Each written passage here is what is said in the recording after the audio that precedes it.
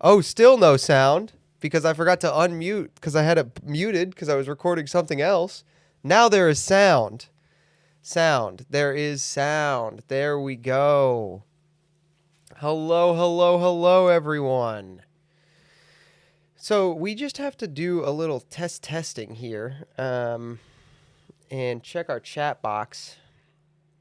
I have to check our chat box and make sure that it's showing chats from all of our platforms. And it should be showing chats from all of our platforms now. I know it just refreshed, but if one of my very loyal viewers who I love very dearly could post a chat on the X broadcast and the Twitch broadcast as well, that would be super chill.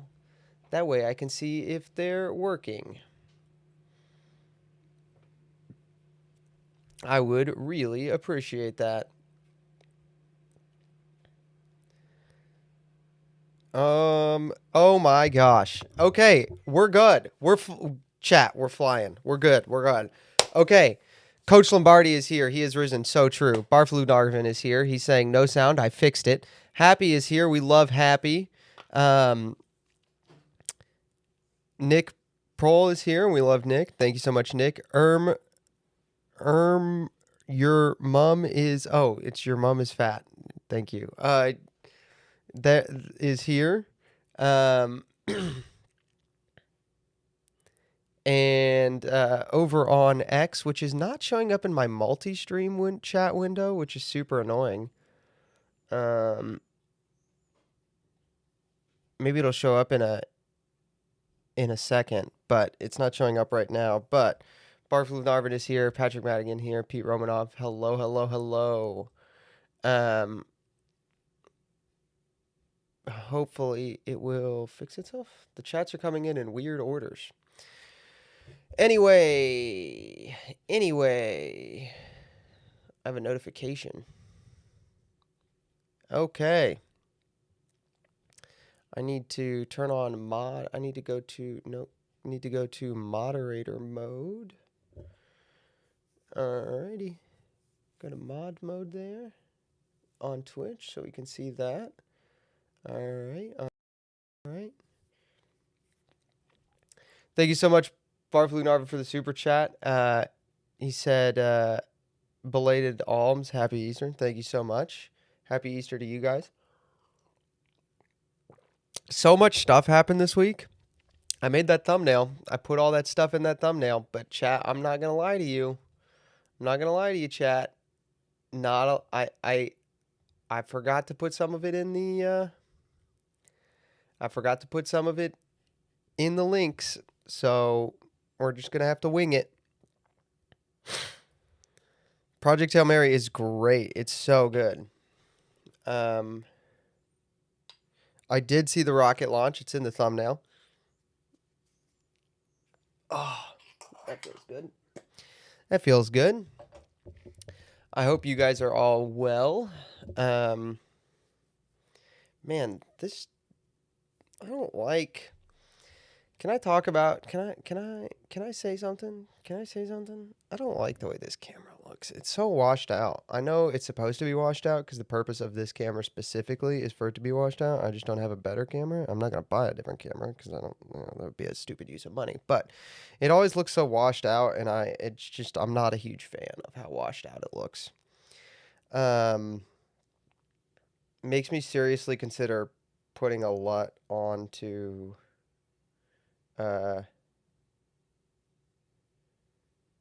What the heck? Makes me seriously consider putting a LUT onto the onto ye ol'. Ooh, that's orange. That's a little better. Turn it up a little bit. Tint it. Where's the? That's actually pretty good. Am I okay with that? That looks pretty good. Let me see what that looks like. Huh? Let me look. That's not bad. Did you make beard for the stream? I don't know what I would make beard means. I'm not sure what that is, but I did not make beard for the stream. So Legate is here. Can we start with the rocket launch? I mean, we can. I was just gonna go the rocket launch. That's pretty sick. You know what we could watch? You guys want to watch a video my roommate and I watched last night after the Easter Vigil on how moon orbit missions work?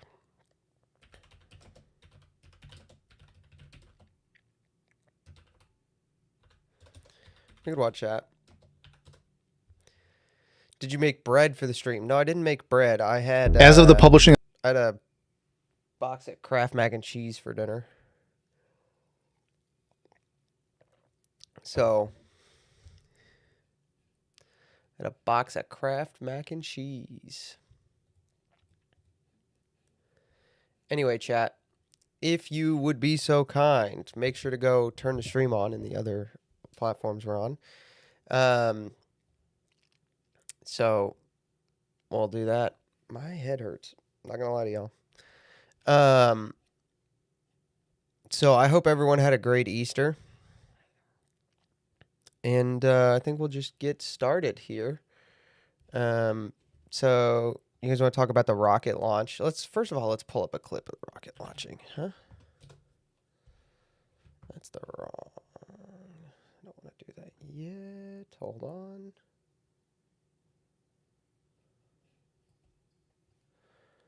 Raymond, thank you so much for the super chat. Happy Easter all, Christus Rexy. Thank you so much, Raymond. I really appreciate that. That's so kind of you. Thank you so much, Raymond. Here we go. Oh, interesting. Where is...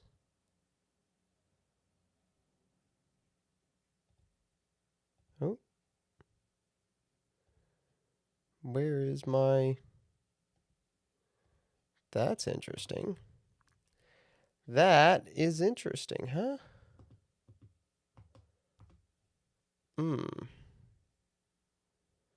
Shouldn't be doing that, huh? Shouldn't be doing that at all. Well, let's just fix that. Let's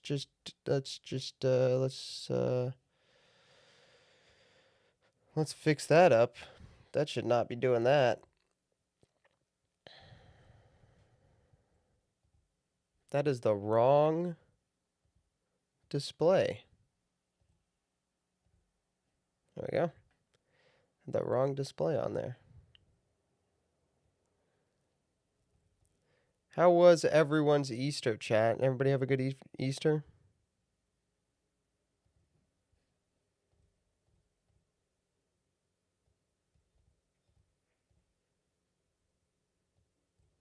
Bro, can we... Oh my gosh, I'm gonna lose my mind.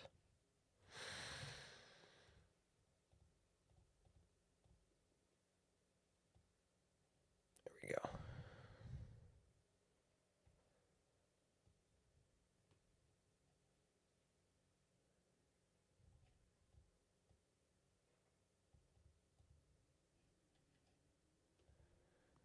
Dun dun. This is taking so long. This is super annoying. It's like, it's also not snapping. Fit to screen. There we go. There we go, chat. There we go. There we go. How's that? That's good. Been to 3 Easter parties. I only went to 1. But it was good. It was a good Easter party. It was a good Easter party. So, but I did go to 1. So, chat, you guys want to talk about the rocket launch? I just found this. So, maybe it's good, maybe it's not. We're about to find out. This is still the wrong account. I want to be on this account. There we go. Here we go. All right, let's oh, Freebird. Cannot watch this one. Chat. What? Nope. Oh, nope, nope, nope, nope, no, no, no, no, no, no, no, no, no.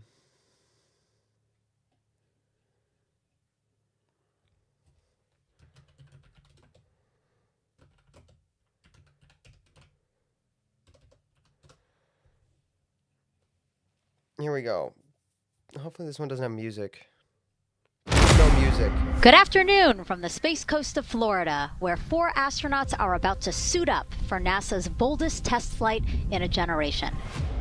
Our goal is to pursue the secrets of the universe, to change the world in air and space. We have a ton of people gathering around the world to watch this history-making moment.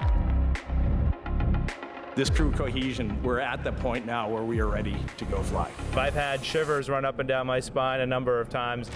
This mission is an opportunity for our generation. It's about human history. It's the story of humanity. The question isn't go or not go. It's are you going to lead or are you going to follow? This crew could be the first humans to journey around the moon. This music is going to get me copyrighted right off the bat. Of course it is. Oh my gosh.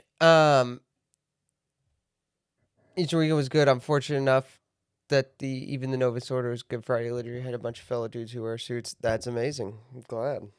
There you go. There's the launch. So we launched a rocket at the moon. We are going to the moon. What camera was that? Was that a Ricoh GRX? No, it might have been a Coolpix. That's crazy work with the real camera, but the Coolpix, I don't even know anybody who uses a Coolpix. The Sony here, this is crazy. I don't even know what that is, but the real camera, respect it, but I feel like your focusing, your ability to do focusing might be a little lower with the phone in your hand. Yeah. What's up with this guy? He's just not watching. That's crazy.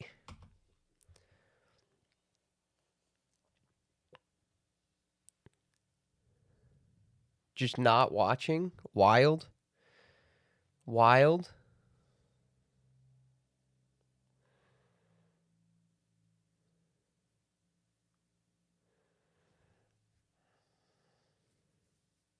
He fell asleep. So this is the rocket path.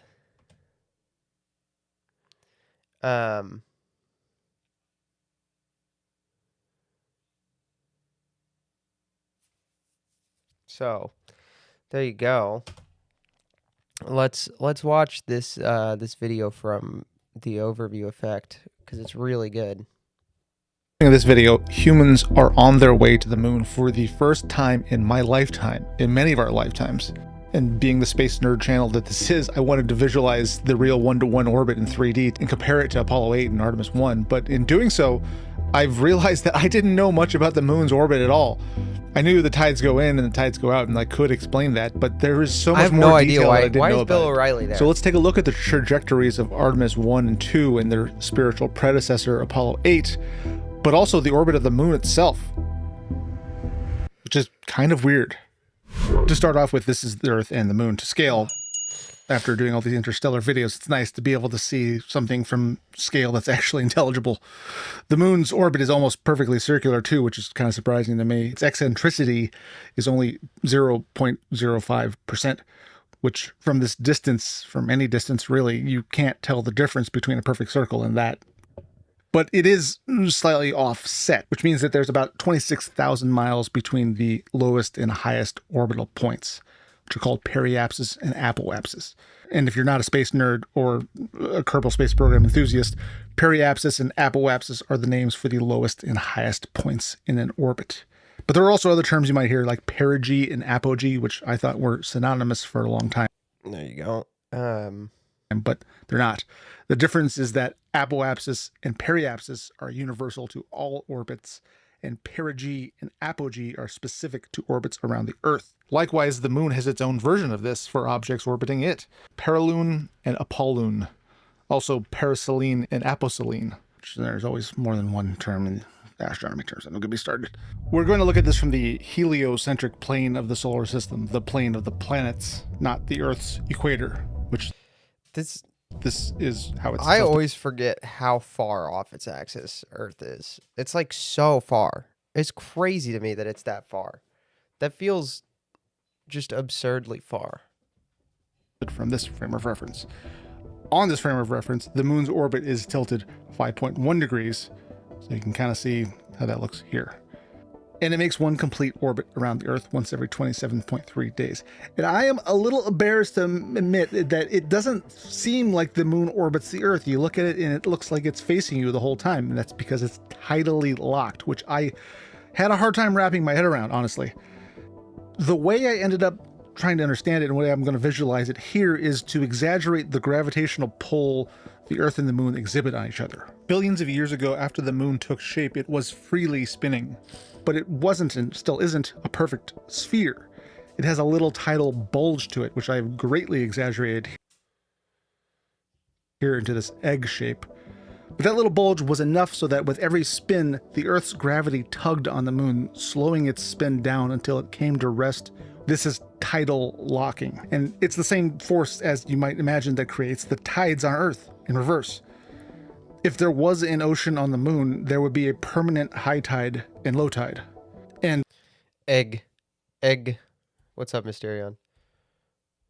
by the way, the moon does exert a force on the Earth's spin too, and our days are getting 2.3 milliseconds longer per century. 2.36 milliseconds longer. And why are they getting 2.36 milliseconds longer? Because some idiot in China had to build a freaking dam. What? They built a dam so big that it slowed the day down. We learned about that last week, and we're very mad. It's very stupid, but they did do that. They built a dam that slows the day down. A dam that doesn't work. A dam that makes everything it tries to fix worse and will, in the long run, kill 500 million people. Thanks, China. So I guess we got that going for us. Before we get to the Artemis missions, I want to go back in time and look at Apollo 8. I'm going to feed Levi real quick. Sorry, chat.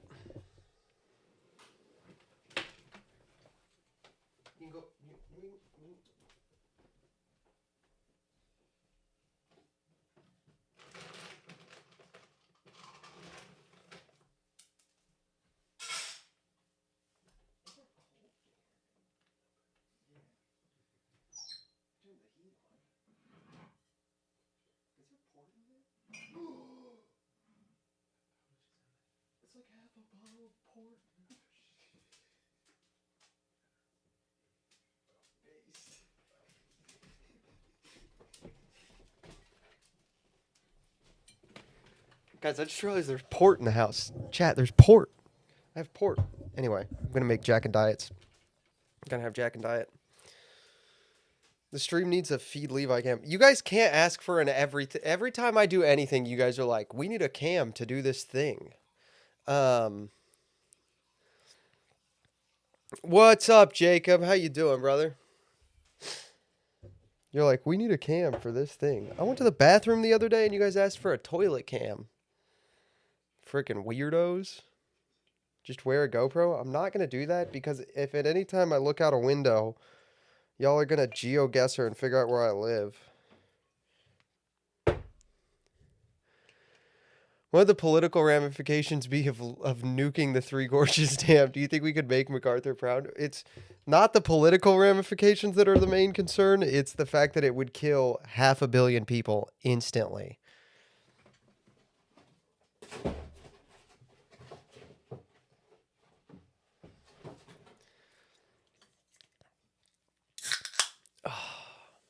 Oh, that is. Well, can't change my pants now. I spilled it on my pants. It fizzed up.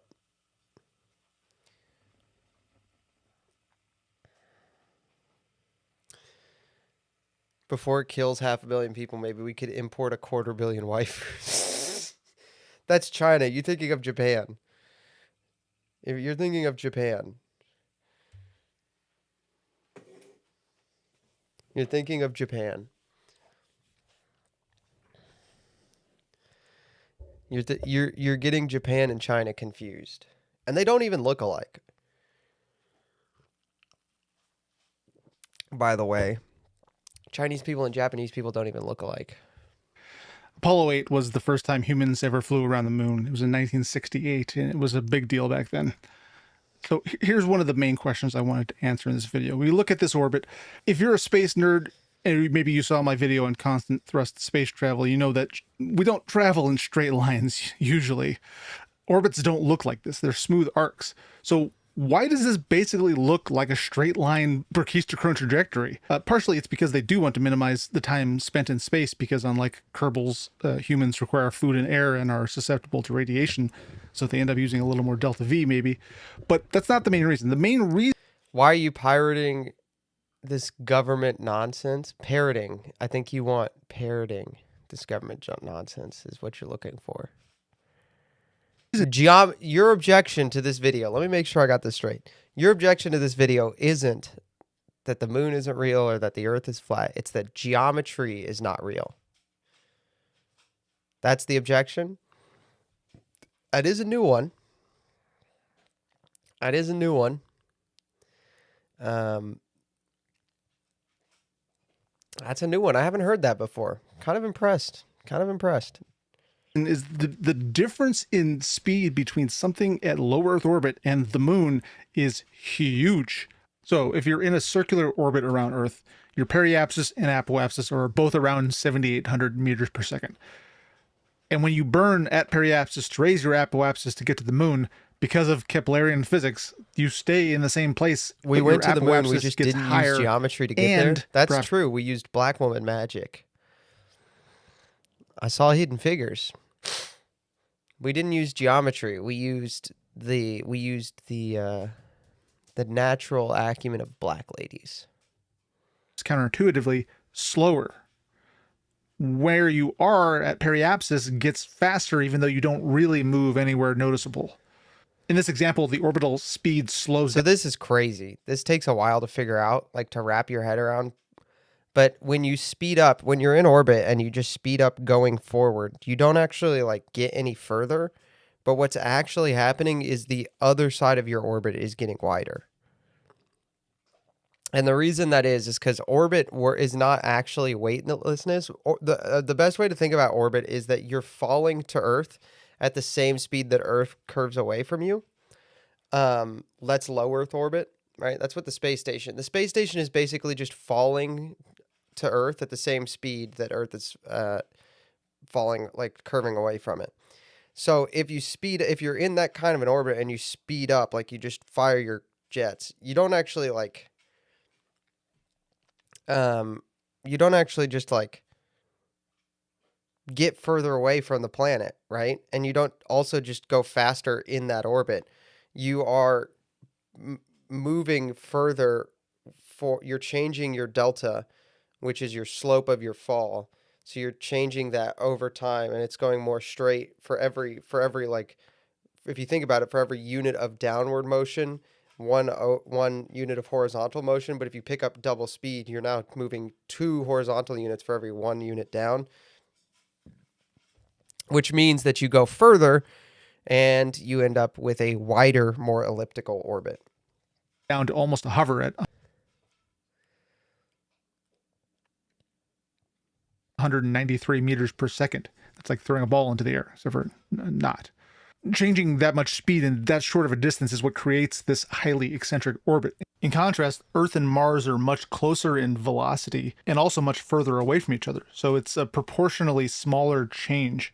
So this is the path we would take to go to Mars. This is real, by the way. This is the path we would take to go to Mars. That's why those transfers look more circular. Is we would fire off basically from one side of the orbit and go the other way. That is the most energy efficient way to get to Mars. This is the most energy efficient way to get to Mars. This path, where you go here and you catch Mars over here.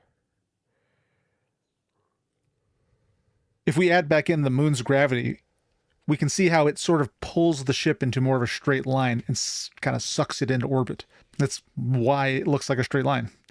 And space nerds, I'm sure, will note that at some point the ship enters the moon's... A straight line is a bad idea. Do not fly in space in a straight line. Sphere of influence, which is when the moon's gravity exerts more influence than... The only time you want to fly in space in a straight line is interstellar travel. interstellar travel, you should fly in a straight line because you're not doing a ton of gravitational work, right? But in intrastellar, intrasolar, in travel, in space travel inside the solar system, straight lines are never good. Never travel in a straight line. The Earth's gravity. But changing to that frame of reference is confusing and only really necessary if you're doing patched conic math and or orbital maneuvers around another body.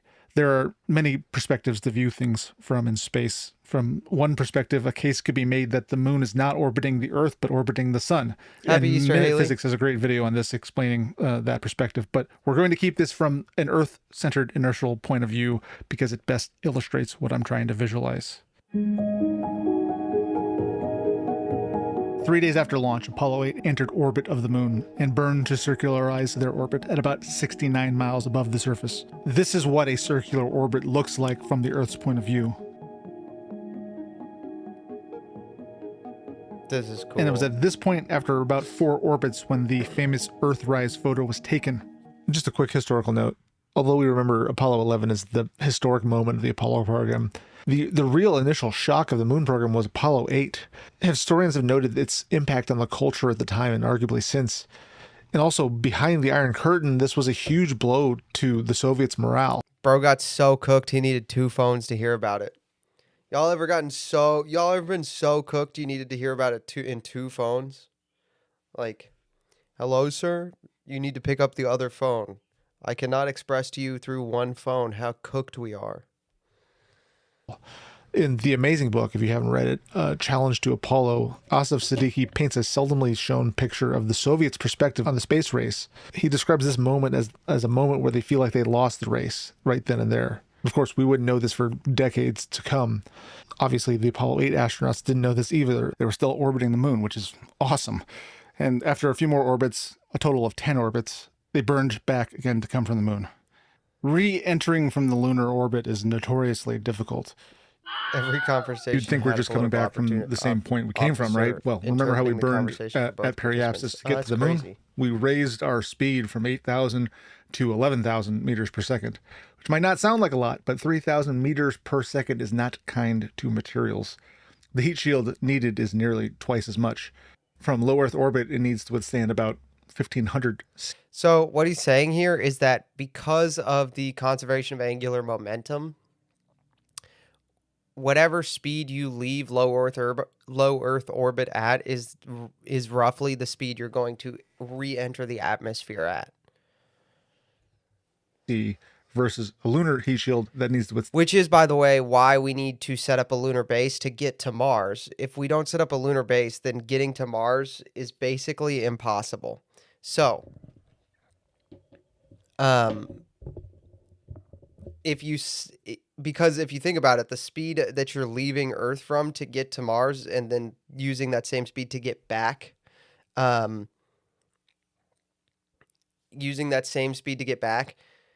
like it's way faster. So you would be entering the atmosphere at that speed. So the reason we need a lunar base is so that we have a place to like end the mission, like a jump off point with less atmosphere and less gravity to catch. And 2,800. This is why currently the Orion capsule is the only operational spacecraft that can return from the moon. SpaceX's Starship isn't currently designed to re-enter at those speeds.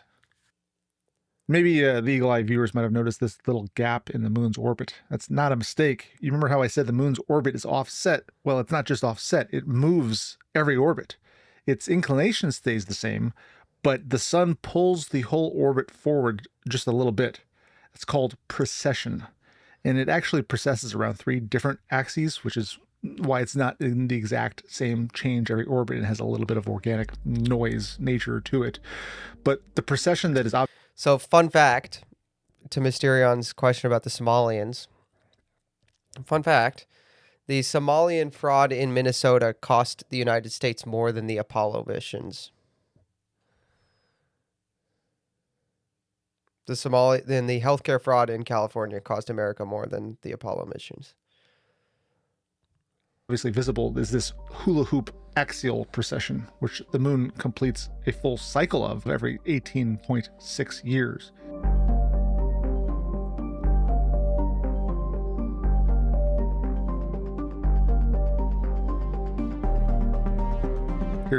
No, not the Artemis missions.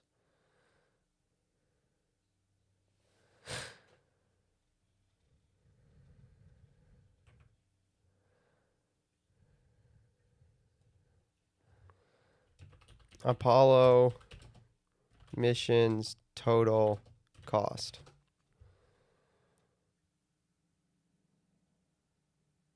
$25.8 billion.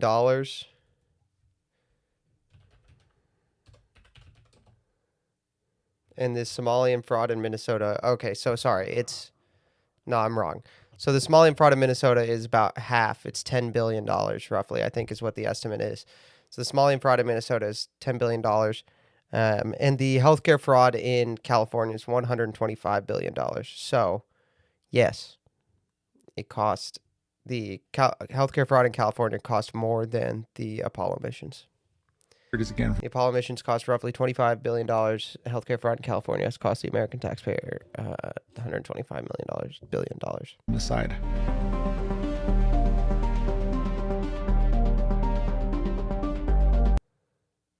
He said about the Artemis missions. And probably, I mean, we haven't spent that much on Artemis yet, so. But it also is true about Apollo. Apollo only cost us $25 billion, and there have been $100 billion in fraud in Artemis California. 1, the moon has gone through This is sick, three by the way. complete precession cycles. The Artemis 1 mission was launched unmanned in Virtuous 2022. mission. And I don't know was what much you mean by that, longer Nick. than What do you either mean by Apollo 8 or virtuous Artemis mission? 2. It was in space for over 25 days. And maybe this was more like a Kerbal launch because there's no food or air consumption by humans to worry about. And it also came much closer to the surface of the moon than Artemis 2 will. And at this point in the orbit, it was within 81 miles of the lunar surface. This And is as you a can see, crazy it also orbit. has a much different orbit. They call it distant retrograde orbit, which is just sort of hanging out in high orbit in the moon's sphere of influence until it coasts back within range and gets flung back at Earth. Something interesting to me about these return trajectories was that they all swing low and under the ecliptic plane and re-enter at a very steep inclination, almost polar. And I asked around to my friend who works at NASA, but we weren't able to get word from the actual orbital mechanical people why this exactly is. Our best guess is that it is a byproduct of the requirements for re-entry angles and also So this is the orbit they used for in Artemis 2022. 1, which was the unmanned probe that orbited the moon.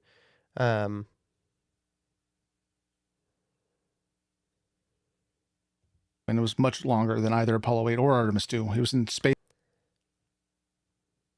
Artemis 2 cost $4.1 billion. Somalian fraud ranges from 1/4 to 2 launches to the moon. Yeah. For every Minnesota fraud, you could have 2 launches to the moon. Space for over 25 days.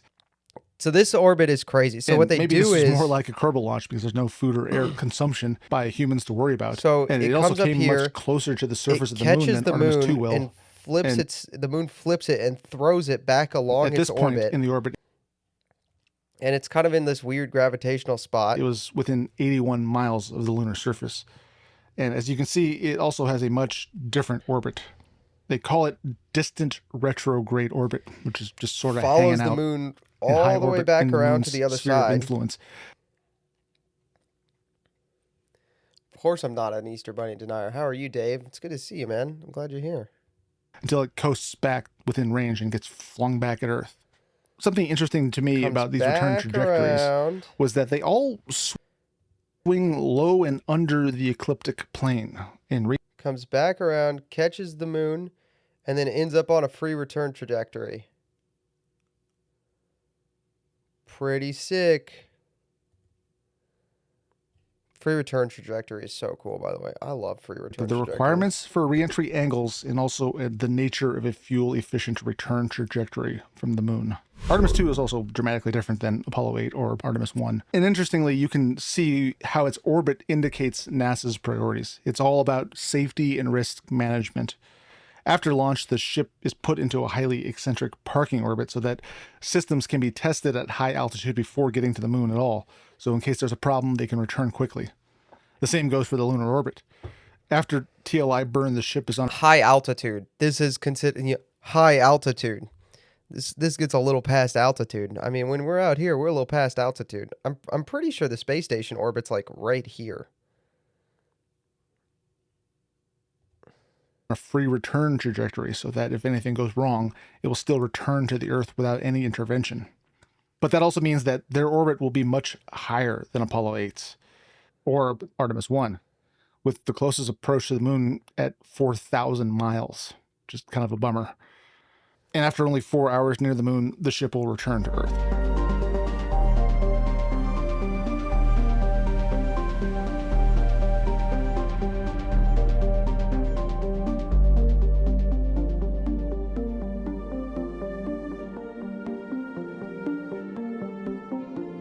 The Artemis 2 orbit is pretty cool. I know Apollo 8's up there for longer, and Artemis 1 is like more scientifically cool, but the actual shape of the orbit of Artemis 2 is pretty sick. It's pretty sick. There you have it, 3 completely different orbits for 3 different missions. I cannot wait until we actually put boots on the ground again, though, and see it all in 4K color glory. And I personally think it's entirely possible that we will have a moon settlement in our lifetimes, and that there is a high probability that ordinary people like you or me may get the chance to go. The moon settlement in our lifetimes, to me, seems pretty obvious. Like, that's just going to have to happen. That's just going to have to happen. We're going to need that for a multitude of reasons, but...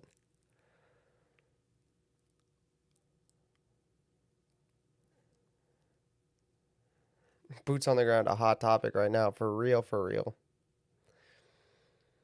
So, moving right along.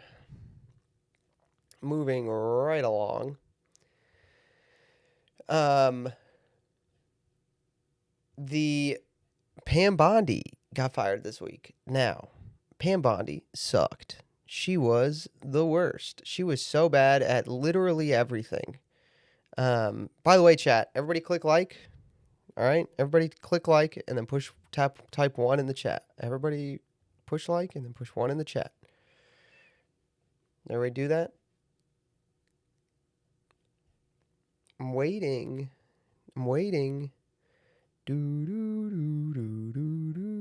Mysteriana, I will ban you. I won't.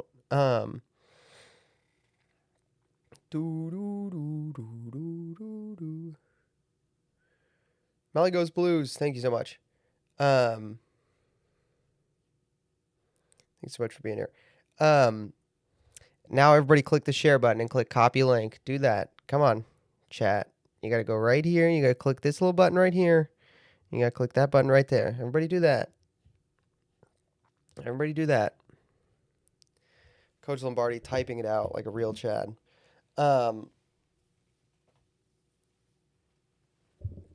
So, Pam Bondi got fired, right? She got fired because she sucked. She was terrible at her job. Oh, my stomach hurts. And I thought, in honor of Pam Bondi getting fired, we could watch 2 minutes of Pam Bondi being terrible at her job. Didn't Pam Bondi's replacement work with Maxwell, or am I falling for the Twitter news? Nobody has been named as her replacement yet, so you're definitely falling for the Twitter news. Money you're about to get. So here we go, chat. Let's watch Pam Bondi be terrible at her job. It is true and correct to the best of your knowledge, information, and belief, so help you God. I do. Let the record show that the witness has answered. Trump orders up prosecutions like pizza, and you deliver every time. He tells you to go after James.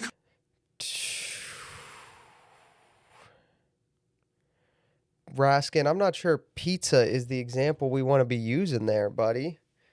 I'm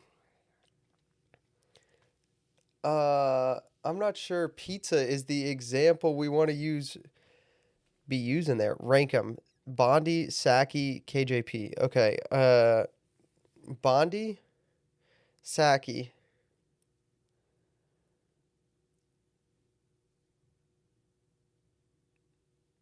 Chinese spies. Kristi Noem's cross-dressing husband.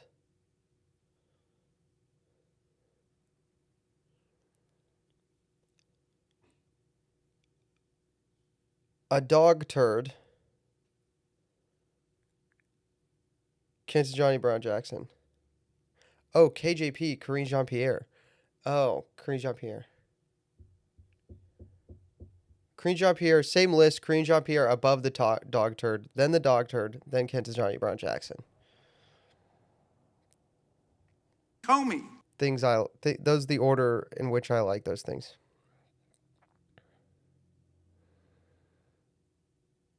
The one who stole the African woman's life. Oh gosh, that crossdresser. Oh gosh, I forgot about that.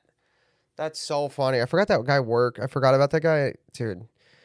Biden's White House was like a fever dream for 4 years that we all like collectively just woke up from. I can't believe that happened. Every time somebody says something that really happened during the Biden administration, I'm just like, oh, I forgot about that. I was, in a absolute, like actually in a fever dream. Oh, look, it's Mary Gay Scanlon, Gollum down here.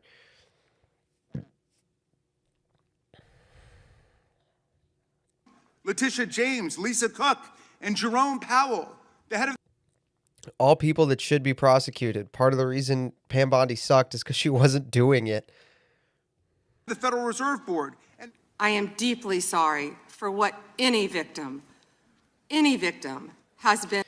Dude, if you're going to do this, you have to either read it emotionlessly so it comes off as like a red statement, or you have to be sincere, and she just sounds retarded. She does not sound sincere. Through. Will you turn to them now and apologize? I'm 90% sure that 3 or 4 of the women that they brought to this hearing, by the way, were just hookers that Jeffrey Epstein paid. And then later were like, oh my gosh, I was the Jeffrey Epstein victim, when in reality they were just hookers.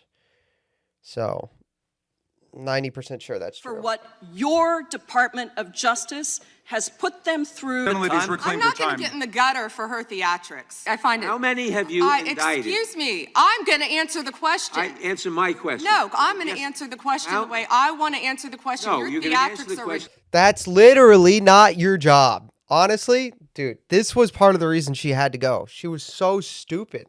I'm going to answer the question the way I want to answer the question. No. You have to answer the questions that are asked. The way I asked it. Chairman How many have you Jordan, I'm not indicted? going to get in the gutter with these people. You can let her filibuster all day long, but not on our watch. Reclaiming? Not on our time. No way. Reclaiming? And I told you about that, Attorney General, before you started. You don't tell me Yeah, oh, I anything. did tell. Oh my gosh, you don't get to yell. Don't do this. She's such a hysterical. This is, dude, the 19th Amendment was a mistake. Dead. I mean, just like, I've never been more serious about anything in my life. This was such, like, the 19th Amendment was such a mistake. Why did we do this? Oh, you because we saw what you did in the Senate. You're a lawyer, not even a lawyer. Committee will be in order. I have several questions for you. Who's responsible? Are you able to track who in your Oh my gosh, I hate everyone. organization made this massive Is that Les Wexner? failure and released the victims' names? We corrected that within 40 minutes. I want to say something. She botches this answer because, once again, she was terrible at her job. The reason those names got the reason some of those names got undone is because Massey was like, there's redactions here. You have to unredact them. So they unredacted them, and then everybody was like, oh wait, some of those are victims' names. So Massey is blaming her for something that is his fault. She's just can't explain that because she's stupid. And also she did it because she's stupid and she just listened to Thomas Massey. He was already, you're acting like everybody's trying to cover up Wexner's name. Reclaiming my time. I'm going to answer this question. Reclaiming my time. Mr. This Chairman. isn't how this works. Was the literally is how that works. Of Secretary Lutnick's ties to Epstein when he chose him to lead the Department of Commerce? Was he That's a good question. Where? Chris Malin was a Border Patrol agent. Okay, so I'm going to conclude that the president, in fact, did know about. I don't think she's allowed to say that. I think that's against the rules of Congress. But Pam Bondi can't answer a question, so L's in the chat for Pam Bondi. Because he was the next door neighbor. Shame on you. Oh, for goodness sakes. You're This from is a tiny, pathetic. beautiful This is state. pathetic, Mr. Committee will be Chair. in order. I am not asking trick questions here. The got your American 5 people have a right to know the answers to this. The Dow is at 50,000. So there you go, chat. There's some Pam Bondi lowlights.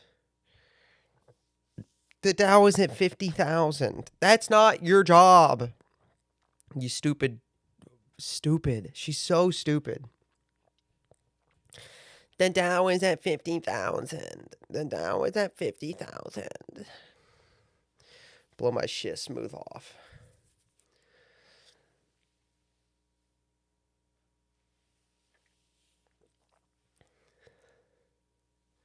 Can we get all the women out of government, Thomas Massey included? Thomas Massey does act like a woman in government, not gonna lie.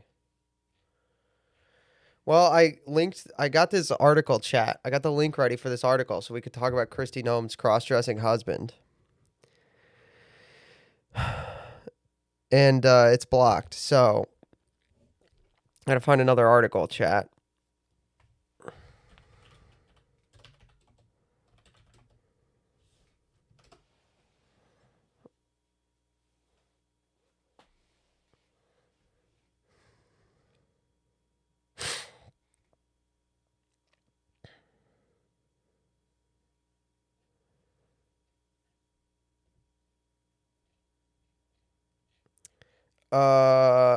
Viewer discretion on this, by the way. It's gross. It's gross. Kristi Noem's cross-dressing husband of the horror show that is Laura Loombert. Blow my shit smooth off. Just kill myself, I guess. That's what I think I'd do. So, Kristi Noem's husband got caught doing this and like sending it to people in Telegram, just putting on fake boobs that are like, humongous, and then sending it to people on Telegram as like a sex thing, which explains why Kristi Noem is having an affair with Corey Lewandowski, so there's that. Also, I want to talk about this picture. How much work has Kristi Noem had done? This, like, the face shape isn't even the same. All right, look at this. Like, her face is not remotely the same shape anymore.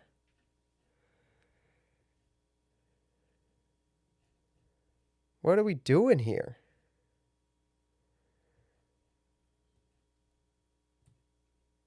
The nose is different. The cheeks are definitely like, she's definitely had some work done on the cheeks.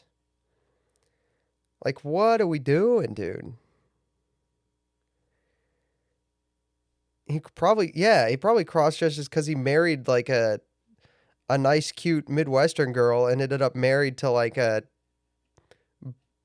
Barbie made of plastic who sleeps with Corey Lewandowski. So there's that. That happened. Crazy stuff.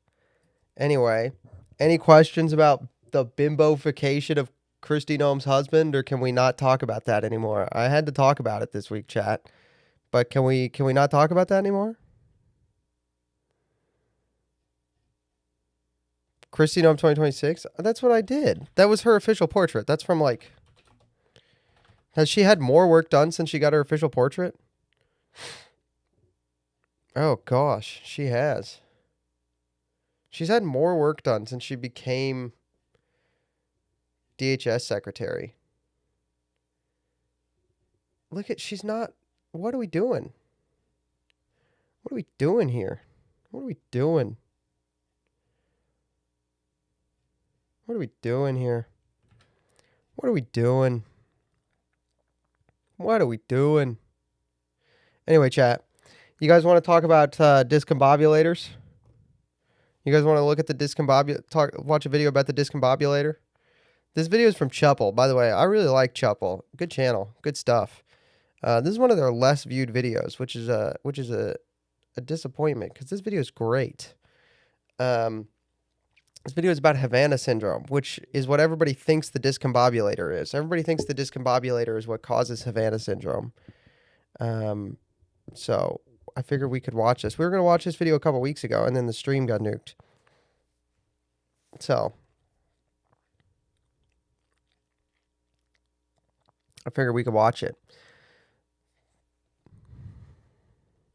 The audio is off.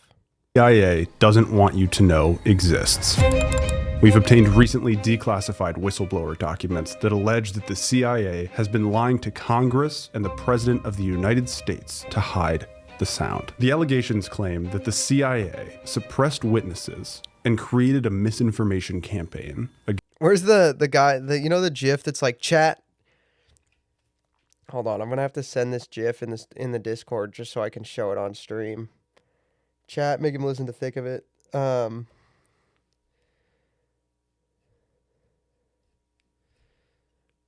Is that the meme? Chat, make him listen to Thick of It.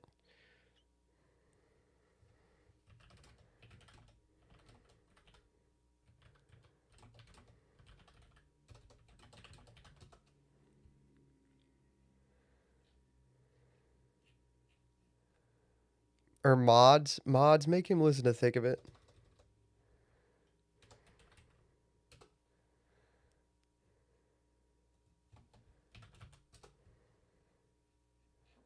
Dude, I can't find it. What? I'm gonna have to pull it up from a GIF. It's in my favorite. Yeah, here we go.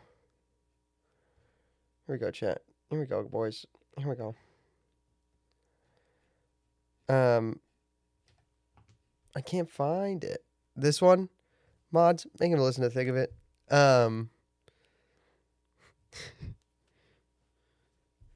Mods, discombobulate them.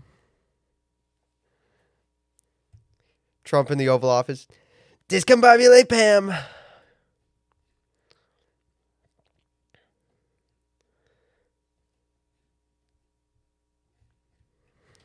Mods, discombobulate them.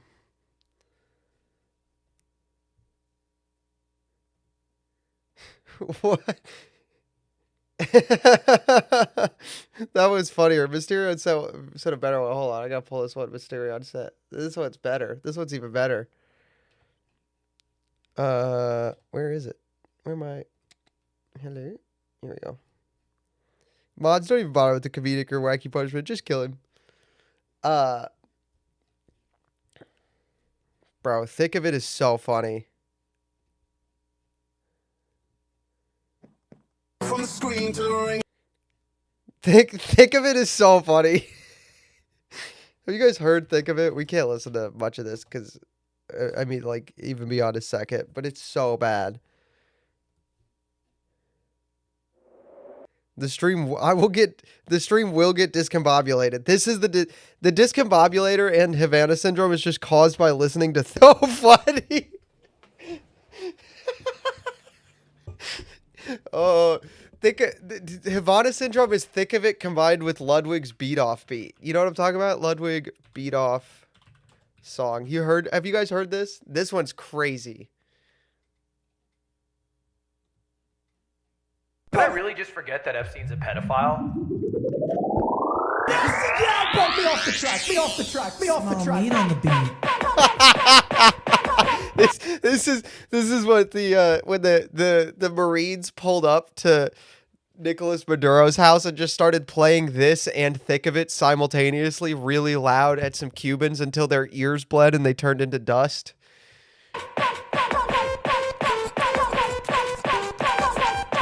You ever seen the video of the guy in the car crash where Thick of It comes on and he turns the volume down while he's upside down? I feel like that's a fake video that's the opposite of the video where the guy turns the music up after the car crash while he's upside down. Release the list. Am I not right about that? Thomas the Train Funk remix of Thick of It? Bro, what? Chat, this is the stuff we need. I need you guys to send me this stuff. This is good for views, chat. I need you guys to give me good videos. Thomas the Train Thick of It remix.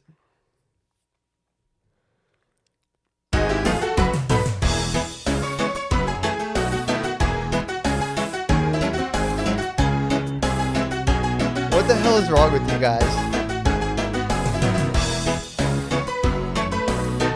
This isn't even funk. Are you guys talking? Where's the funk one?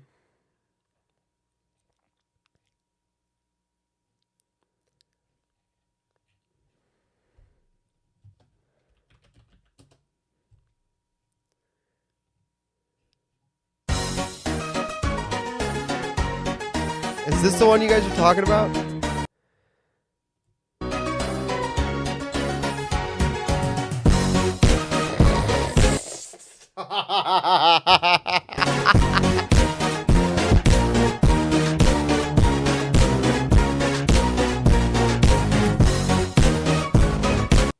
That's so funny.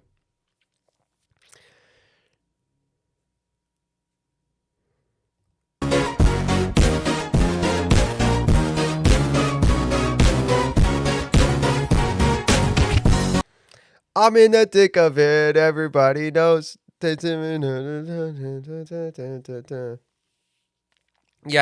the discombobulator is just thick of it and Ludwig's beat off beat played over each other really loudly until you turn into dust.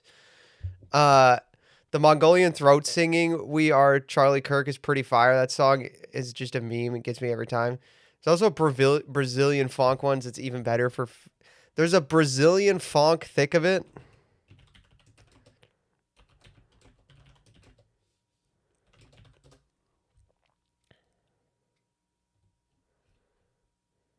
From the screen to the ring to the pen to the where's my crowd? That's awesome. That's so funny.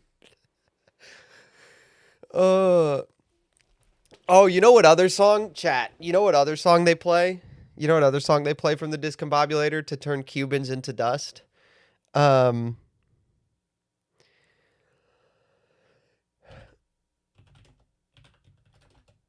You know what other song they play?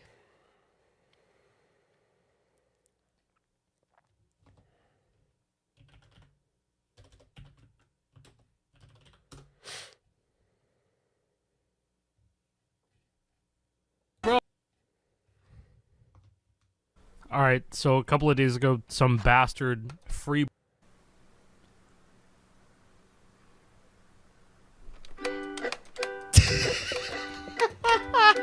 The toxic. Hey, it's been a while.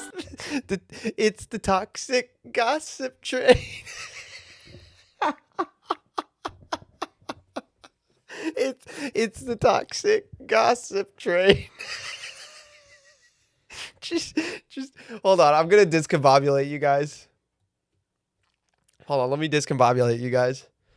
Real quick. Let me. I'll discombobulate you guys.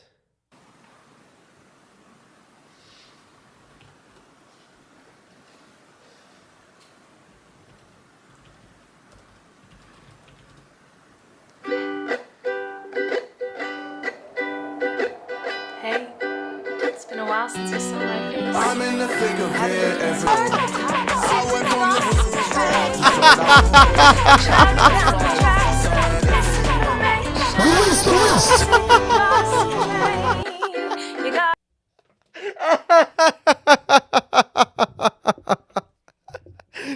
If you're Cuban, you're dead right now.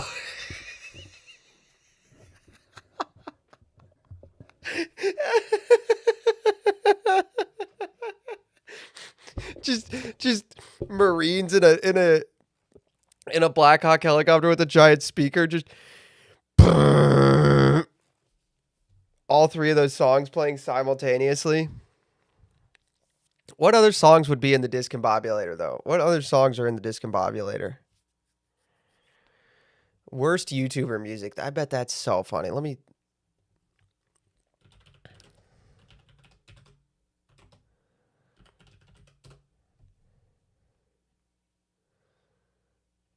Oh, it's every day, bro.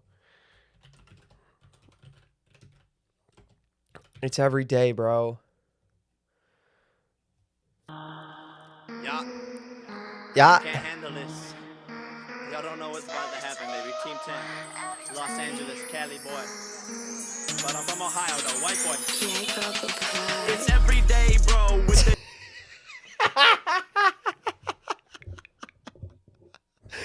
It's every day, bro. Disney Channel flow. With the Disney Channel flow.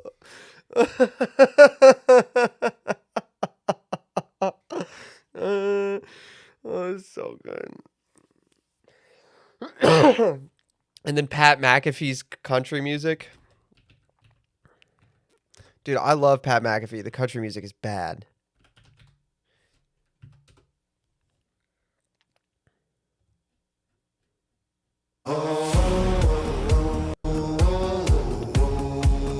The music is bad. I'm all the way in Eugene, smoking on some new green, changing up the routine.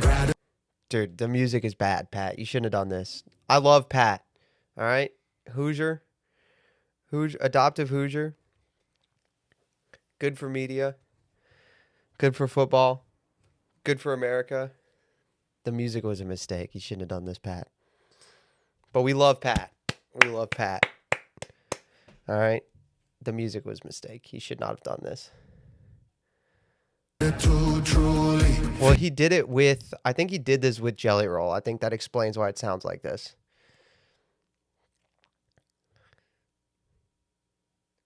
He leads the song. It hurts that he leads the song with my ducks. Well, you know, maybe he wouldn't lead the song with your ducks if they could get it done. But so far, right now, I don't think they can get it done. What was the Oregon Ducks football. I wonder what how their last game went. I wonder how their last game went. How do you think their last game went? How do you think the Ducks' last game went?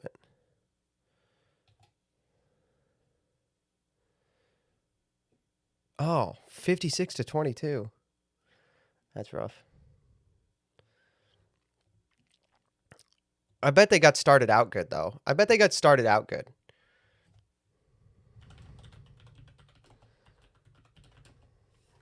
I bet they started out really good.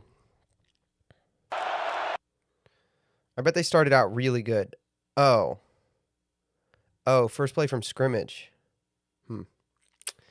Dang. That sucks.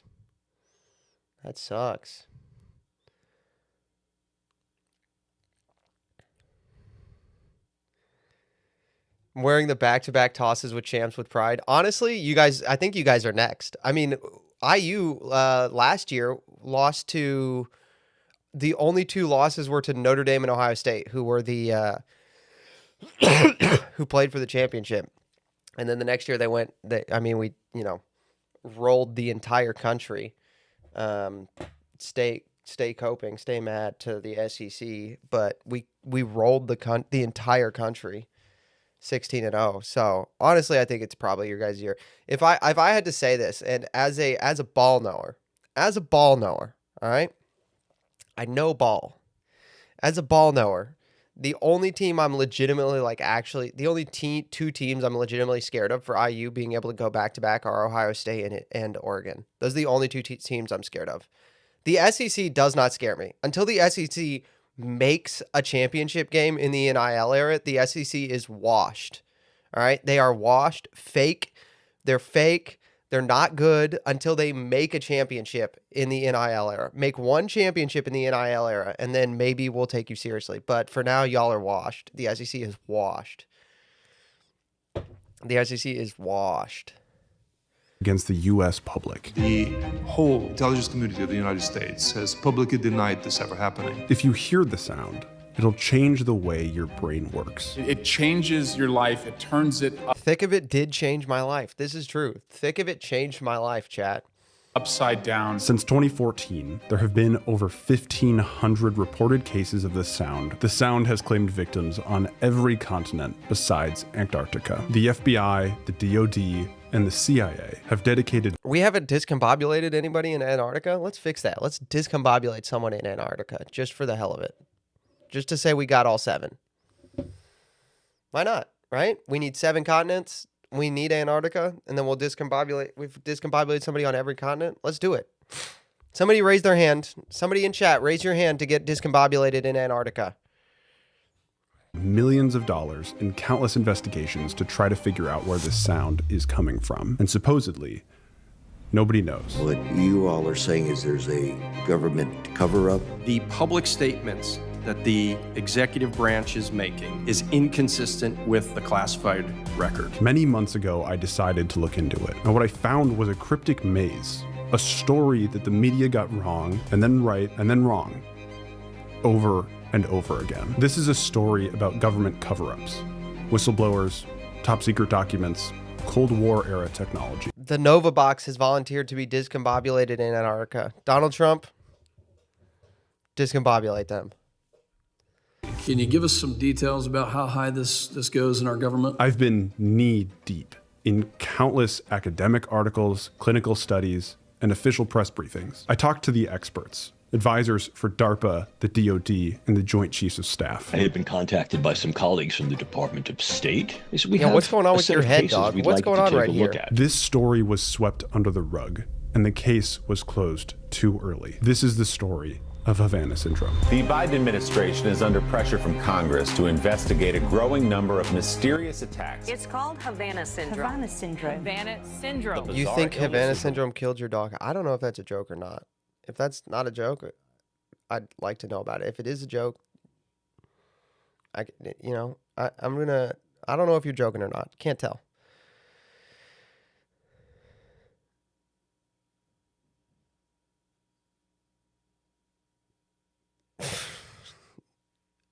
Mods, you have to...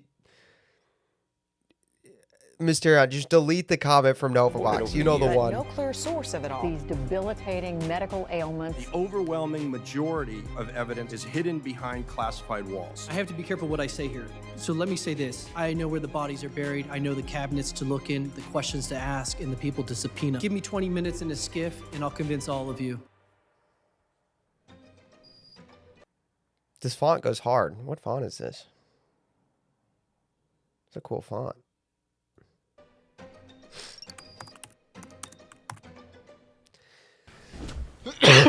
All right. Mysterious sound. Where do I start?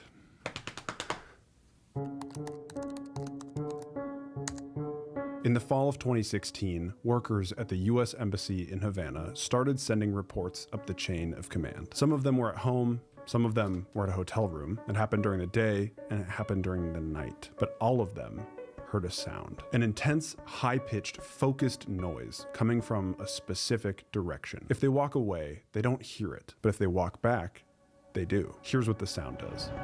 Pressure, first in the head, and then in the body. It sharpens, becoming unbearable. Their vision... Is this how you guys felt when I played Thick of It and The Beat Off Beat and Toxic Gossip Train all at the same time? Is this accurate?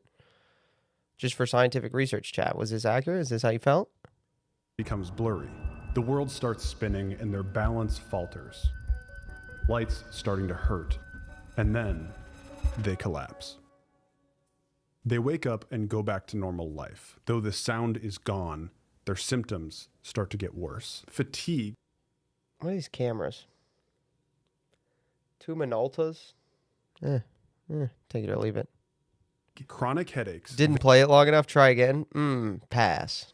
Vision problems and balance issues. They can't concentrate. They can't work. They have a hard time sleeping. Their memory isn't the same, both long and short term. This is how I felt after I got hit by a car. Did these people just get hit by a car?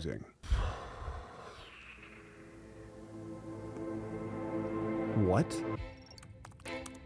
I do like this font, The CIA, FBI, and State Department all agree. That can be next week's stream, getting hit by a car again. You guys want me to get hit by a car again? To keep the incidents in Havana highly. Next week's stream, we just try to figure out the we just play random sounds until we find the discombobulator. Subathon, except it's just playing sounds until we find the discombobulator.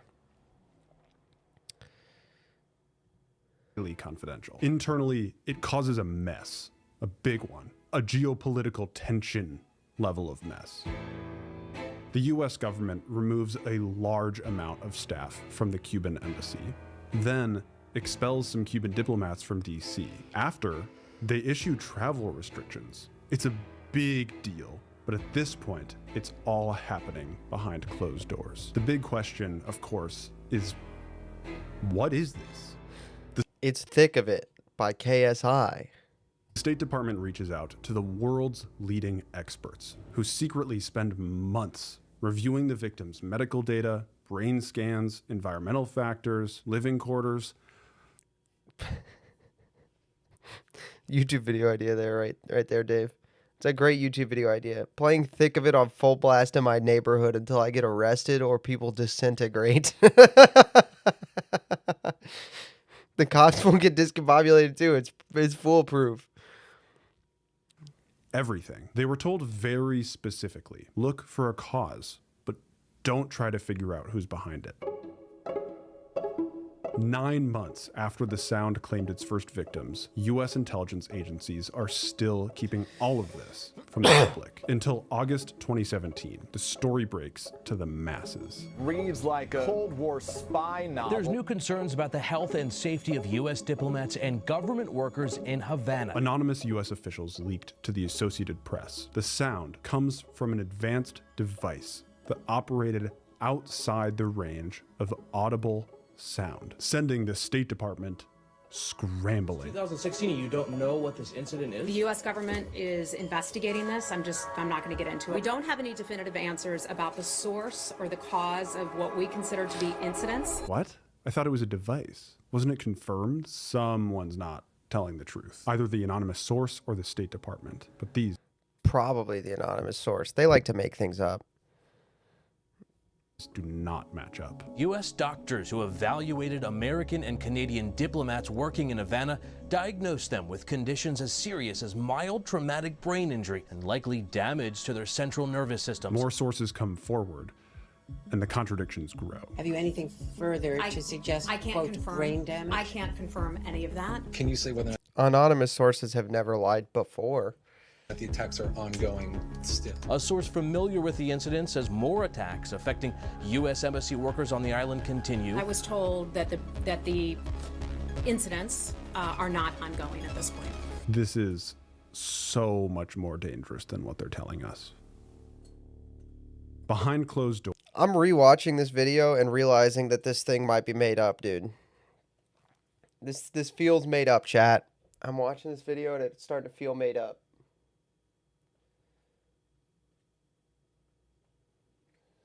Starting to feel made up, chat.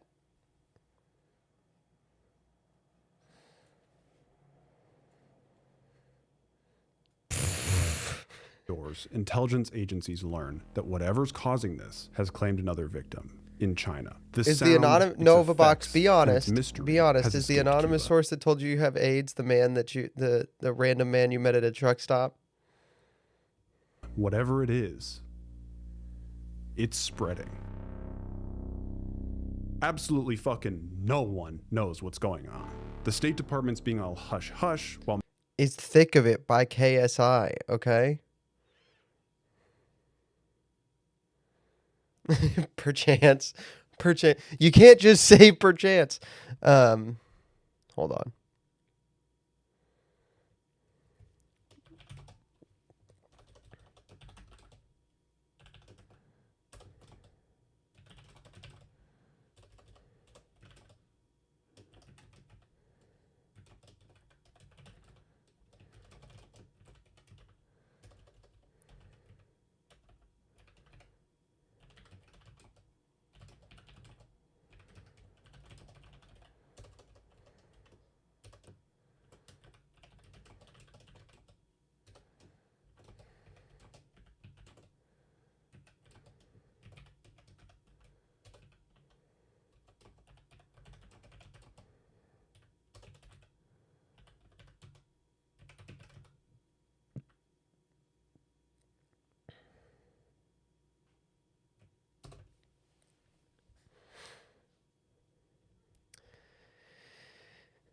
An anonymous source told me Pam Bondi was good at her job.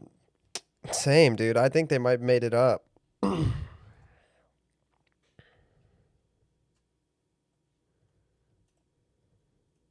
What did he say?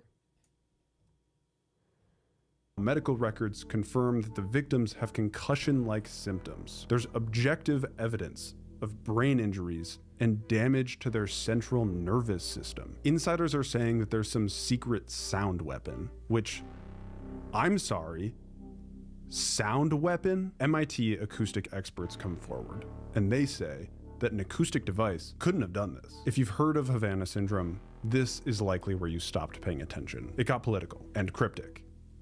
Really, really cryptic. Yeah, I'm wondering if somebody just played something really loud, it shocked somebody, they fell over, hit their head, and got a concussion. This is, I'm really starting to think that somebody just heard a loud noise, got scared, fell over, hit their head, and got a concussion, dude. See what's happening in Cuba, but they did some bad things in Cuba. With no leading theory on the table, politicians raced to control the narrative. I do believe Cuba is responsible. I do believe that, and it's a very unusual attack, as you know. Before any of this happened, Trump had campaigned rolling back ties with Cuba. It's part of that whole xenophobia thing he's got going on. And if you're only reading the headlines, this looks like a fake story. So true. Part of that whole xenophobia thing he's got going on? Yeah, me too. Based. The Yankees blew a lead. Man. Crazy. Based? Trump's doing base xenophobia? A manufactured excuse for Trump to fulfill his promise. Roughly 35 diplomats reported the mysterious injury starting in late 2016, marring U.S. diplomatic relations with Cuba for much of the Trump administration. There you go. Can't do diplomacy with them. When we do it, they're just giving us heart attack guns. With a Hold on, chat. I've been very clear about this, chat. I don't have principles. I just want to win. So, look, the Cubans have a gun. The Cubans have a heart attack gun, and if we do diplomacy with them, they use it on us. We should not do diplomacy with them. I believe in the heart attack gun now. Chat, they've got a weapon. The Cubans have a sound weapon.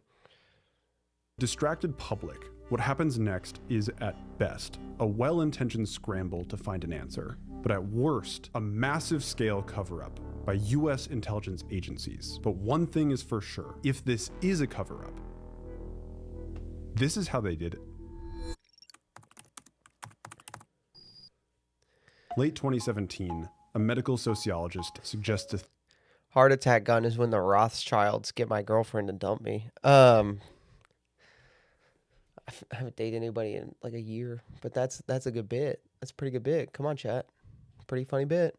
Pretty funny bit. Theory. The sound isn't real. It's mass hysteria, also known as a mass psychogenic illness. These weren't COVID-19? Any gun is a heart attack gun with the right shot placement. Now, this is a compelling argument.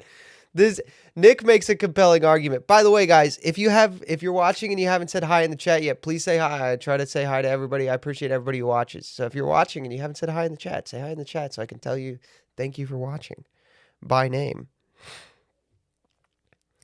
Look, the heart attack gun is when the Rothschilds get girls to break up with me. Attacks. It's the placebo effect in reverse. The theory gains some traction until 2018, when researchers at the University of Pennsylvania published their findings. These victims have all the signs of a concussion. Yo, what's up, G Schnickel? I'm so glad you're here. A head injury, the immaculate concussion. This baffles the scientific community. So they start calling Havana syndrome anomalous health incidents, or AHIs, with hands-on data from advanced imaging techniques. Immaculate concussion? Immaculate concussion is what happens when I punch you in the head so hard you forget that I punched you in the head. They're able to rule out mass psychogenic illness, environmental factors, and pre-existing conditions. The study's lead author... Literally, at the beginning, it was like, these people fall down. And now he's like, how did they get a head injury? Probably when they fell down. Maybe when they fell down, they got a head injury. Let me tell you, as somebody who does falling down very well, I got hit by a car. It is not the getting hit by the car that gives you the concussion. It's hitting your head on the sidewalk at 25 miles an hour that gives you a concussion. Then you forget what the car looks like. You lose like 20 minutes of memory. Had a new suspect. Mike I got hit by a car, Chad. It's so funny. I just can't believe somebody fell down and got concussion like symptoms. microwaves. Then a report from the National Academies of Science. The most plausible cause is directed, pulsed radio frequency energy. I don't know what a microwave weapon is, but at this point, Microwave weapon is what happens when I throw a microwave at somebody's head so hard they forget I did it and they get an immaculate concussion. I just throw a microwave at somebody so hard. Yo, Brandon, thank you so much for being here. Happy Christmas Resurrection Day. So true. Christ is risen. Christ is risen. The Pharisees cope.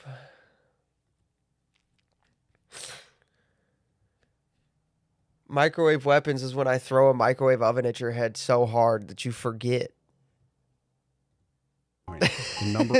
Microwave weapon is when you throw a microwave oven so hard at someone they forget what their own car looks like. for a victim. Well, I threw it at them while they were driving. I threw it. Microwave weapon is when I throw microwave ovens through people's windshields while they're driving. I do it while listening to Japanese city pops. It's just me standing in the street going, "Stay with me." And then I throw a microwave oven through your windshield. Has jumped. I throw a microwave oven through your freaking windshield, chat. What are you going to do about it, chat? I'm going to throw a microwave oven through your windshield.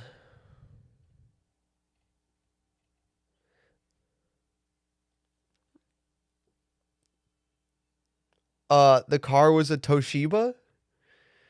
He does not mean Toyota. He means it's Toshiba.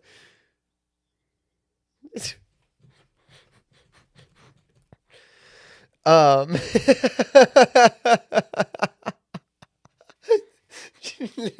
then I throw a microwave oven through your windshield.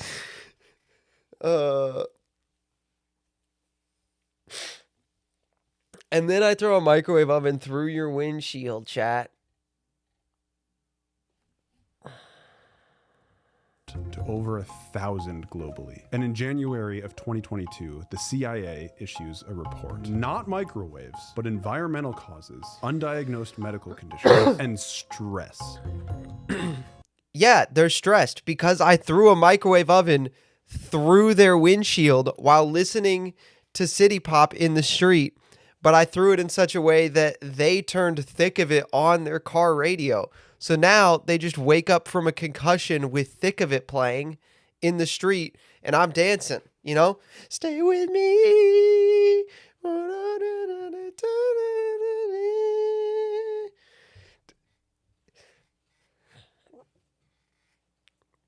That's what's going on. And then I throw the microwave through their windshield, hits them in the head, right? And then they wake up and just their car radio, and while they're asleep, I turn thick of it on their car radio. So then they wake up and I go back to dance in the street. So when they wake up, they're sitting in the street with the broken car windshield and a microwave on their head. And just in the thick of it, everybody knows. Undiagnosed medical condition like hit with a microwave syndrome. I threw a microwave oven at these people.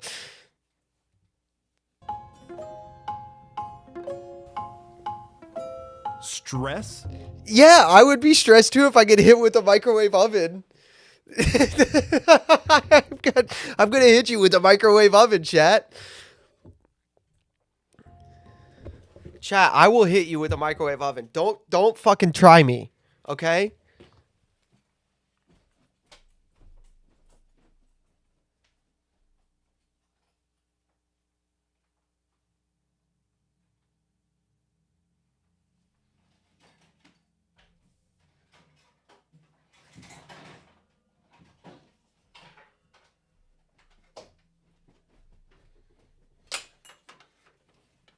I'll throw this at you, chat. I will throw this at you.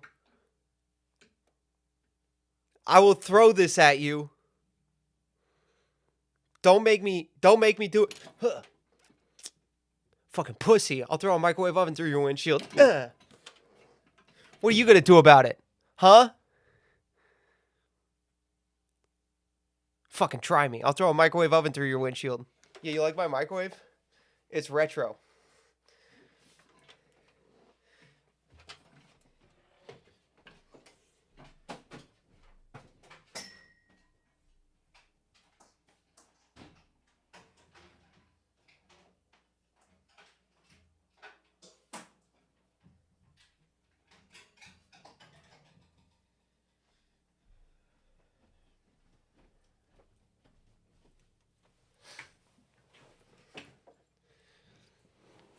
I think it's Hamilton Beach.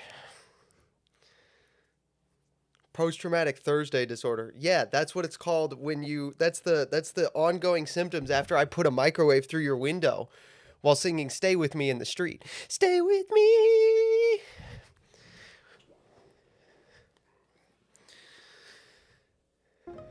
Two dozen cases left unexplained. 11 days later, a report commissioned by the intelligence community is released, and the report directly contradicts the CIA. This all comes to a head. Microwaves, dude. I'm throwing microwaves at I am throwing microwaves at CIA agents.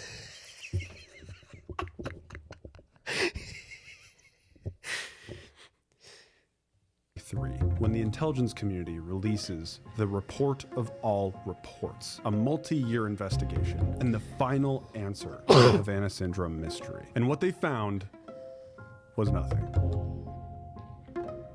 Environmental causes. Yeah, I cleaned up the undiagnosed microwave. medical conditions and stress. To the masses, the story ended here. Havana Syndrome isn't real. Are either of you aware of any individuals who have AHI That's smart, symptoms AJK. that passed away from their ailments? I do. I do. Do we know how many that you're aware of? We need to discuss that somewhere else. Mr. Chairman, are we going to be able to move into a classified setting at some point? Or at another time? I think that possibility will exist at a later time. Thank you. Havana Syndrome was the friends we made along the way, obviously. Dude, the Three Gorges Dam is only 2 or 3 Thursday microwaves away. I become the biggest mass murderer. That's such a funny thought, is me accidentally becoming the biggest mass murderer in human history because I threw a microwave at the Three Gorges Dam. Just throw a microwave at the Three Gorges Dam, it bursts.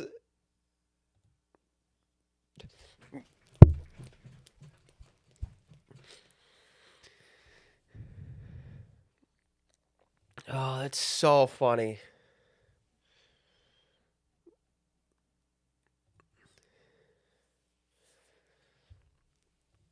Mr. Chairman. The details that the intelligence community gave seemed to have referenced a study that they were involved in at the National Institute of Health. And on September 1st of 2024, the month that I'm filming in right now, it was reported that the NIH cancels Havana Syndrome study, citing unethical coercion of participants. The NIH didn't say who it was.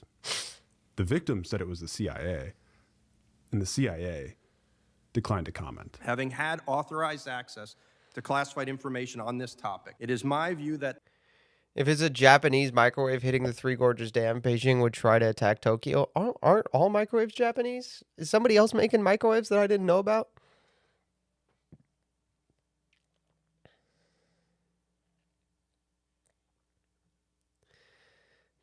They coerced them because they kept threatening to throw microwaves through their windshield.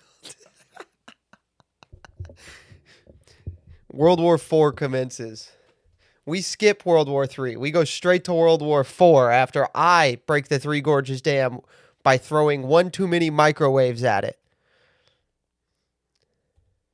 the executive branch, World War IV is just all the governments on Earth trying to kill me while I kill all of them with microwave ovens.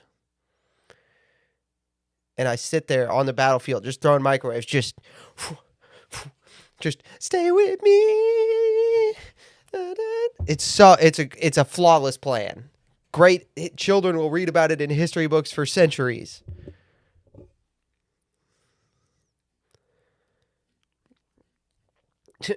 Buying viewers. Buddy, if I had enough self-respect to buy a viewer.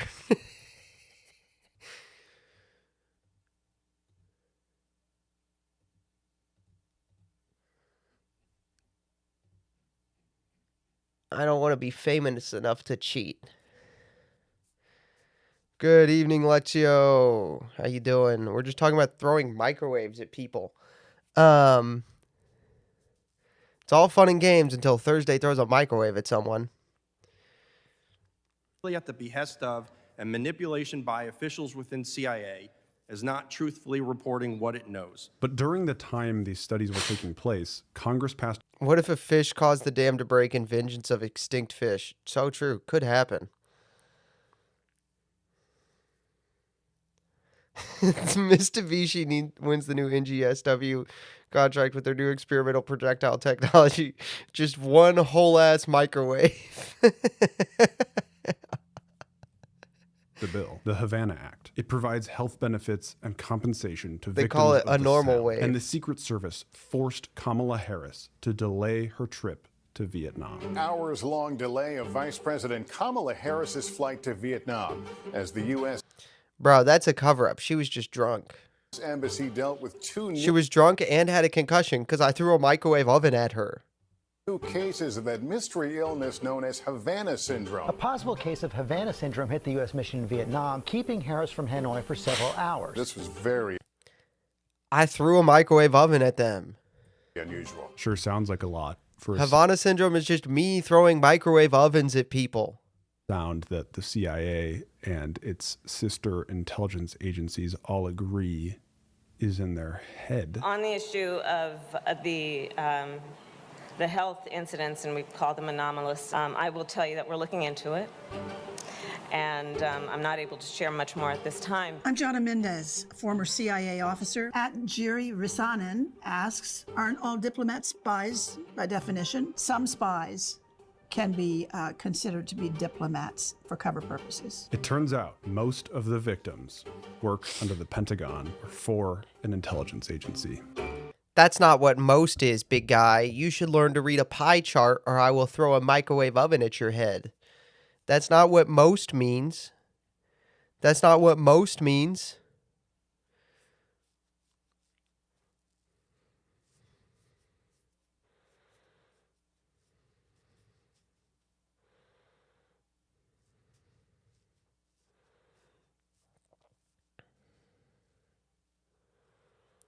Isn't this just riot control wavelength devices? No, this is me throwing microwave ovens at people's heads. All right. Havana syndrome is when I throw a microwave oven at your head. All right. I'm going to throw a microwave oven at a CIA agent's head so hard they're going to forget I did it and think that they got shot with a sound weapon. That's what Havana syndrome is. I've thrown microwave ovens at 1,000 people's heads and they all forgot it and think they heard a sound. That's what Havana syndrome is, dude. It's just me throwing microwaves at people. Microwaves and other radio frequencies are known to affect the human body. I'm hearing a microwave pulse, like a click. Pulses of microwave energy are being generated and fired at him from behind. The energy of the absorption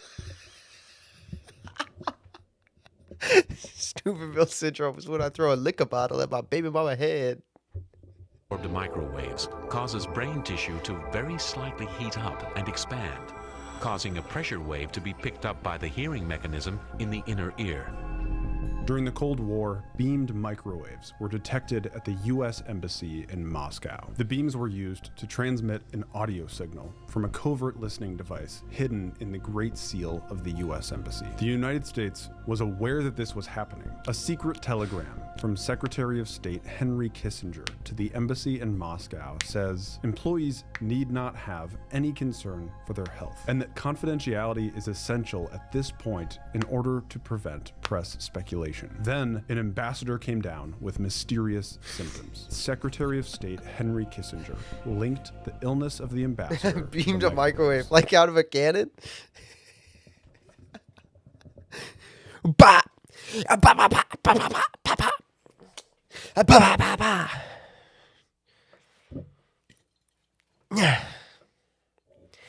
Bah, bah, bah.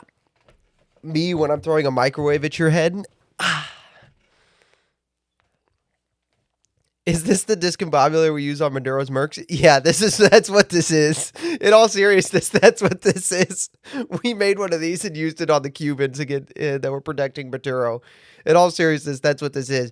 But we have all decided to make this an extended, at this point, nearly 40-minute long bit about throwing microwave ovens at people's heads. Admitting we are trying. We have sound weapons, microwaves, absolutely affordable and in many colors. Oh, you're on Twitch now? I'm on both. I'm multi-streaming. I'm on both Twitch and YouTube. And I'm on X right now. Trying to keep the thing quiet. Look at this poll from 2023. It concluded that 55% of Americans have never even heard of Havana syndrome, and I threw a microwave oven at 55% of Americans' heads. Is it better for me to watch on Twitch or on YouTube? The best thing is to pick which one you like the listening experience for, watch there, and just mute the other one and leave it on. That's the best thing. The reason 55% of Americans have never heard of Havana syndrome is because I threw a microwave oven at 55% of Americans' heads. 3% have heard about it, but only a little. I really don't blame them. With today's news landscape, big media conglomerates Bro, the ground have a news huge ad influence over what stories get prioritized and which ones barely make it to your feed. That's why I use a tool called Ground News. It's an app and a website that aggregates news sources from around the globe, giving you a comprehensive view of how different sources report the same story. With Ground News, should we check the ground news source rating, see how bad it is?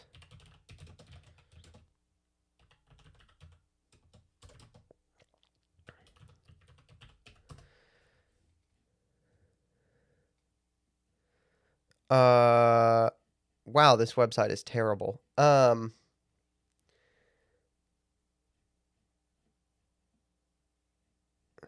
Where is the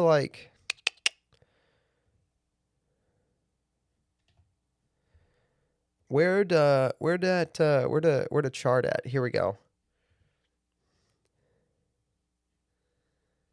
I'm sorry. Do they have nobody on the far left? Dude, that's how you know these kinds of things are comically terrible. Move all of this one spot to the left. Move all of this one. Al Jazeera is center. What the fuck?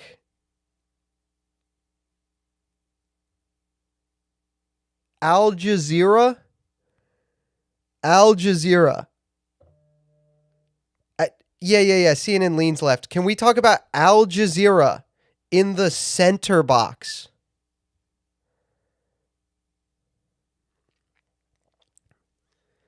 Al Jazeera, some heckin' wholesome centrists.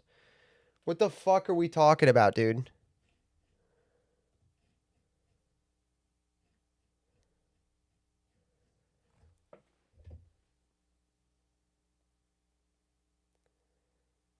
I just got a text from somebody asking if I'm looking into Havana syndrome. Ah! Throwing my cell phone.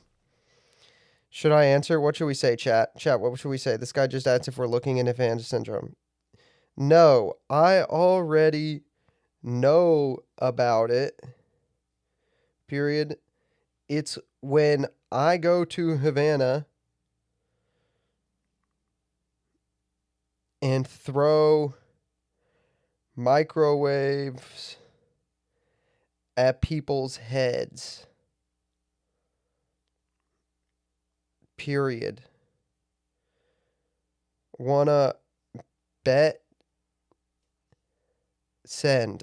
Now, new message. I'll do it to you too, bitch.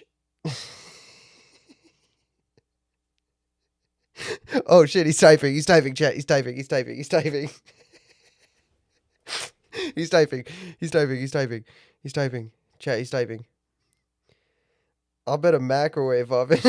Oh shit, he's just watching. Fuck you.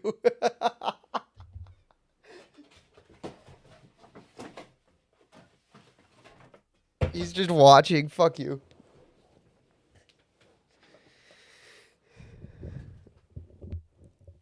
I throw it through their windshields. Al Jazeera being centrist rated is hilarious. That makes me so mad, but it's too stupid for me to be mad at it. Oh, Reddit's media bias chart. Here we go.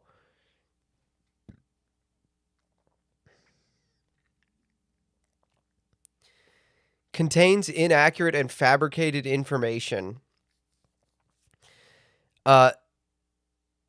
Dude, what are we doing? Hannity is far right and selective, incomplete, unfair persuasion, propaganda, or other issues. But friggin', what are we doing here? Like, oh my gosh, this is terrible.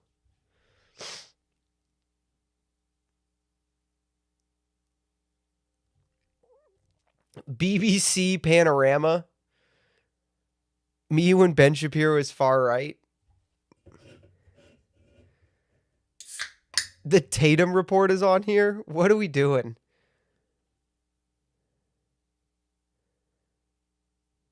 This is so funny.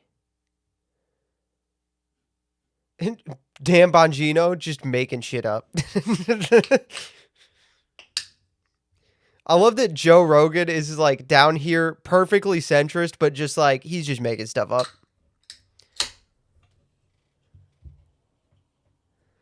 The Daily Beast is not. What are we doing, chat? Come on.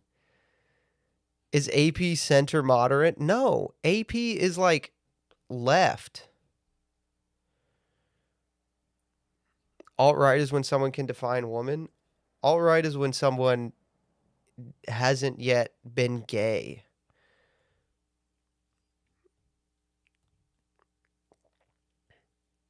Here's another one.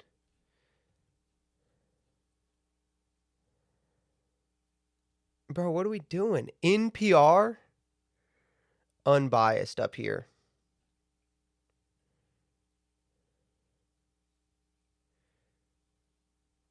Daily Wire down here. Jacobin. Politico. Axios. Good grief.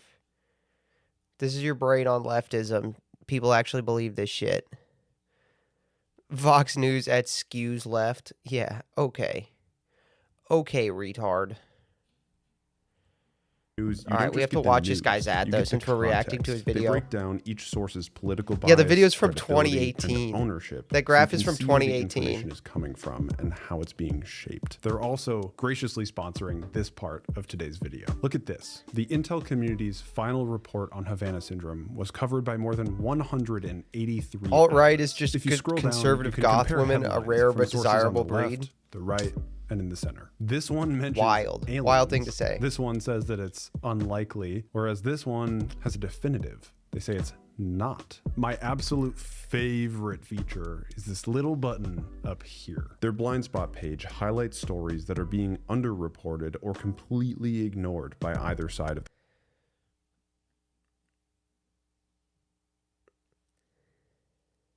the political spectrum. Their blind spot page shows me stories that I would otherwise be ignored by either side. Microplastics found in cloud could affect weather and global temperatures, and nobody on the right wing was reporting about that.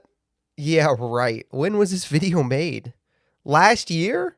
Good grief. I don't believe that for a second. All right, Catholic goth Patty who loves me. Y'all gotta chill. Y'all don't get horny in the chat. Side of the political spectrum. Their blind spot page shows me stories that I would otherwise be completely missing out on. So sweet. If you want to be more informed and take control over what stories Chill out in the you chat, see, guys. Ground News is offering a Don't get horny. 40% discount off their Vantage plan, which gives you unlimited access. All you have to do is use the link in the description, ground.news/Chutbul, or you can scan the QR code. Thank you to our friends at Ground News for sponsoring this portion of today's video. We really appreciate it. Back to the story.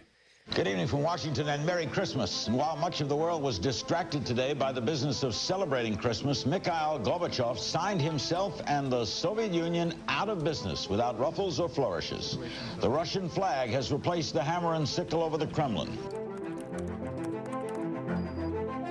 The technological race between the US and the USSR is one of the most famous features of the Cold War. After the fall of the Soviet Union, many of the best scientists on both sides teamed up to innovate technology together. But in a small corner of that collaboration, talking about a weirdo Americans and Russians teamed up to innovate an up-and-coming technology called pulsed power. Both militaries saw the promise of pulsed power, a weapon that doesn't shoot bullets, but energy. But when Putin rose to power, that collaboration slowed down and eventually stopped altogether. Today, this technology is used in different ways. The LRAD, or sound cannon, shoots sound to break up protests. Thor shoots microwaves to take drones out of the sky. But one of these weapons lives in the Horror Hall of Fame. Right next to MKUltra, it's called Medusa. If used on a human, would have a temporary incapacitation effect caused by. Guys, should we go screw with the Medusa Wikipedia page and just put a link to the YouTube channel? Just put a link to the YouTube channel. Just write when this dude throws microwave ovens at people's heads. Medusa is when I throw a microwave oven at your head.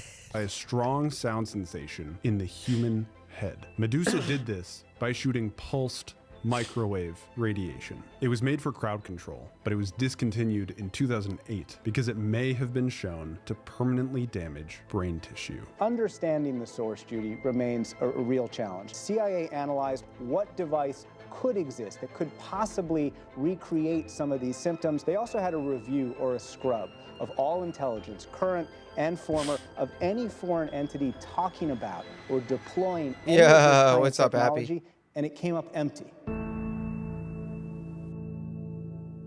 The tech exists, the weapon exists.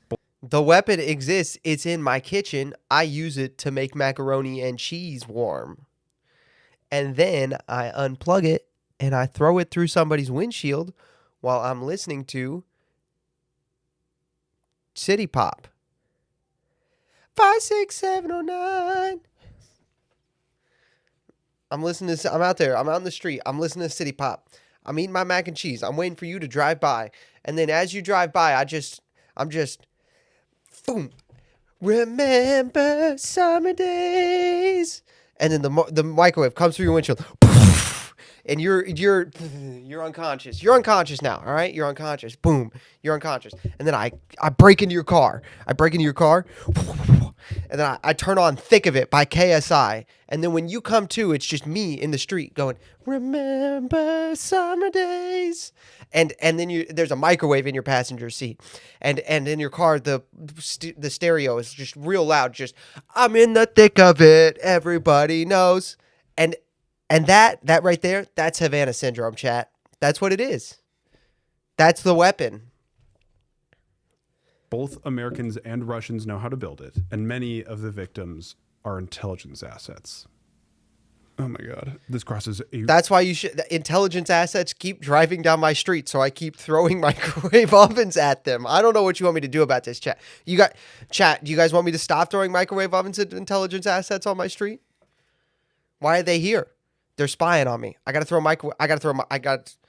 all these microwave ovens in my basement. I got to throw them at somebody. What am I supposed to do? Dispose of them safely? No, I have to throw them at someone. This is the stream I'm gonna get arrested for sure. If I get arrested for a stream, it'll be this one.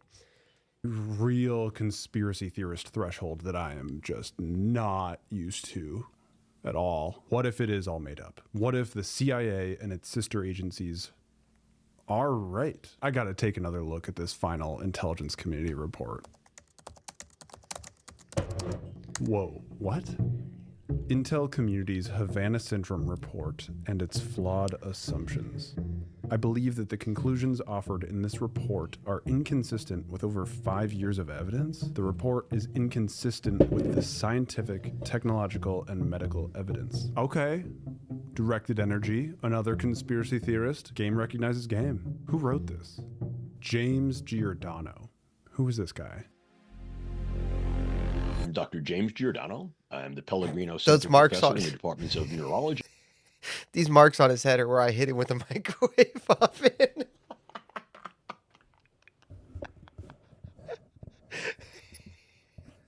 Everyone in chat is a Fed, and also your neighbors and their dogs, and the squirrel outside your window. I don't have enough microwave ovens for that. I have to go to the car. I have to go to the dumpster. I have to go to the town dump and get more microwave ovens to throw at those people.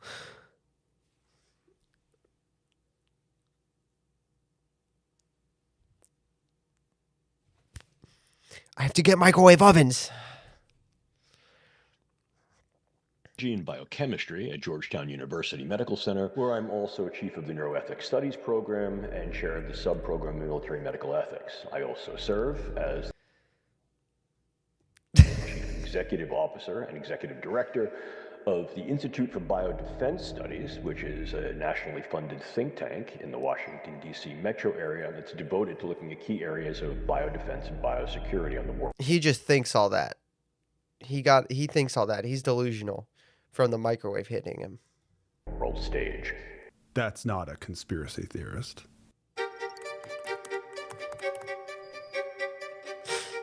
Conspiracy theorists leftists just use words like spells, okay?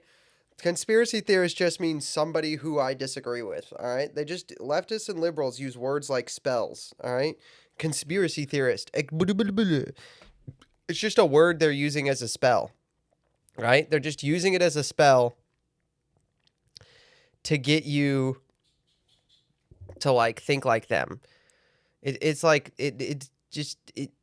There's no actual use. Like, the words don't have actual meanings besides the purpose which they can serve as spells that they can cast on you. You know, there's a great picture that was going around from the birthright citizenship thing that's a perfect example of this. Let me see if I can find it real quick.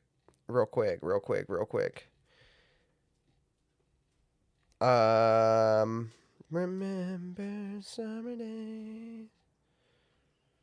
Dum dum dum dum dum dum. I don't know if I can find it. It's got to be here somewhere.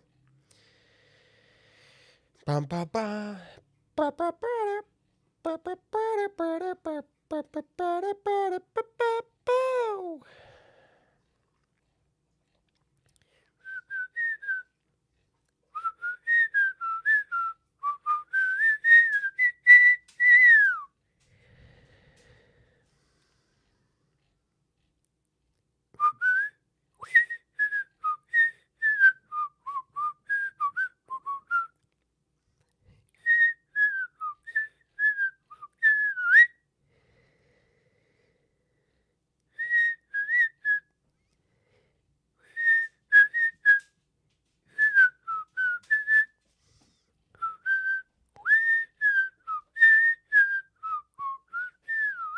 I can't find it. There was this guy, dude.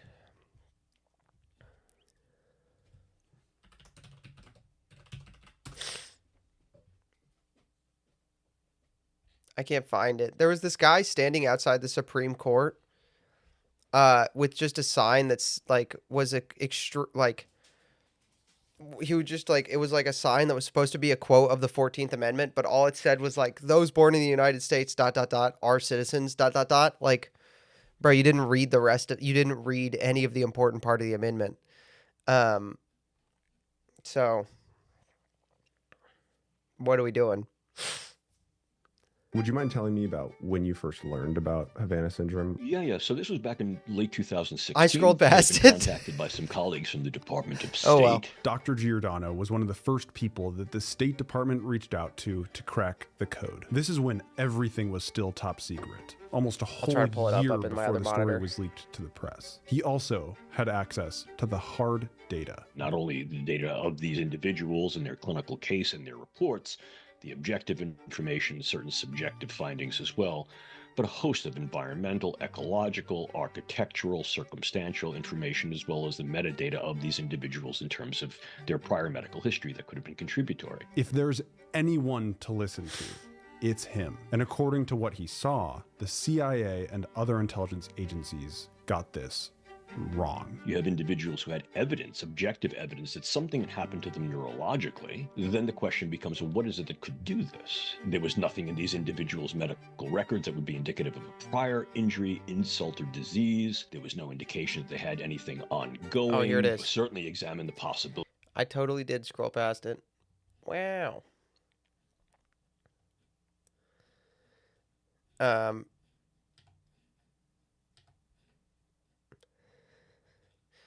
All portion. This is how liberals use words, right? Liberals think of words as just spells. All persons born ... in the United States ... are citizens. Bro, what are we doing?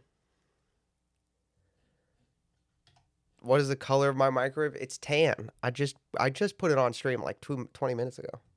Of could this be something psychogenic, sociogenic? But it didn't fit the pattern.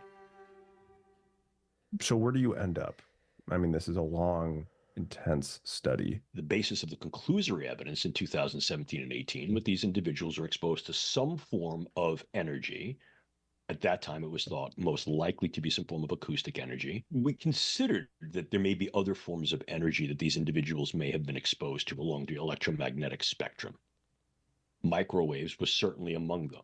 However, remember that State Department leak? The first time that the public found out that any of this was going on? The conclusion was an acoustic device, but microwaves were also a main culprit. They ruled out microwaves because the technology wasn't possible.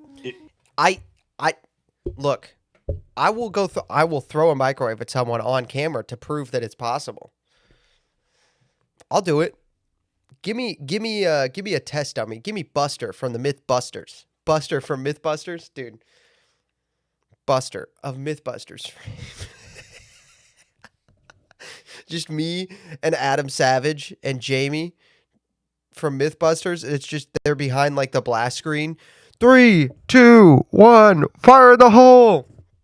And then it just cuts to the shooting range, but it's just me with a microwave throwing it at Buster. Just yeah. Jay Ride, what's up, dude? How you doing? Thank you so much for watching. How are you? It's just me throwing a microwave. Just cut to me throwing a microwave at a test dummy. What's this man's point again? He lost me. There were some people with some brain injuries, so something caused it. That's his point right now. As far as I can tell, his point is there are people with brain injuries. Something caused it. Was my understanding at Jay the time Birdie, that thank the you so much for overall watching. I hope you're technological doing readiness well. level of scalable microwaves that would be able to retain microwave energy and yet be portable was not yet at that point that rendered it operationalizable. Interestingly, Do I throw microwaves we know daily is that then? much of the development leading to these types of pulsatile I throw about one a microwaves week. was They're actually expensive, you know. Initially conducted in the I try not former to throw the Soviet same one Union, twice. but then has been reinitiated and essentially reinitiated at a fairly robust pace in contemporary Russia. So to say that these devices do not exist, which is what we thought at the time, or did not exist at that level that would allow their viability and use, we were wrong. What? A series of attacks with microwave weapon is the latest theory of what could have sickened or distressed roughly 24 people associated with the U.S. Embassy in Cuba over the past 2 years. Like, the fact that there's a silent radio frequency that can, impact you in this way is silly as fuck. I see where you're coming from, for sure. But is it? I'm really quiet when I throw microwaves at people, guys. I'm real quiet. I sneak up on you. I was provided an unclassified memorandum by NSA in October. I sneak up on you, right? I'm just real silent. quiet. And then bam! And then I hit you with the microwave. October 2014, 2 years before Havana, that revealed the existence of intelligence information concerning a foreign adversary, quote, with a high-powered microwave system weapon that may have the ability to weaken, intimidate, or kill an enemy over time and without leaving evidence. Yeah, because I hit them with the microwave so hard they forget. I just sneaky. I'm quiet like a ninja. I want to be ninja, right? Just me with a microwave. Quiet, sneaking up. I'm quiet. I'm silent, right? Just.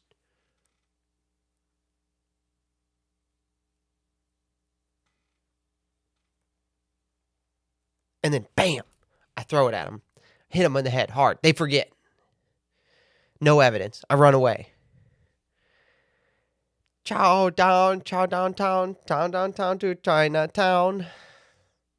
The 2012 intelligence information indicated that this weapon is designed to bathe a target's living quarters in microwaves, causing numerous physical effects, including a damaged nervous system.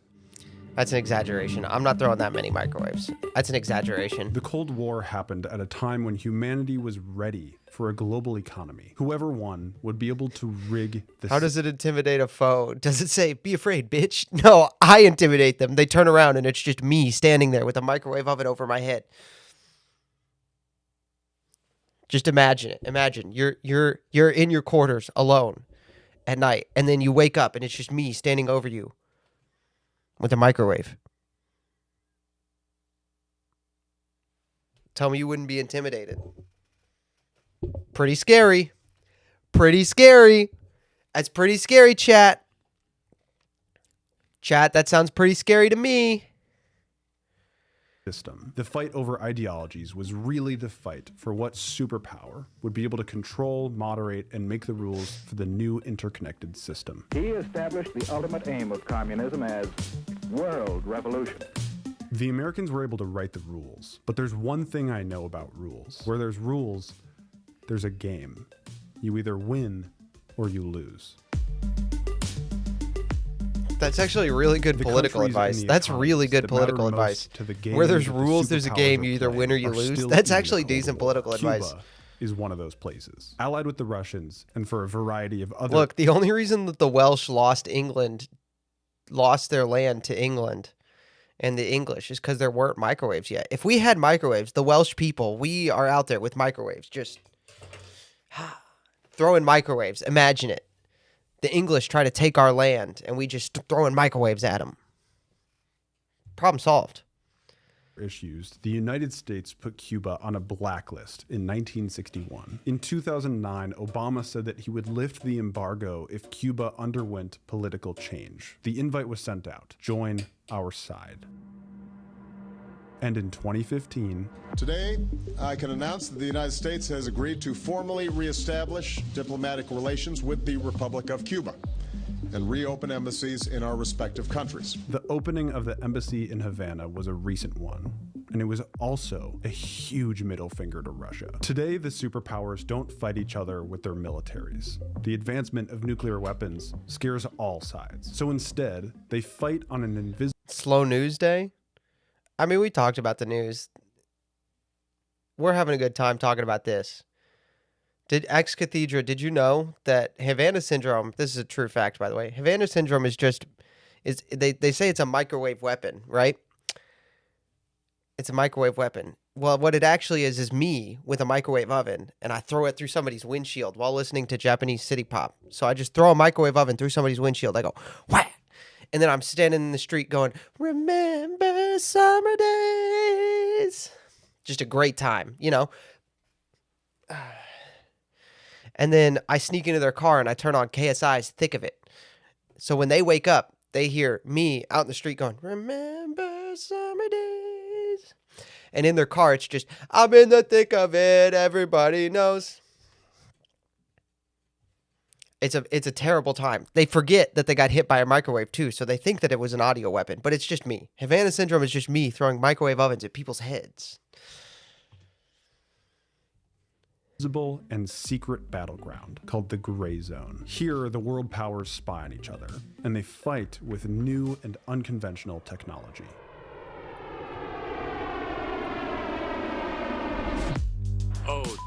Off South Carolina's coast, the so-called China spy balloon. How long do you think he had to look for a video of Joe Biden walking that didn't involve him looking frail or falling But there's rules to downstairs? the Gray Zone. To avoid escalation, you need to hide everything from the public. China has expressed its strong dissatisfaction and opposition. Holy, China's like, oh no, they shot down our balloon. Well, you know, maybe if you hadn't built that stupid dam. It all comes back to the Three Gorges Dam, chat. It's all the Three Gorges Dam. It's all the Three Gorges Dam and me throwing microwaves at people in their cars. And then I destroyed the Three Gorges Dam with microwaves, with microwave ovens. I throw so many microwave ovens at the Three Gorges Dam that it... And the day gets 0.6 milliseconds shorter.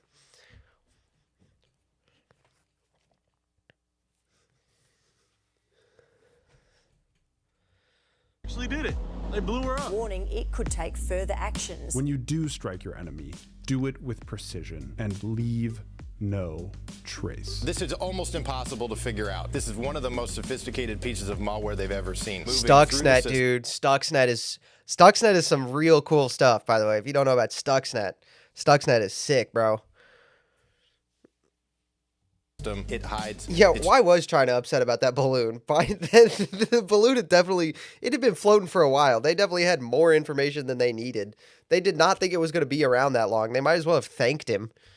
Tracks. The article Dawn of the E-Bomb outlines the perfect weapon for the Gray Zone. It would strike with precision in an instant and leave behind no trace of where it came from. In fact, it almost certainly is already here in the form of high-power microwave weapons. High-power microwave oven weapon was what they called me in high school. This is my nickname in high school. You know, because I would go to the football games and throw microwave ovens at the opposing players. It's June 16th, 2020. A police officer in Key West, Florida flashes its lights at a speeding white Mustang. The white Mustang takes off. It's running from me and my microwave oven. The officer doesn't know it, but inside that Mustang is the missing puzzle piece to a decade-long international conspiracy. Friday Night Live, everybody. Ariana Greenblatt of Ariana's Restaurant and So. Behind the wheel and talking on the phone is Michelin star chef Vitaly Kovalev. As the speedometer climbs to 110 miles an hour. Florida he's Highway running Patrol from me. and I US threw a Border microwave Patrol oven join at the him. pursuit, and 15 miles down the road, I thought it was a white deputies Bronco. throw spike strips. No, that's a different one.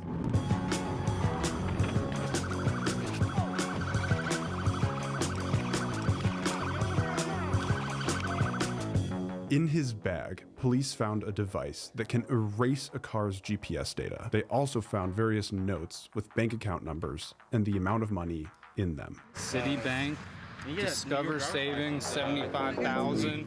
Why did you run? Let me be honest with me. I don't know. You don't know why you ran? I don't know. Vitaly Kovalev would go on to spend 80 hours in intense FBI interrogation. And soon after, that FBI agent heard a sound. Wait, what? Okay, While hold the on. authorities were going Wait through a Vitaly second. Kovalev's This was bag, all funny until the this camera happened. in the cop car This is crazy. caught something Wait, is it for real? that I can't stop thinking about. For nearly 45 minutes, Kovalev has a conversation with himself. He takes conversational pauses, almost as if he's waiting on somebody to respond. Wait, what? Speaking in both English and Russian, he says, yes, because this one, he drove here too, because it's necessary to. Needs 20, mistakes are unknown. 16 is a fucking lot. Yes, 5, he could hold 5. If weaker, 4. An agreement is an agreement. An agreement is an agreement. An agreement is an agreement. I didn't kill anyone. I never killed. No. Here, I'll be very sad. Then I'll go to Russia. His glasses, loosely hanging over his mouth, fall to the floor. And in that moment, the conversation stops. I did some digging and I was able to find Vitaly Kovalev's Instagram. He really doesn't seem to be a glasses guy. Vitaly Kovalev, his car chase, and the subsequent anomalous health incident that happened to his FBI interrogator was uncovered by world-class journalists at 60 Minutes, Der Spiegel, and The Insider. The injured include White House staff, CIA officers, FBI agents, military officers, and their families.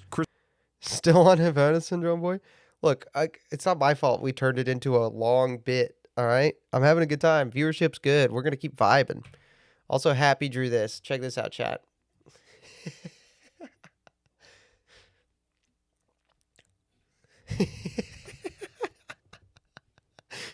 Thursday threw me. That's pretty funny. Thursday threw me at Buster.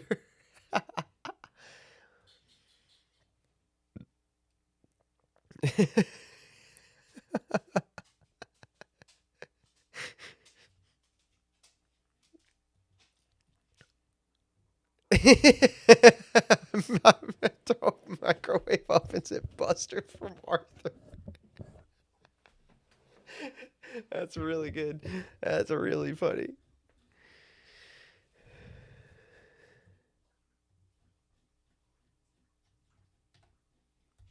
Christo Grozev led the investigation for The Insider. He's known for uncovering some of the biggest mysteries in geopolitics, like who poisoned Putin's opponent, Alexei Navalny. For years, he's been tracking down a top-secret Russian hit squad called GRU Unit 29155. He watches their movements and tracks their phone records. We asked him to trace Vitaly Kovalev. He studied in a military institute. He studied radio electronics with a particular focus on use within the military of microelectronics. He had all the technology know-how that would be required for somebody to be assisting an operation that requires high technology. And then all of a sudden, after working for 2 years in a military institute, he up and decides to become a chef. They were able to confirm that at least one member. That's crazy, right? That's crazy. Am I missing something, chat? Am I missing something? Am I missing something? That feels like enough. Enough to go on. I mean, it feels like you know. I mean, that feels like enough to say something's happening. Am I missing something? Chat feels like I'm missing something. Member of the GRU unit was present at the Havana Syndrome attacks in 2014 in Germany, in 2016 in China, and in 2021 in Georgia. A U.S. official, their spouse, and child were hit. We have also learned of a phone call that was intercepted nearby. A man says in Russian, "Is it supposed to have blinking green lights?" And, "Should I leave it on all night?" What? The totality of the evidence uncovered by our team has proven that Russia has the motive, the means, and the opportunity to have developed and used non-lethal acoustic or electromagnetic wave weapons. What was the government's response? CIA doubled down that there is nothing to see and that it knew of and had already ruled out the same evidence.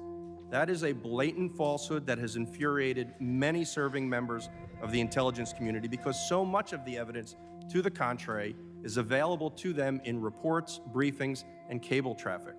Of course, this evidence is classified. Since 2010, the number of counterintelligence incidents began to rise, and so did Russian gray zone activities. Nikolai Patrushev, the secretary... I'm pretty sure it's a veteran in a Navy hat, not a Burger King hat, but, you know, whatever floats your boat.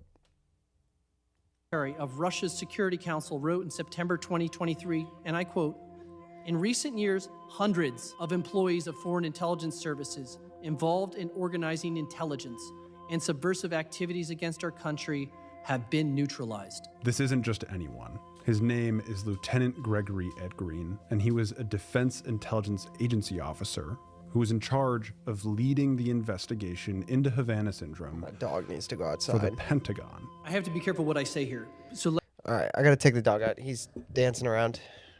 He's old too, so his prostate is huge.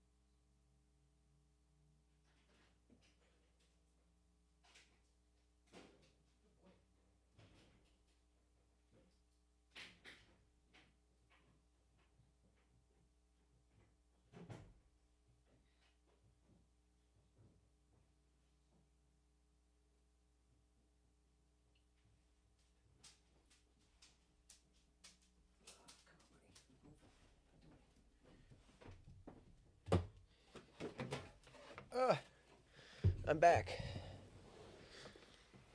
Oh, I made it.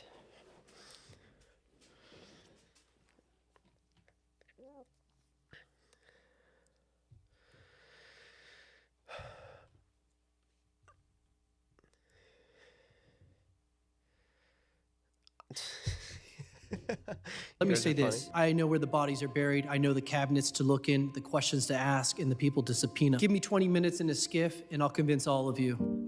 It had gotten to a point where I quite literally wasn't functioning as a person. Stith, who now uses hearing aids and takes up to 20 pills a day, faces an uncertain future. I mean, I've lost everything. My daughter, who's very athletic, went for a run. She lost all of her right side eyesight. There's nothing in the world that's worse than being a victim that everybody doubts. This isn't some Red Scare-esque Russia bad story. All superpowers, including the United States, fight in the gray zone.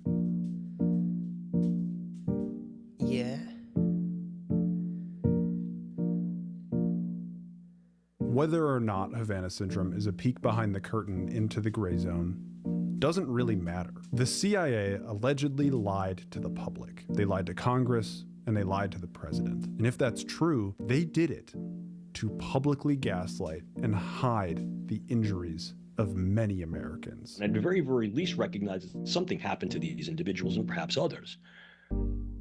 Ongoing discussion, if not debate and controversy as to who done it and what it is that they done, should not be a factor that impedes these individuals from receiving the care they need, because something's wrong with them. They're in the hurt locker. I believe that we have enough evidence to wipe the record clean. And I think we have an obligation to look at Havana Syndrome with fresh eyes. I mean, these were comprehensive neurovestibular examinations, the aberrations of which could not be faked. So something happened to these individuals. Something physical happened to these individuals. Yeah, I physically threw a microwave at them. With appropriate oversight. The news media missed the story on that CIA assessment. They said they looked at more than 1,000 cases, and they concluded the vast majority could be explained otherwise. But there are at least 24 cases that even the CIA acknowledges they can't explain away. We need to erase that 24 number and revisit the thousands of Americans that allegedly the CIA just wrote off. That, to me, is the story that should have been in the New York Times and the Washington Post, Wall Street Journal, that there are 24 cases the CIA can't even explain away. When Dr. Galloway told me that I couldn't make my eyes work together, it was the first time that someone had said, you know, that this is sort of the smoking gun. This is your proof. Havana Syndrome, the Immaculate Concussion, AHIs, whatever you want to call it, it's real. And I'm really going to throw a microwave at you. Regardless of who doesn't want you to know about it, now you do. If you want to learn more, we've attached the whistleblower complaints and other declassified documents down below. But do be warned, some of them can be a tough read. What would you say Havana Syndrome is? So what I think it is there's some magical electronic-y blaster thing that gave people headaches. It really is just me throwing microwaves at people. I'm throwing microwaves at people. All right. Tyler Oliveira dropped a new video. I kind of want to watch it. You guys want to watch the new Tyler Oliveira? About Indians in Texas?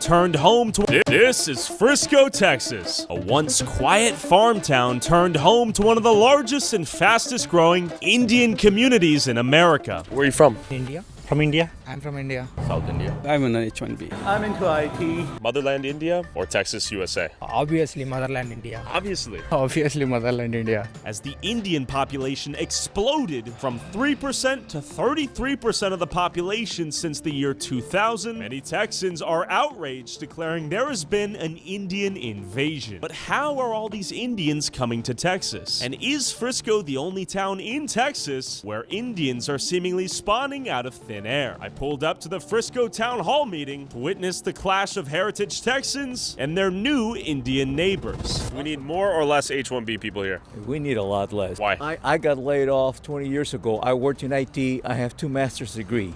I was making over $100,000 a year. They said, you're too expensive, we're going to hire Indian. But I haven't been able to find a job in IT since. And oh, good grief. And it's really sad. And you know what? I don't have another home in India. I don't have another home in Bangladesh. I don't have another home. I can't move to Somalia. I won't be able to live there. I'll die. This is my home. The devil would say, well, you're racist. That's racist. According to the devil's dictionary definition of the term, I am racist.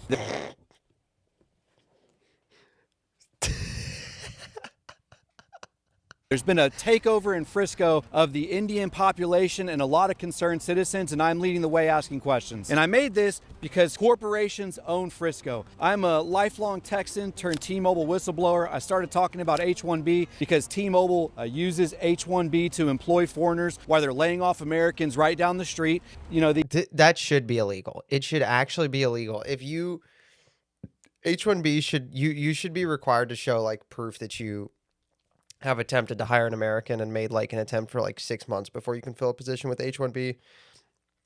Southern Ohio has this. Yeah, I know. You should be required to show like proof that you have spent 6 months trying to hire an American for a job before you can hire any foreigner for it, especially on a visa where you're bringing somebody new in. The Indian population in Frisco has exploded 33% of the population over the past 20 years, a 4,510% increase. And you know, there might be a lot of people here that are coming here legally, but there also seems to be some red flags with the H-1B visa program. And there is no fundamental difference between legal and illegal immigration. Cultural effects, the cultural effects of legal and illegal immigration are the same. Question is, are Indian people using that to bring people over? So you're telling me Frisco's turning into Little Mumbai at this rate? That's what people like to call it these days. I'm America first. I'm pro-American. USA. Yeah, USA. I think it's a good sign. People whoever has done the fraud, they should be brought to the justice. And I'm now running for the Justice of Peace in Texas. Justice of Peace? Yes. What's your name? Martin Padetti. Martin Preti. Yeah. I want everybody enjoy the life, but at the end of the day, we want to do it right. My beef isn't with the Indian people. It's with the system that are allowing them to do what we are experiencing here. Is there sufficient talent in America? Do we need infinite H-1Bs, so to speak? We do have enough talent. I'm monitoring the situation, and I saw a news story we need to look up. Got a breaking news story.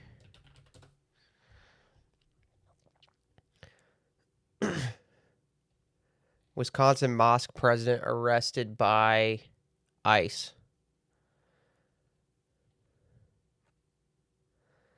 The president of Wisconsin's largest mosque was detained by federal immigration agents, drawing accusation Thursday from local officials and a religious leader that the arrest was motivated by his criticism of Israel.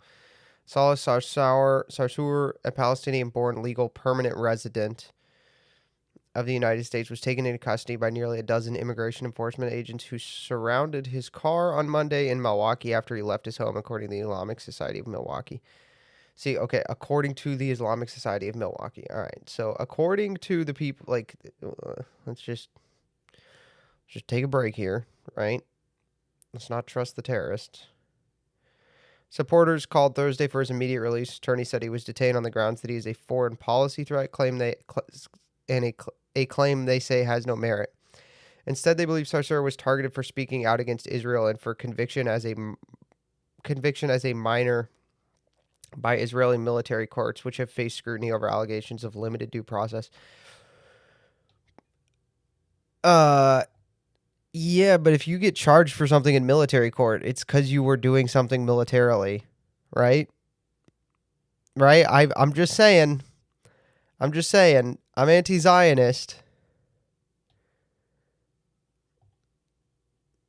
I'm anti-Zionist, but if you are charged for anything in military court, it's because you were in the military doing something, like prosecuting some military action. And I'm not super comfortable with bringing in military, soldiers for countries that hate America.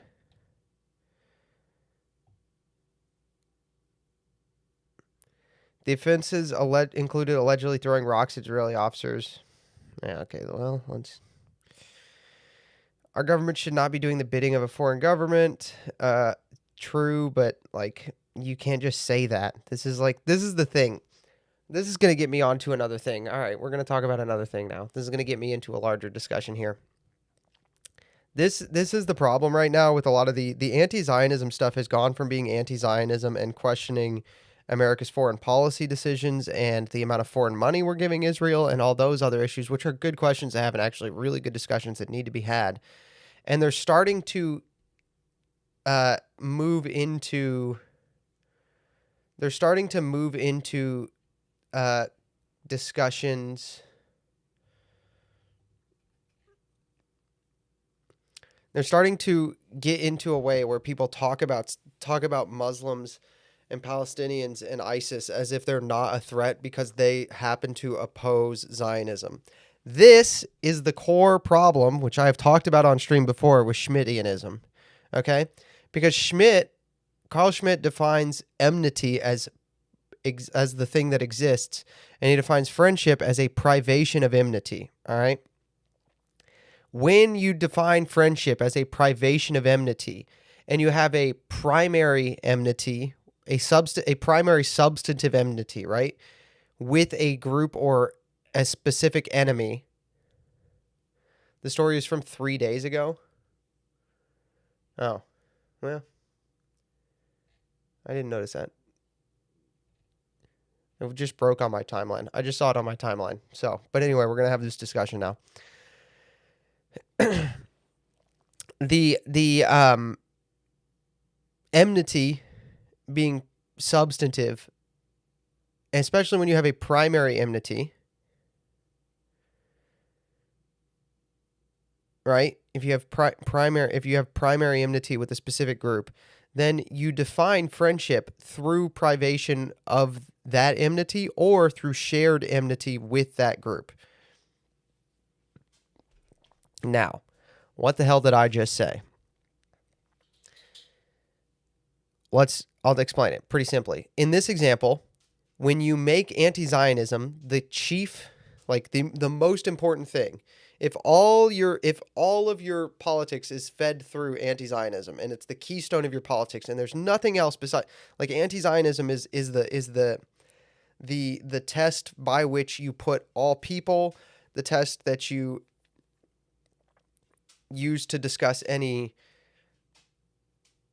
event, any person. What's going to happen is the more anti-Zionist a person is, the more you consider them your friend. And you're not going to look at the other things that you have not in common with them that maybe should put them at some degree of enmity with you. And that's what's happening right now with stuff like what Milo tweeted yesterday, where he was talking about, we need a Catholic-Muslim alliance against Jews and Protestants, right? Because Milo has made Zionism a substantive enmity, which is at the chief and top of his political ideology. And so anybody who agrees with Zionism, regardless of what they share with him, right, cannot be friends, because friendship is not substantive to Milo and to that worldview, okay? Friendship... Yes, I know Milo talks out his ass too much to take him seriously, but the tweet he posted is demonstrative of a large portion of the online right now. So it's demonstrative. So we're going to talk about Milo has defined Zionism as the chief and primary political constraint. So any Protestant, anybody, whether or not they share belief in Christ with him, if they don't also reject Zionism, are his enemy. And if you do reject Zionism, regardless of if you, are in favor of Sharia law or think that killing Christians if they won't convert is a good idea, which are things that Muslims believe, right? That's stuff that's in the Quran. Regardless of any of that, this Diet Coke box, it's empty now. It's like in my way. You're going to come to bad conclusions, like the idea that Mohammedans, non-believers, people who reject Christ, are somehow more your friend than people who accept Christ but have bad theology.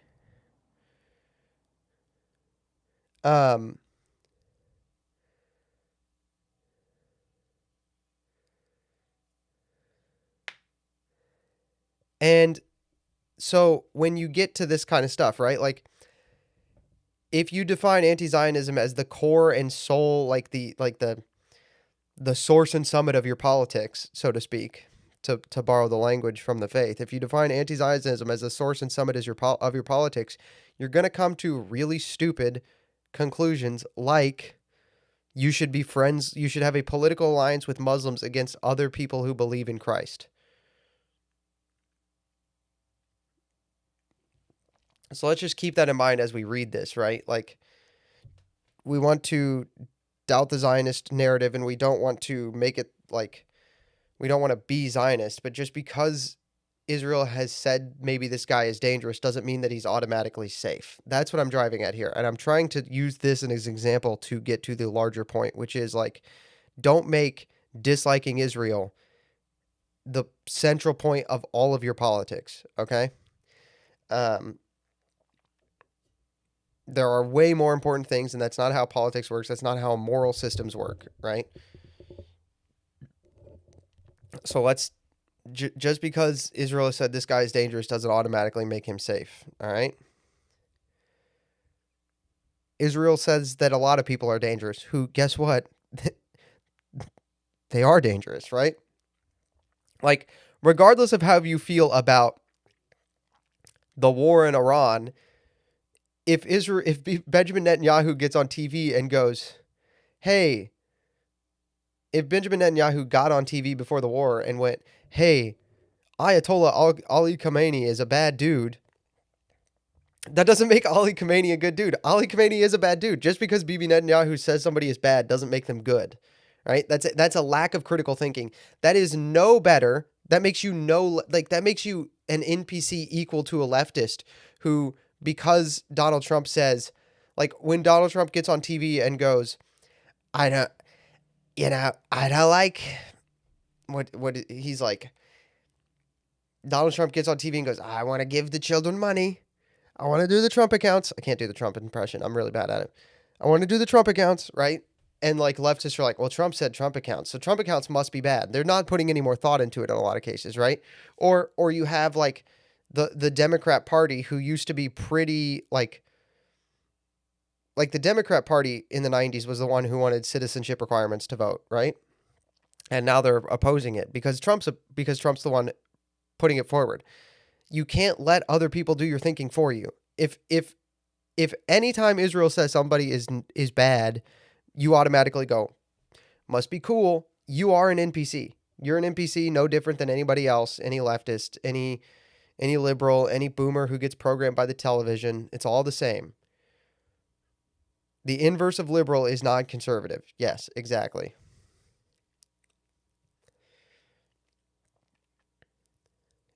Attorney said Sarsour, born in Israeli occupied West Bank, has no criminal record in the United States. That's a really specific and interesting statement. No criminal record in the United States when he's born somewhere else is typically lawyer speak for has a criminal record somewhere else, which we already know he does. But yeah. So he's convicted in Israel since he came to the United States in 1993. Sarsur's attorney have likened the cause of Muhammad Khalil, former Columbia University graduate student activist who faced deportation because the federal government said he was a foreign policy threat.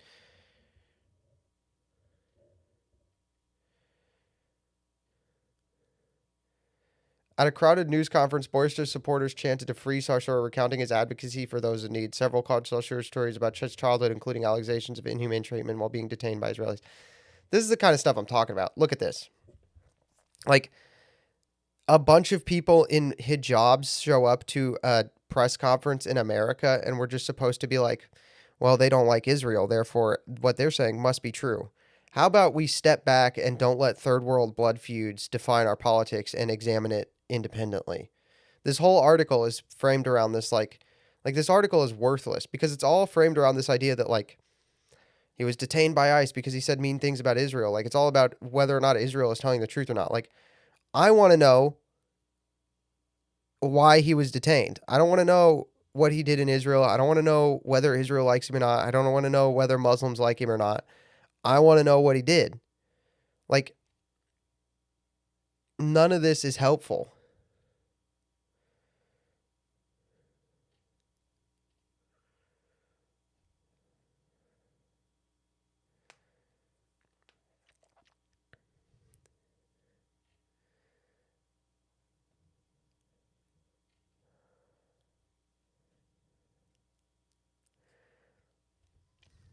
Group small Israel occupied is pulled over while driving 10 ICE agents with no cause. See, this is what I'm talking about. Just saying like no cause, like that doesn't happen. Whether or not you agree with the cause, it does not happen that somebody does something for no cause. That's not how human beings operate, okay? Human beings don't just go, no cause, I will do this thing. Like, it's not how human beings work. You can say you disagree with the cause, but you still have to list the cause.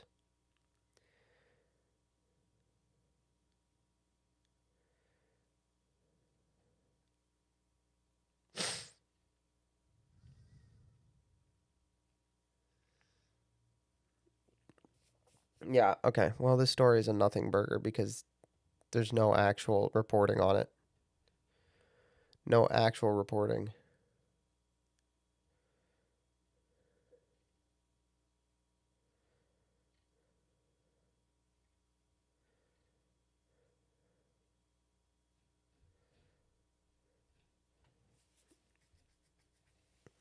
Look, here's the hard fact. Here's the hard truth. I'm anti-Zionist, but here's the hard truth. A lot of the Muslims, the reason that a lot of people, do you think it's possible to have an unbiased news? No, it's not. It's not possible.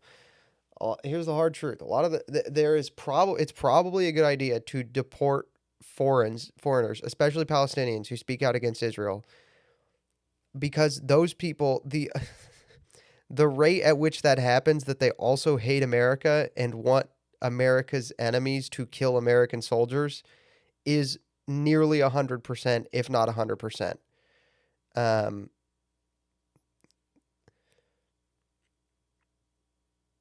Those two things have a nearly 100% overlap. So let's not pretend that this is just not true, or that there's not some other things happening here. I'm getting texts.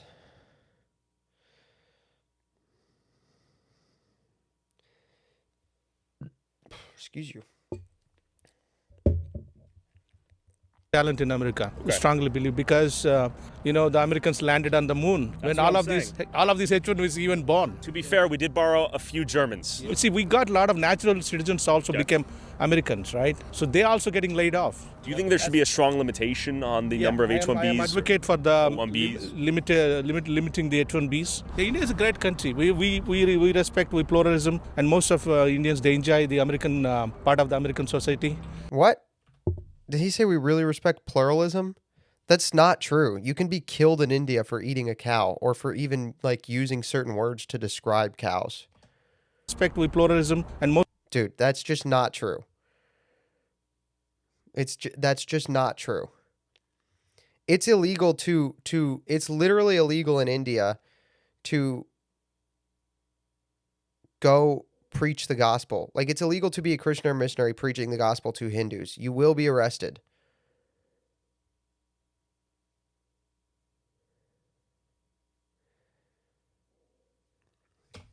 Most of Indians, they enjoy the American part of the American society. And I know you guys like the Indian food a lot too, right? I do not. This is true. I do enjoy tikka masala. Yeah. If we turn away from God, We have the recipe. We don't need a bunch of Indians. The food argument is so weak. It's like, dude, we have the recipe though. God in the Word of God, if we worship these Indians, these Somalis, if we just give everything to them, willing to cut your own throat, we'll die. H-1Bs are the scapegoats. The employers, those are the people who have to investigate it. You know, the employers tend to be Indians. Just statistically, the employers tend to be Indians who are hiring H-1Bs because they want to get bring more Indians in. Even in one of my friends told in Dallas, you know, most of Indians, they'll follow the practice, the caste. If you're not in the same caste, they will let you go. It's happened in Dallas. So casteism is happening here in Texas. Yes, absolutely. I have my heart for all immigrant people, but man, we got to do it the right way. Take the Charlie Kirk hat off then, dude. You don't know what Charlie stood for. I want to ask you, infinite legal immigration, though, will still alter the fabric of any place, right? Correct. Would you be a proponent of infinite legal immigration? Don't understand it quite what you're saying, but yes. I mean, if it's done legal. Take the Charlie Kirk hat off. Take the Charlie Kirk hat off.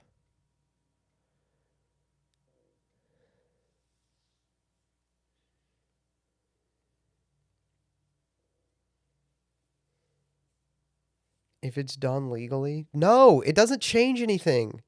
The piece of paper attached to immigration doesn't change its cultural effects. If you think it does, you're retarded. If it's done the right way, yes, because to what I've seen, countries have been blessed when immigration is involved. You know, when you got... Name one.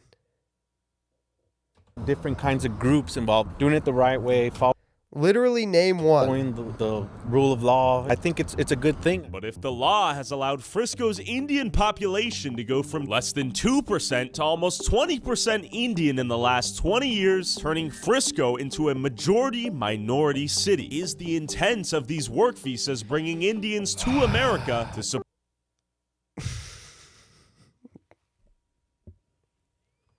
our labor force or to replace it altogether? To the flag of the United States of America. This is insurrection. This is the overthrow of the United States government, which is why 20 million people walked across that border. I can't go to Somalia and live, or Mexico. This is my home, America. The H-1B visas, we don't need them. We don't, not right now. Someday, but not now. No day. Now, as of late 2025, T-Mobile USA opened a global technology hub in Hyderabad, India that employs thousands of Indians while they're laying off Texans and Americans. They've even sent Americans to go train these Indians in India. T-Mobile USA could have easily opened up this technology hub in the United States of America, and they could have ran it out of one of the 2 Frisco offices on Warren Parkway. On top of that, T-Mobile spent $81.5 million on salaries for H-1B employees in the United States in 2025. This should just be illegal. All salaries that could have went to Americans. Is it a coincidence that T-Mobile has a new Indian CEO as of November last year? Probably not. We are the entrepreneurs, high-skilled professionals, fueling the tech and medical corridors that make our Collin County a national leader. In Frisco, you will find us serving in our churches, seeking peace in our temples, practicing charity at our mosques. We are guided by timeless wisdom that transcends borders. We have high-skilled laborers. Play a crucial role in Frisco's growth. Many work in high-demand fields such as technology, healthcare, engineering, finance. There's been so much data on this that we have the American workers to fill these jobs. If you just give it to Americans, there's no reason besides lower wages to give it to Indians or any foreigner. And entrepreneurship. My name is Shri. My name is Ardav. My name is Siddharth. Hi, my name is Mathila. Hi, my name is Anvika. Indian Americans make up 1.6% of the population, but are responsible for $200 billion in taxes, have the lowest crime rate. And over the last couple of years, we've seen some of the greatest polarizations in the history of America. People are upset. The American... If you want to do the per capita thing, then you're going to have to, like, you're going to have to start doing it about what percent of them are taking jobs at a lower salary from Americans, and you're not going to like it. Like these people are like,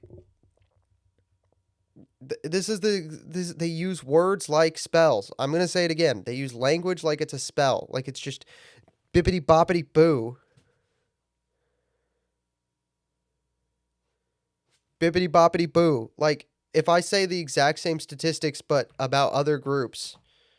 Some of the greatest polarizations in the history of, and over the last couple of years, but are responsible for $200 billion in taxes, have the lowest crime rate, and over the last couple of years. If I just go bippity boppity boo, and I use that exact same language and that exact same like logic about other groups and their crime rates or tax contribution or tax burden, it's an invalid argument. You have to pick one.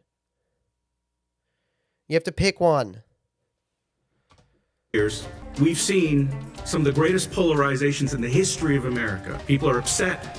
The American dream is alive and well here, and it's not because the streets are paved with gold, it's paved with the ingots of possibilities. Every person in this room right now, their ancestors have come from a different country. No. America didn't exist until my ancestors came and made it.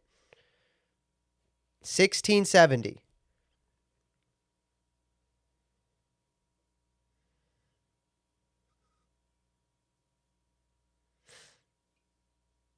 No, but my ancestor didn't come from a different country because this country, because it didn't exist. My ancestors made this America. It wasn't America until my ancestors made it America.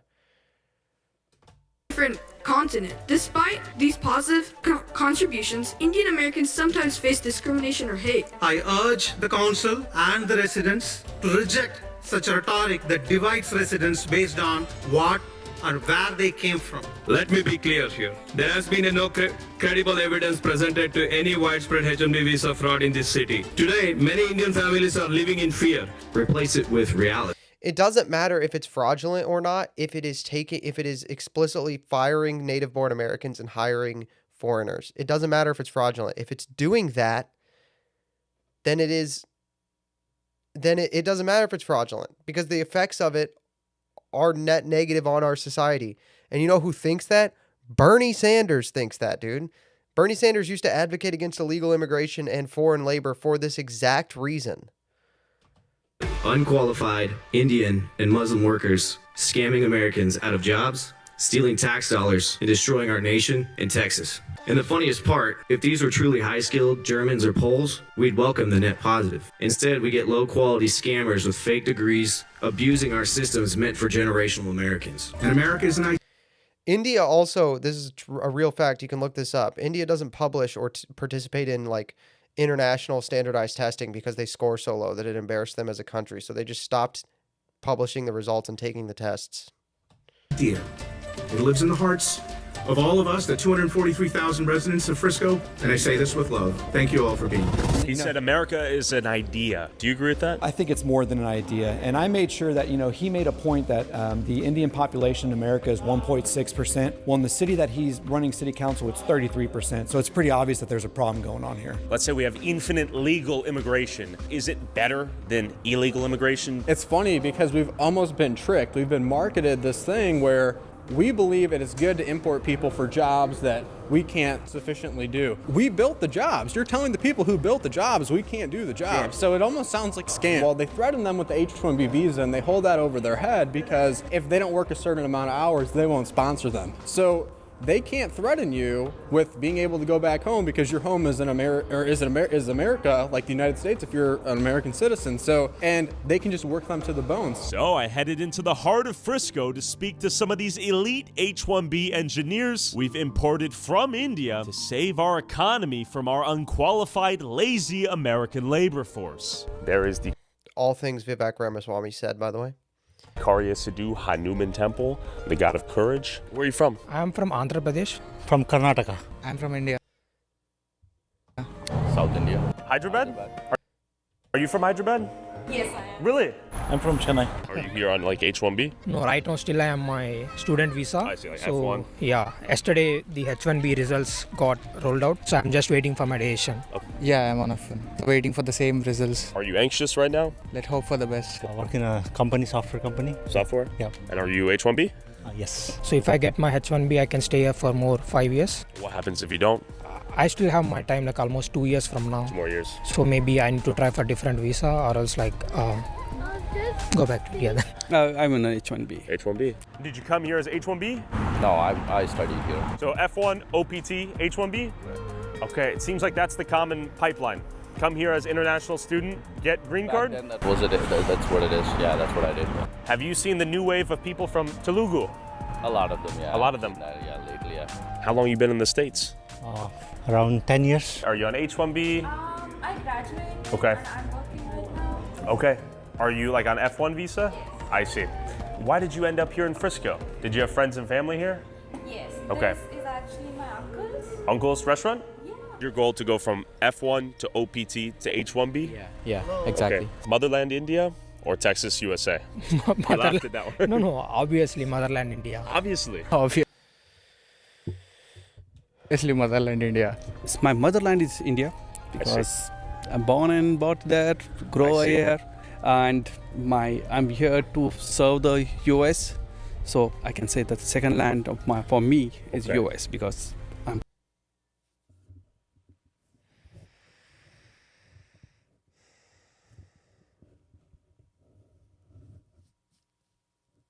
Oh my gosh.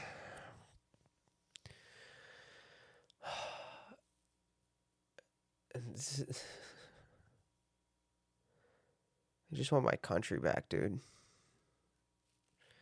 Why are we importing and giving jobs to people who prefer another country? If they were given the choice, they would use all the money and resources and education we poured into them.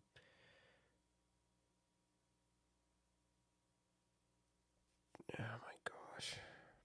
Getting here, the US give me the respect, job, and the good opportunity. I'm planning to go back to India. So Your daughter, is she a citizen of the US? yes, she is. Okay, so you're gonna bring her back to India one day?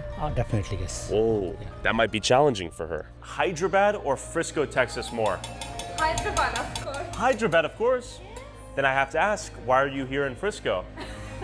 I had to. It feels like I'm still in my hometown. Really? Everybody from my hometown here. Wow.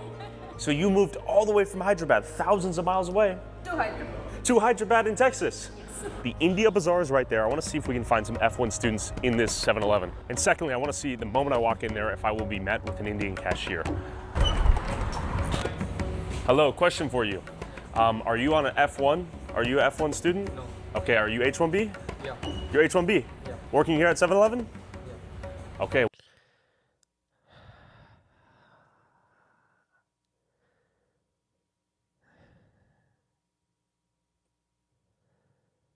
This is oh my gosh. You can find these too. The H1B records are open. They get H1B high skill visas to work at 7-Eleven and gas stations. It's pretty common. Like you can go look at the data. Where are you from? India. Where in India? Andhra. Angara. Yeah. Is that close to Hyderabad? Yeah, I'm going to call my manager. Okay. So- And you work in IT?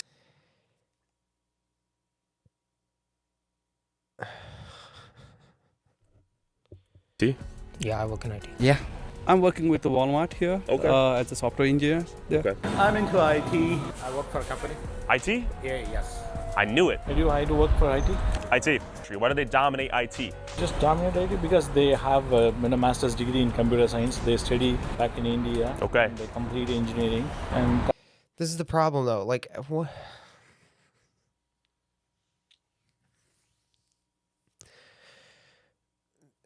There's no way to verify that those degrees are equally as intensive as our computer science and computer engineering degrees. That's how they just dominate. I'm a student. Student right now? Yeah. And you work in IT? Yeah. Okay, so my question is, are you F1 visa holder? So as an F1 visa, how many hours can you work per week? 40 hours. And is it legal to work full-time on an F1 visa? Yes. That's a nice cheese string right there. Who would have thought? Chicken tandoori pizza before GTA 6. Well, Frisco has become Dallas's unofficial Little India. You can find H-1B Indian spawn points all the way up in small Texas towns like Argyle, Texas. Okay, we're in a little Indian suburb near Denton. We're in Argyle, Texas. Lots of Indians. But how did they get here? And why are they in this small, semi-rural suburban town? You gotta I don't want to go back to Kroger. It's not because Indians. I don't want to work at Kroger because I don't like the hours and the work environment suck there. Tell me, as a Pakistani, why are there so many Indians here? I don't know. They come on IT. Are a lot of F1s working here? Yeah. Yeah? Illegally, right? Illegally. I knew it. They don't even pay right amount for these people, you know. How much? They work hours and hours. They pay low here. They pay low here. Should I expose them? Hello. Who's the manager here? Is there a manager here? Are you the manager? Are you the manager? You have permission. Yeah, I have permission. I'm here to ask you, are you paying F1 students illegal rates? No students here. No? Everybody has a work. You have paperwork? Yes. Yeah, you pay them legal rates? Are you sure? Yes, sure. Do you own the store? I'm the manager, right? What visa are you on? I'm on a work visa. On a work visa. H-1B? I have a work visa. I don't want to reveal. I was told on good authority there may be some F1 employees here being paid under the table illegal rates. That's what I'm asking you. Is that true or false? Sir, this is a busy time. Is it true so or is it we false? can talk outside. Where are you from?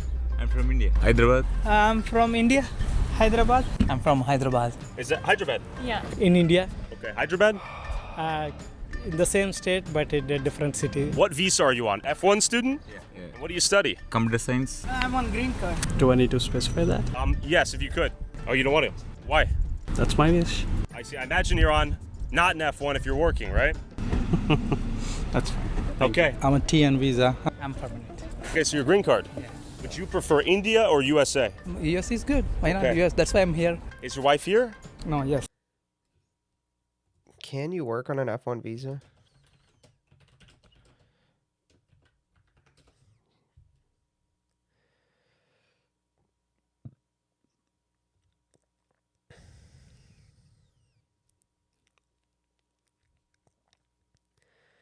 Must be enrolled academic.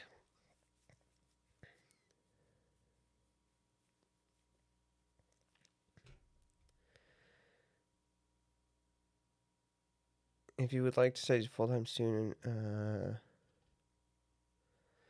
F1 students may not work off campus may engage in 3 types of off-campus employment: curricular practical training, optional practical training, pre-completion, post-completion science.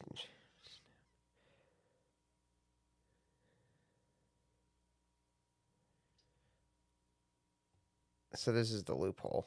May be eligible to work off campus in case by case, such as severe economic hardship or special student relief. But the rule is that you have to be working in your field.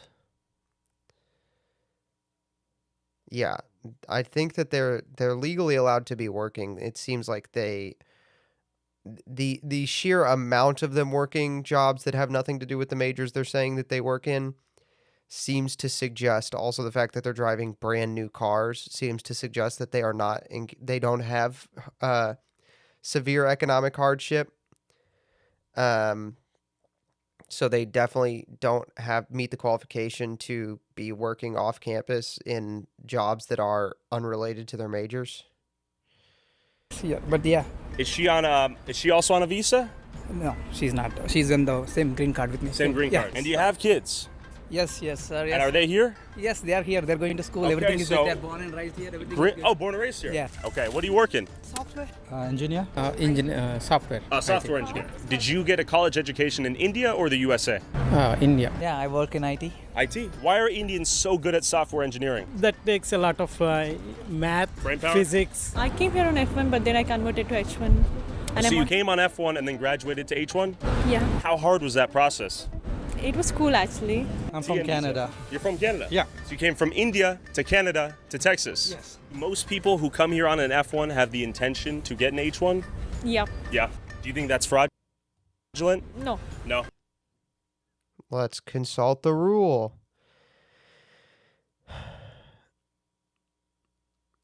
Must maintain a residence abroad which you have no intention of giving up. Interesting. The rule seems to think that might be fraudulent. Because it is valid that you can convert from H1 to H1. That is Secure a job with the H-1B sponsoring employer. Work on OPT or STEM OPT before applying for H-1. Ask your employer to file an H-1 petition. Understand the H-1B lottery. Change of status. Oh my gosh.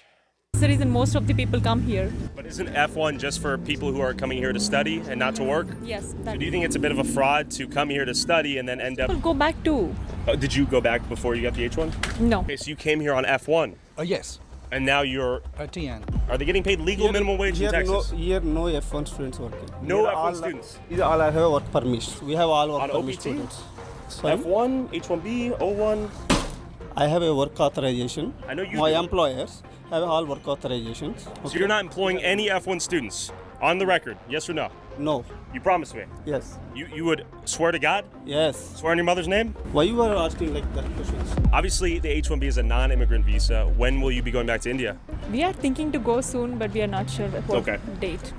In theory, there are jobs in certain fields which it's not, H1B isn't even the Indian visa. It's not supposed to be the Indian visa. The reason it's become the Indian visa is because Indians have high rates of ethnic nepotism where they want to hire other Indians. And so what they do is they use this system where you hire somebody as an H1B sponsoring employer and then apply them in the H1B lottery system and bring over more and more people through F1, OPT, H1B. In theory, though, it's not supposed to just be for them, right? It's for anybody who, high skill labor, who you can't find an American for. But the problem is that these people are not trying to find Americans or are specifically firing native-born American citizens in favor of H-1Bs because H-1Bs and Indians will take less money so that they can have an H-1B visa and live in America.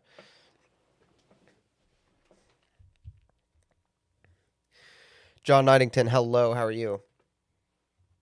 And how have you liked Texas thus far? It's good. I like US. I like India more. That is the reason I'm trying to go back. Basically, at the end of the day, our family is important, right? Our family is in India, so we need to go back to India. I see. Are you married here? Yep. Is he also on H-1B? Yes. So 2 H-1Bs, and do you guys have children? Yes. Were they born and raised here? Yes. Do your children have...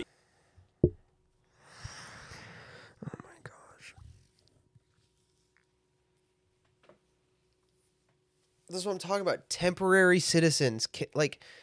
This is what the Supreme Court case was about too, is the idea that temporary residents who have no intention of being here long term nor the ability to be here long term, that their children would just be citizens. Like they clearly do not meet the standards of the 14th Amendment, like as it's written and as it was intended when it was written.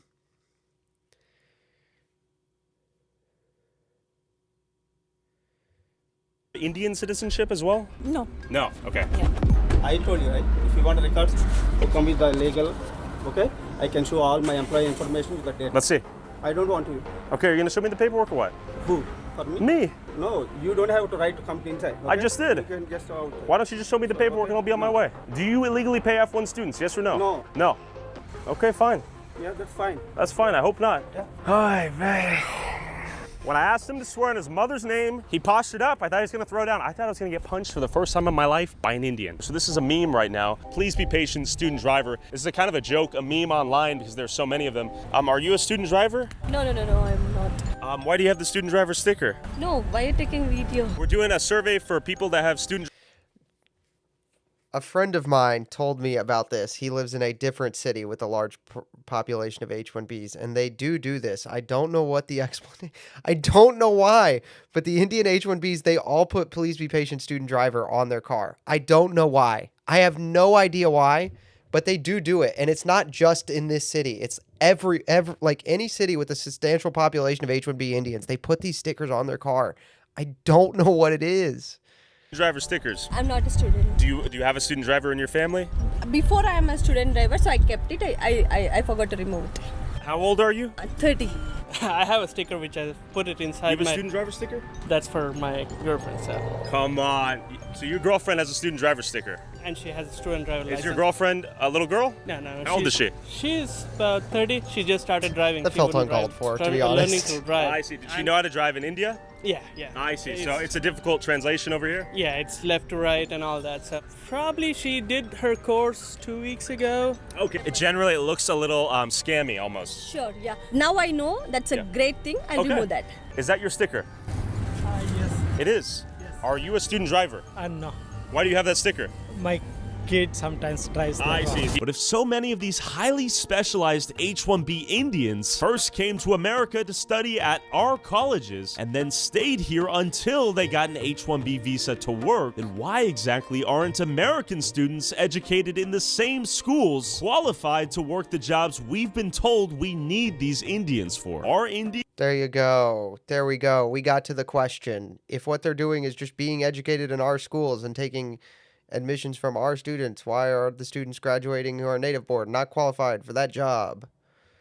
Somehow vastly more overqualified than every other nationality on the planet and therefore receive 70% of America's H-1B visas? I met up with Mavash Siddiqui, a U.S. Foreign Service officer with 21 years of experience in national security and foreign policy, who worked as a visa officer at the U.S. consulate in India to understand what's going on here. I'm not representing the U.S. government. I'm not representing... If you want to get hired, you should probably earn a college degree. That's the point, is that these people are earning a college degree. Like the same Americans are earning the same degree and then not getting jobs, but the Indians are. That's the question. I know it's your job to pretend to not understand, but it's not complicated. I'm pretty sure you can figure it out.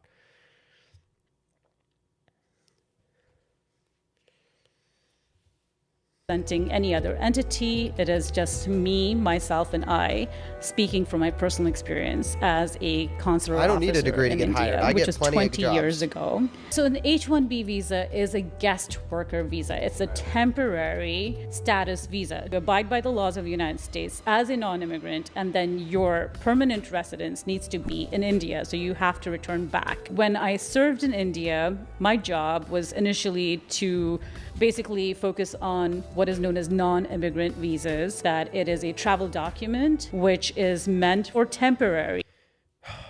Does H-1B require you to maintain a residence abroad?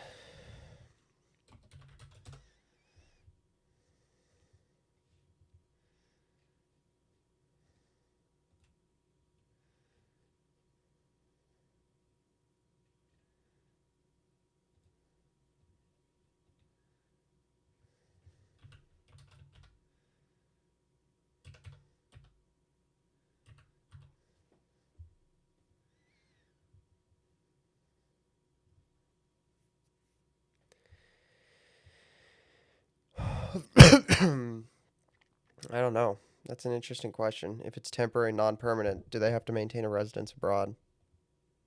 Visitors. What I saw in terms of industrialized fraud was there was systemic corruption and fraud happening because everybody and their mother wanted to go to the United States. In that jurisdiction of Chennai, we were mainly seeing a lot of fraud patterns come from Telangana, the Telugu community, and really ravenous hunger amongst the 16 to 45 years of age people to basically use the visa loophole in order to cut the line and actually emigrate to the US. So the intent was to come to the US, work here, find an avaricious lawyer, go to the Department of Homeland Security, you change your status from like a visitor visa to a permanent residence. This hunger and craving that I saw created this systemic, massive ecosystem of fraud.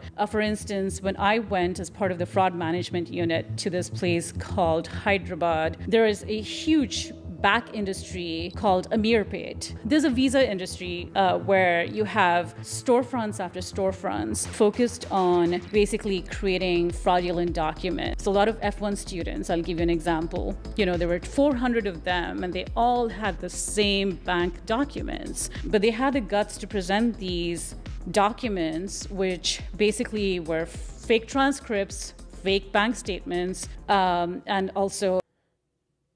Okay. I don't have to hint at it anymore. The degrees are fake. I don't have to hint at it. There you go. There it is from the horse's mouth. The degrees are just fake and their transcripts are just fake. They get them faked so that they can get these visas and then take the jobs that they're not qualified for. They're less qualified for than American graduates.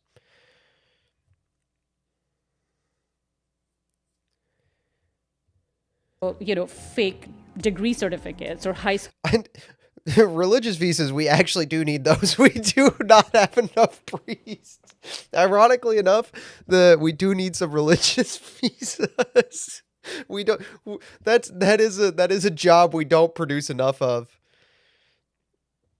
School diplomas, etc. So it was industrialized in the sense there were factories, and they also had these storefronts saying green card would be possible within 6 months, kind of thing. Like, we were just like so overwhelmed that there was this pressure to issue, right? And where was this pressure coming from? The U.S. Embassy in Delhi had obviously a political appointee ambassador. This is during the George W. Bush days. And then we had obviously the consul general. But there were politicians who were pressuring, whether from the South India arena or from Delhi itself, saying you need to issue visas in order to make a better, stronger bilateral relationship happen.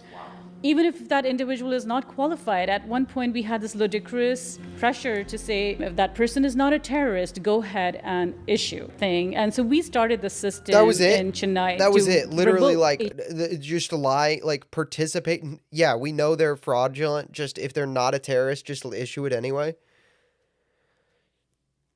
Come on, what are we doing?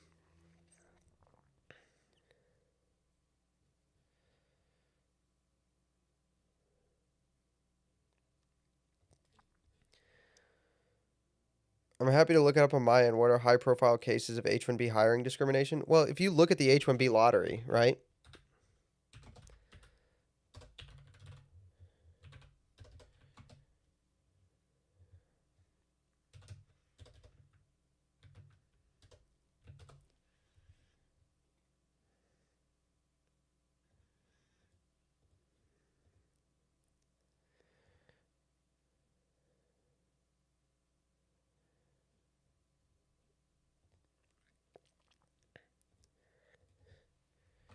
All right, these are supposed to be the H-1B visa program is literally called what was it? H-1B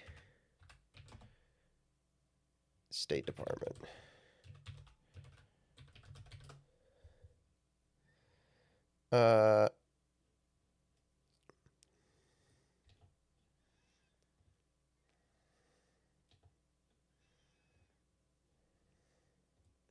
Specialty occupations. Okay, it's specialty occupations. This website is just data collection of but it's given out by lottery, which means you have to apply for it, right? So you can search it by job title.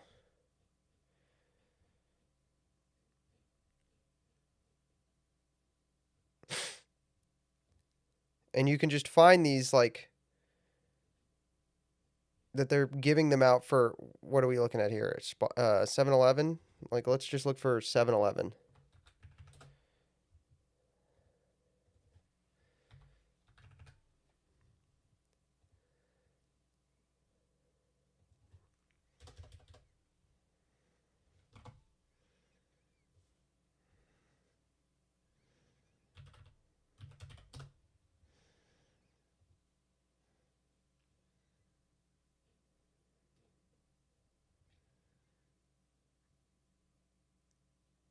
Fuel pricing lead.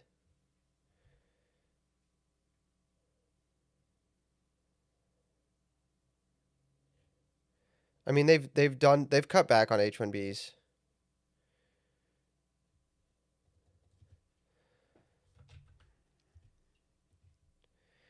H-1B sponsors, Cognizant Technologies.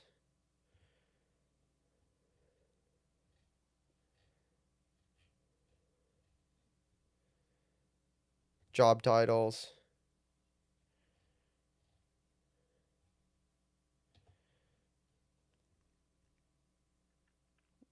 Deloitte. I know you libs hate Deloitte. Something we agree on, I think.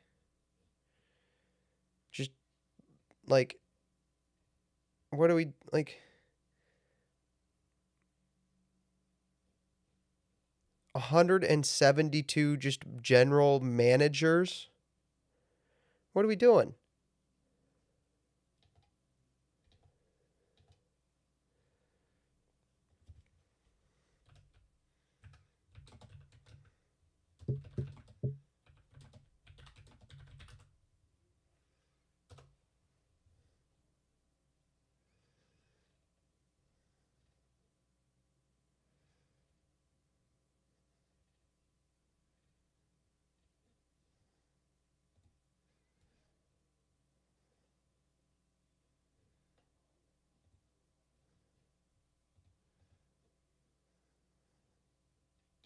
They took it down. But yeah, no, like they will give out visas for stupid things. And they will rename these titles too so that they can claim that they're specialty. I mean, this is the point of this video, is that he's proving that this is happening in mass in Frisco. H-1B visas where we saw a lot of fraud. This is a Muslim woman. Like, this is not like a racist white guy. This is a Muslim woman saying that they are literally being instructed to participate in fraudulent H-1Bs. Like, what happened? The United States. Like, I'm sorry, but this Muslim woman is telling me that the Bush administration wanted them to participate in fraudulent H-1Bs. I think that probably happened. State spits out 150,000 people a year. Amongst 800,000 students, you have 100,000 who've gone through this rigorous, like, computer science coursework, and then they're told they don't have an opportunity to work in our industry. But then you have these Indian H-1Bs come in with just a Microsoft certification. Some even had the guts to present us with graphic designing, which is very different from, taking C, C++, assembly language, SQL, third degree calc. Some even had the guts to present us with graphic designing, which is very different from,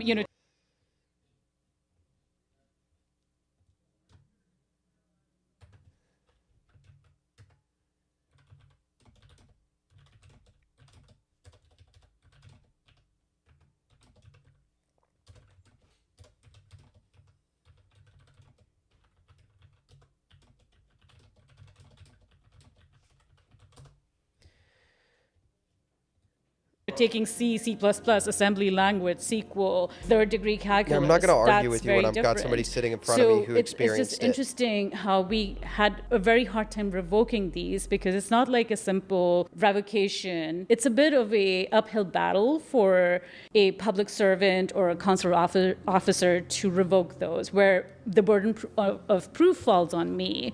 After a long, grueling day of interviewing 200 people, you have a stack of these H-1B revocations that you have to type up and send to the Department of Homeland Security and say, this is why we suspect fraud, which means, you're providing pictures and documents and a narrative and et cetera, et cetera. We don't have that luxury of time. So I saw the cracks and I warned people. Are these H-1B visa holders superior to Americans in every way imaginable? Absolutely not in screaming letters, NOT.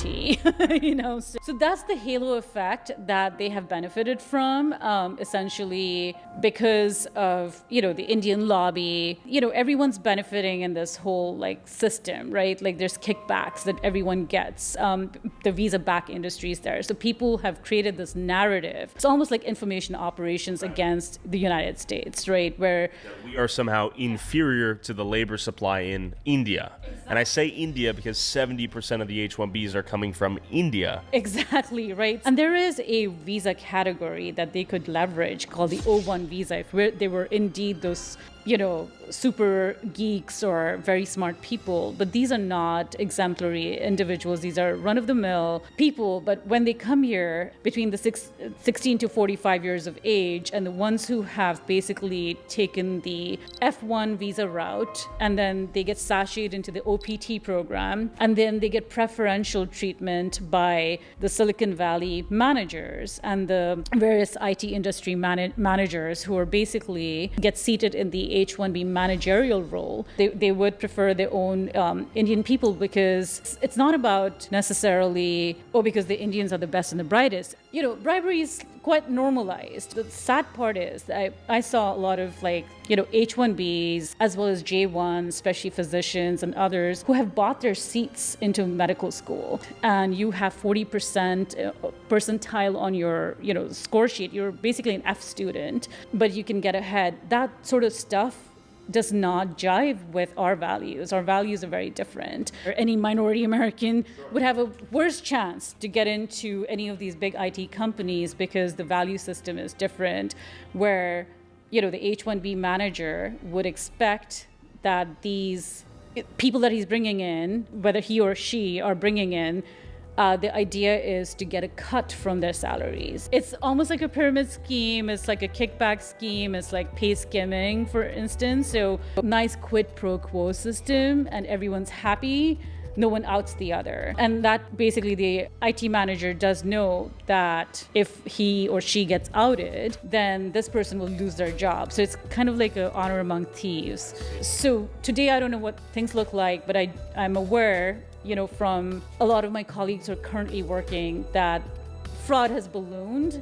So then you have religious workers being invited on an H-1B. You have accountants being invited on an H-1B. These are not specialized skills. Teachers being invited. Our colleges and universities create these wonderful, best and brightest computer scientists and computer programmers and engineers. After a 4-year college degree, we go through rigorous training. That holistic training that happens in the United States far supersedes what you find amongst the H-1B clout. And out of all the 50,000 plus visa applications, how many of those were legitimate? There were, easily between 70 to 80%. That was my denial rate. And we created that gold rush. One example of how H-1B Indians are used to suppress American wages, it all starts with this guy who needs some more cheap labor. To avoid the headache and costs of hiring an American, he outsources the job to an IT staffing company. This IT staffing company claims to have an army of high-skilled H-1Bs to fulfill the contract, all at a cheaper cost. And most of the time, these IT staffing companies will rent an office like the empty ones you're about to see, put that address on their H-1B's employees' paperwork, basically telling the government, don't worry, here's the office where he'll be working. But the reality is, the IT staffing company won't use that office for anything and will send the H-1B employee directly to the client's worksite. The client gets cheaper labor without the responsibility of sponsoring the H-1B. The H-1B makes great money compared to what they'd make in India. They can work towards getting a green card in the US, and most importantly, they don't have to live in India. All while the IT staffing company collects the spread between what they underpay their H-1B employee and what the client pays them. It's a win-win-win for everyone but the American worker. India number one. Number one. Now let's go investigate these genius Indian IT staffing companies littered all over Texas. But real quick, I just made $100 by playing games on my phone. And no, it's not too good to be true. Let me show you. Free cash is a more. Here's how. And easiest plan for downloading and rewarded. Get started today. Click the link in the description or scan the QR code on screen and you'll get a $5 bonus just for starting. You might as well get paid for it. Thanks, Free Cash. Back to the video. There is a single company, Qubits Tech Systems LLC, with 8 LCAs, all from this residential home. Bunch of software developers here making $51 an hour. Yeah, this seems legit.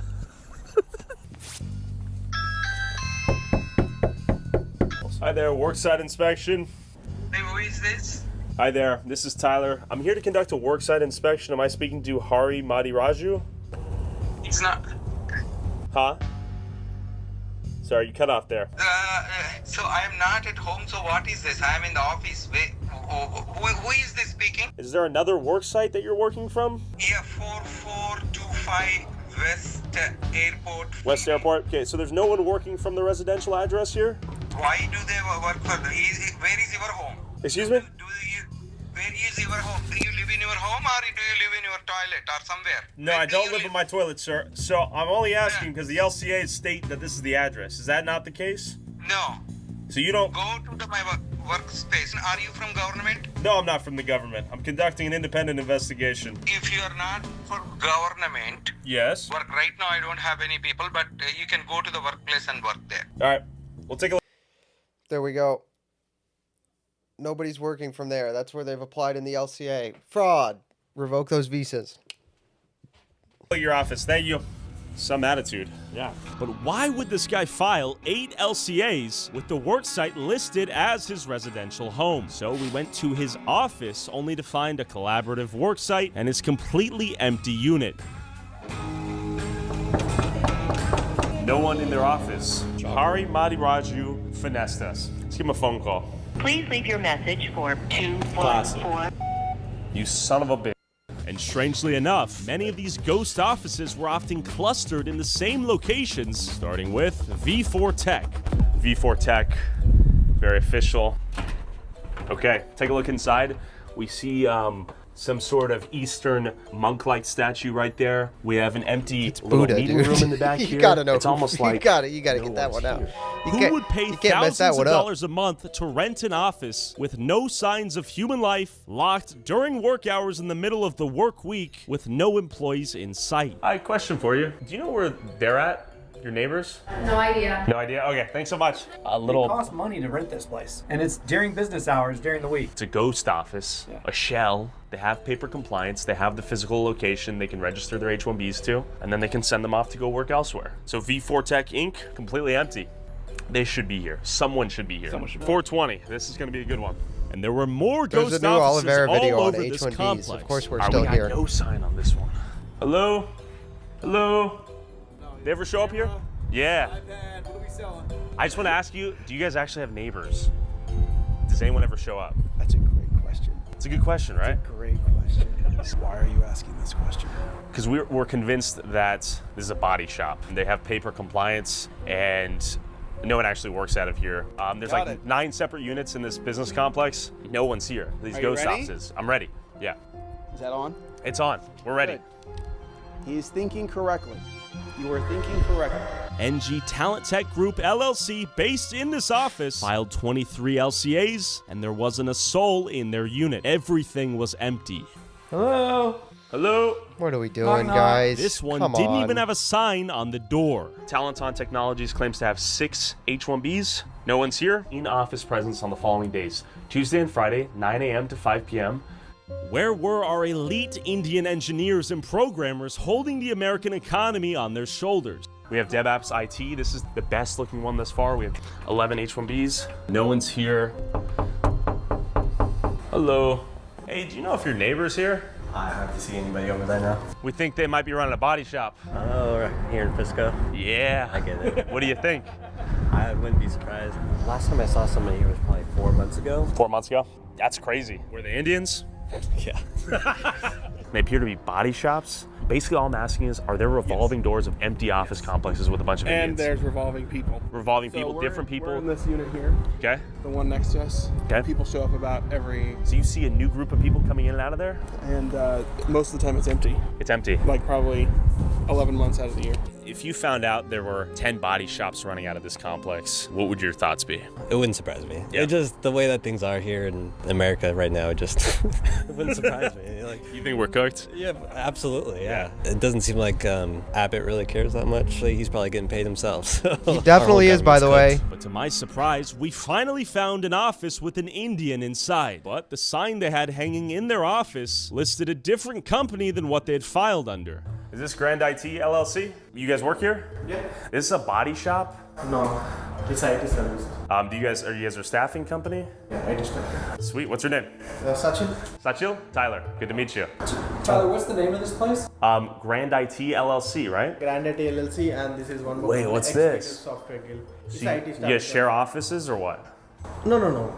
Like, So are you guys Grand IT or Executive Both. Software? We are both companies. Both, okay. And you're not a scammer.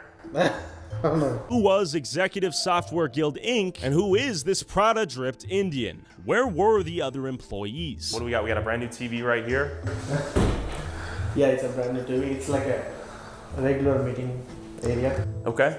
And how many What? people work here? What is going on? 6 people. Okay. What are their names? So, I mean, we have multiple people changing. We have Yeah. Vishnu, we have Madhavi, we have Hari. They are working directly from the client area. And tell me some of the clients Fraud documents where the just hanging H-1Bs on the get wall. staffed at. Are we Great. talking like Verizon, like Deloitte? Who do we got? We work for multiple clients. We work for USAA. We also work for Verizon. So I gotta ask, why would anyone print out LCAs and pin them on the wall? I mean, if someone like a ICE department, we can just show them directly. If they come for any verification of the candidate, Yeah. we can show them, yeah, we are doing the certification or And we have software developer. We have, who's this guy? What does he do? Vishnu is the owner of the company. Okay, he owns the company. Okay, we got another sort of empty office set up here, and I like that quote, if it doesn't challenge you, it doesn't change you. It's a good point. So why is it the Maryland labor law postings up there? Stop.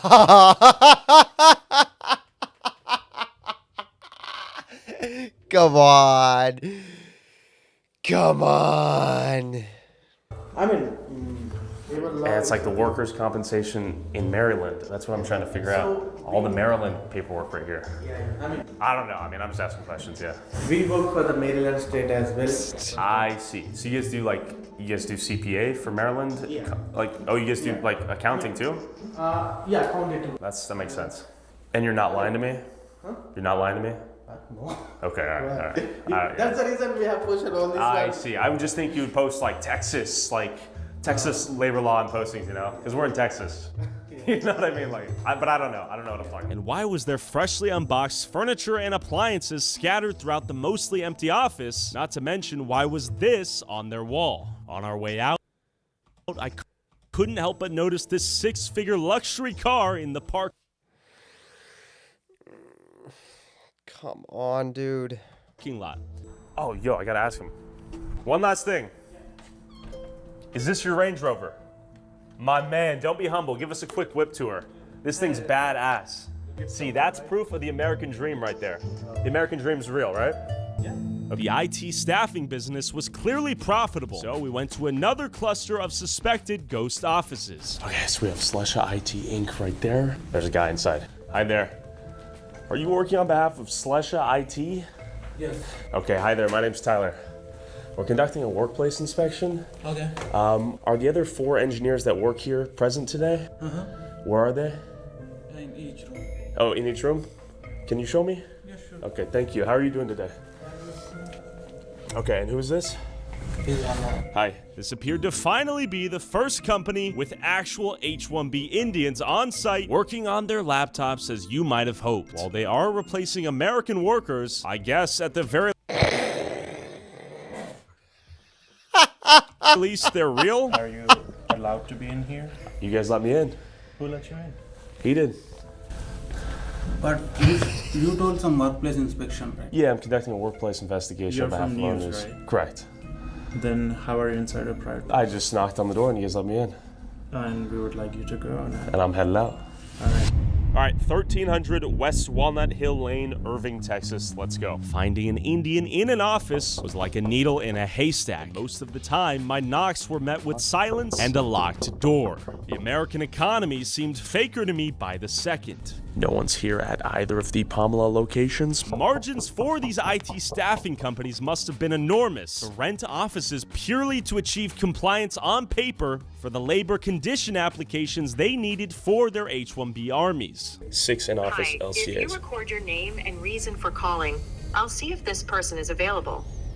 There should be 6 LCAs in that office. And then I finally found another Indian whose story painted an even bleaker vision of the future. How many H-1Bs do we have in office today? Right now we don't have any. We don't have any? Actually closing the company. You're closing the company? Yes. Okay, so you have the LCAs on the wall here. Yes. You guys are going out of business? Yes. I'm sorry to hear. Why do they have the LCAs on the wall? It seems like it's happened in a couple places now. Why do they do that? 10 years. Okay. We filed all the H1s, but later on, because of this AI and everything. Yeah. So we kind of, wrapping it up, everything, and then it's kind of closing off. His entire H-1B staffing company imported from India was now obsolete as AI became increasingly advanced. As Americans were replaced by Indians, the Indians were beginning to be replaced by AI. There is this misconception that all the H1 guys or like they are taking the jobs. Yeah. The thing what I wanted to explain is that like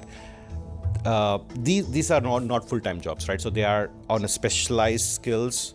Only then they have those jobs and get it. But if you ask me, is there an abuse? Probably I would say yes. But then if you take the percentage of it, might be very less. And definitely what I would say is probably USCS investigating all the things. They have to do all the paperwork and everything good. Countless offices were husks of their former selves. Perhaps the IT gold rush was over. Worksite inspection. With signs still on the wall. Okay, come on in.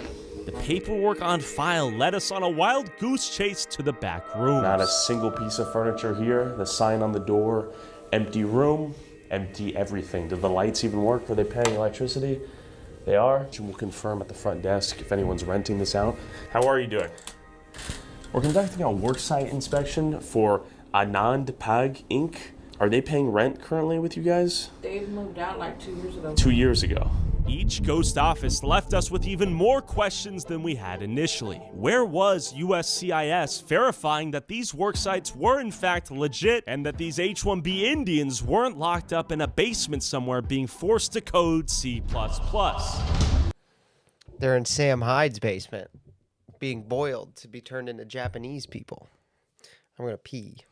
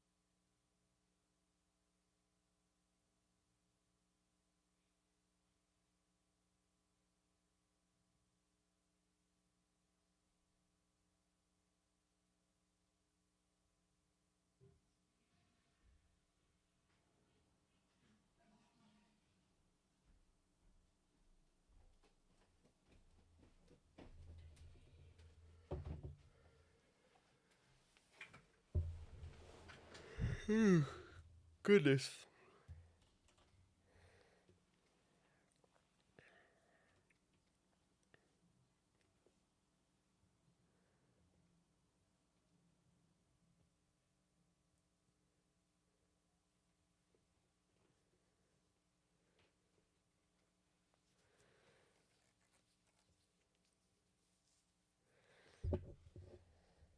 $52 LCAs, 3 companies, 1 suite. And nobody's going to be there. Hi there. Is Synaptic and Cohash still in Suite 100? Yes, they are. Okay, is it a shared office? Yes, it is. A shared but empty office. Why rent out your own entire office when you could share one with several other companies? This was even more cost effective. Hello, worksite inspection.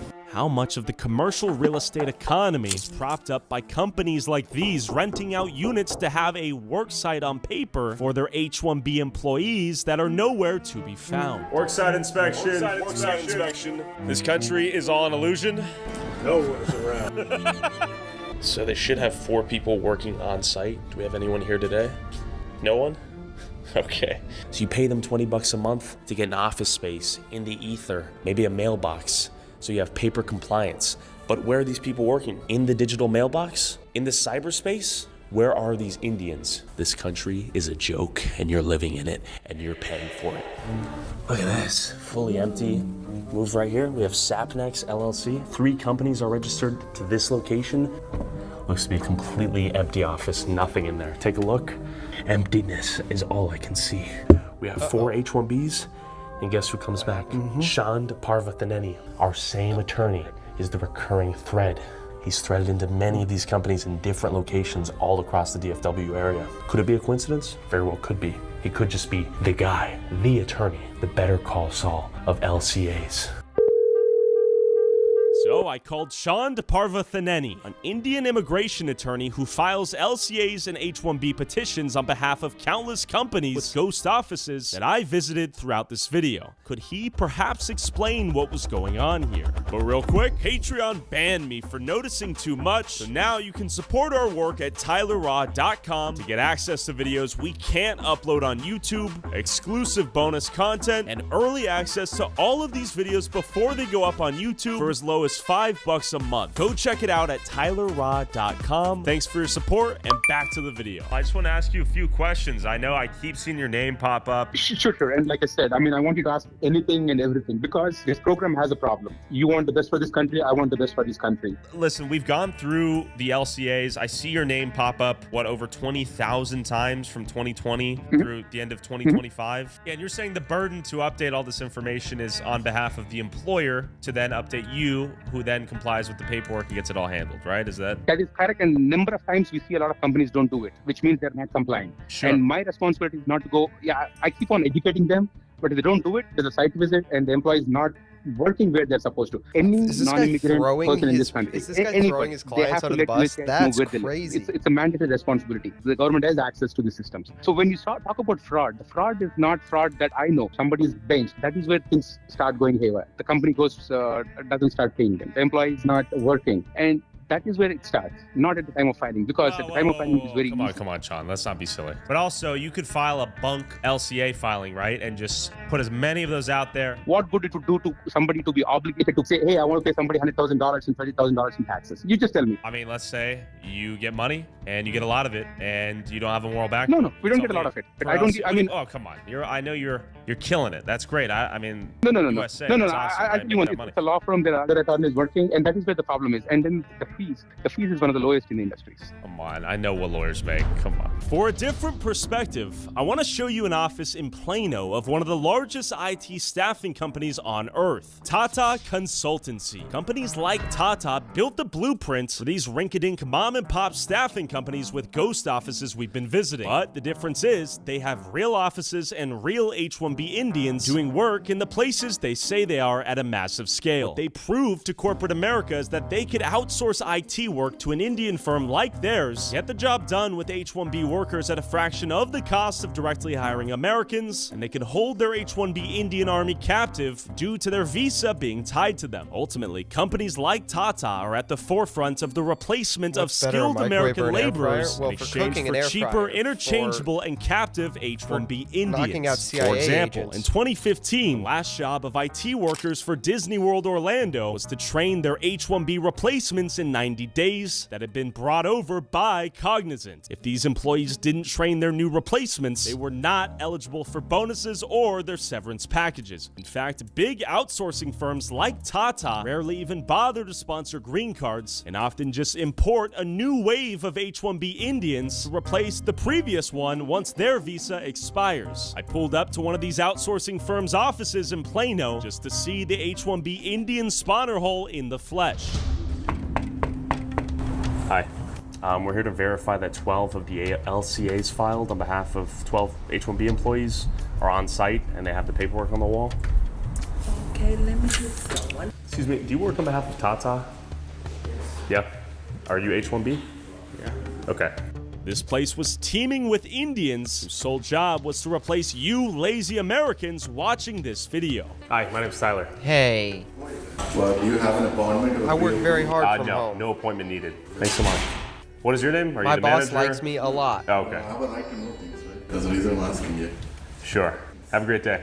Keep in mind, these H-1B employees are on non-immigrant work visas. They are temporary guests. Don't shoot us, please. Okay, no worries. No, what is this for? We're conducting a worksite inspection. Here to verify a few things, we'll be out of the office. Okay, I wouldn't do that. And pursuant to 20 CFR section 655.760, any member of the public can demand the public access file, and failure to make this information available within 1 working day is a violation. Brief worksite inspection, we're not trying to cause any trouble. Imagine if you came to another country on a temporary visa and started smacking people's cameras. Give me a break. Do you work here? Yes, I will. Okay, what's your name? We just want to see if the LCAs that have been filed for the H-1Bs here are publicly visible to the employees here. They should be on the wall. If you were USCIS, Yeah. if you're an agent, if you were government, we'd absolutely let you in. You're not, so we're not going to allow that. As per 20 CFR 655, H-1B labor condition application regulations, and 8 USC 1182N, you guys need to show the paperwork. We would, to a government agency. That's not what the law says. Okay, you can take that up with our immigration office. We will, yeah. We're in Rockville, Maryland. Sure. You're not going to show it? No, sir. Okay. Well, thanks for popping your head out. You are not in compliance. We appreciate your time. 6010 West Spring Creek Parkway. 4 IT staffing companies, 95 total LCAs, 38 H-1B conversions. There is no one home. Hi. Doing good. Ever seen anyone come in here? There should be 18 people working out of here. This is our virtual office. There's 5 of us, but we can work from home. This doesn't even have enough room for 5 people, much less 18. Worksite inspection.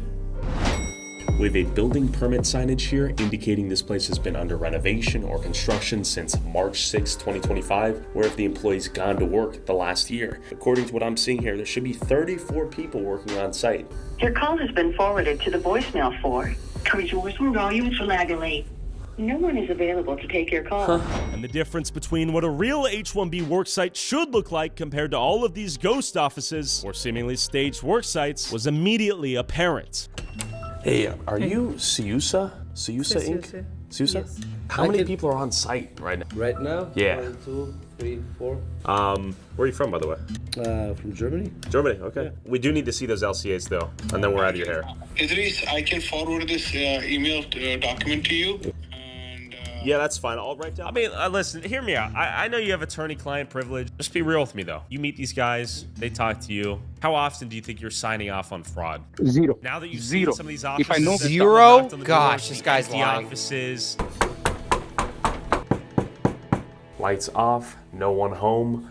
3 p.m. The complete shell offices with ghost employees. No one can find where they work. You really think it's 0? If you say that is there fraud that is found after the fact, yes. There should be 3 people for Widespan LLC on site. There should be 1 person on site for Upward Innovations LLC. There should be 2 people on site for NK Technolabs. There's like hardly anybody here today. I'll tell you what USCIS does. USCIS will come back and say, hey, we went to an address. This employee does not work over there. What exactly is going on? We want to revoke your H-1B. And then I go back to the employer. Hey, this is what USCIS has found. Now there's a problem. What exactly happened? Because you have to find out. Does it always mean there is fraud? No, because I'll tell you an example where it might not be fraud. A guy is working in Verizon, for example, in Dallas as a software developer, 6 months contract, and they reassign him to another project for, say, Dr. Pepper, again in Dallas. If somebody is still working, still getting paid the same salary, still in the same role, you can change the work site. That is not a material change. You would have so to when you get an amend RFE, the you LCA, document. right? No, No, not it is not a material change. But if it is Dallas to Dallas, it is not a material change. Just a different work site in the same city. UCSIS would need to verify the work site exists, the person exists, they're in the country, they're at the place they've stated they should be. How would that not be a problem? So USCIS have rules. If it is a different metropolitan statistical area, it is a material change. Instead of working in Dallas, somebody moved to Austin, that is a material change. UCSIS should be able to point at and say the guy works here, right? Oh yes, and sometimes the worksite changes. This third party consulting the worksite could keep changing, because That's in this crazy. case the same LCA. Yeah, and that is the problem, and that is what I'm saying. And this is what people. Complete lack of transparency. And that That's is where, wild to me. That's mind blowing, actually. What Chand revealed to me is that employers have zero legal obligation to amend the LCA if the H-1B employee is working within the same metropolitan statistical area. This Dallas-Fort Worth-Arlington metroplex encompasses 13 North Texas counties, 9,286 Good square grief. miles, What are we more than doing? 200 incorporated cities and towns. So, an IT staffing company like the ones we've seen can file an LCA listing at a ghost office in Frisco and then freely move that H-1B worker to a client site in downtown Dallas, Arlington, Fort Worth, Plano, Irving, McKinney, Denton, or any of the 200 plus cities and towns across 13 counties without ever filing a new LCA or amending the H-1B petition. So, on a day-to-day basis, USCIS does not know where the employee works, the DOL doesn't know, the client is not required to report anything to anyone, and the system,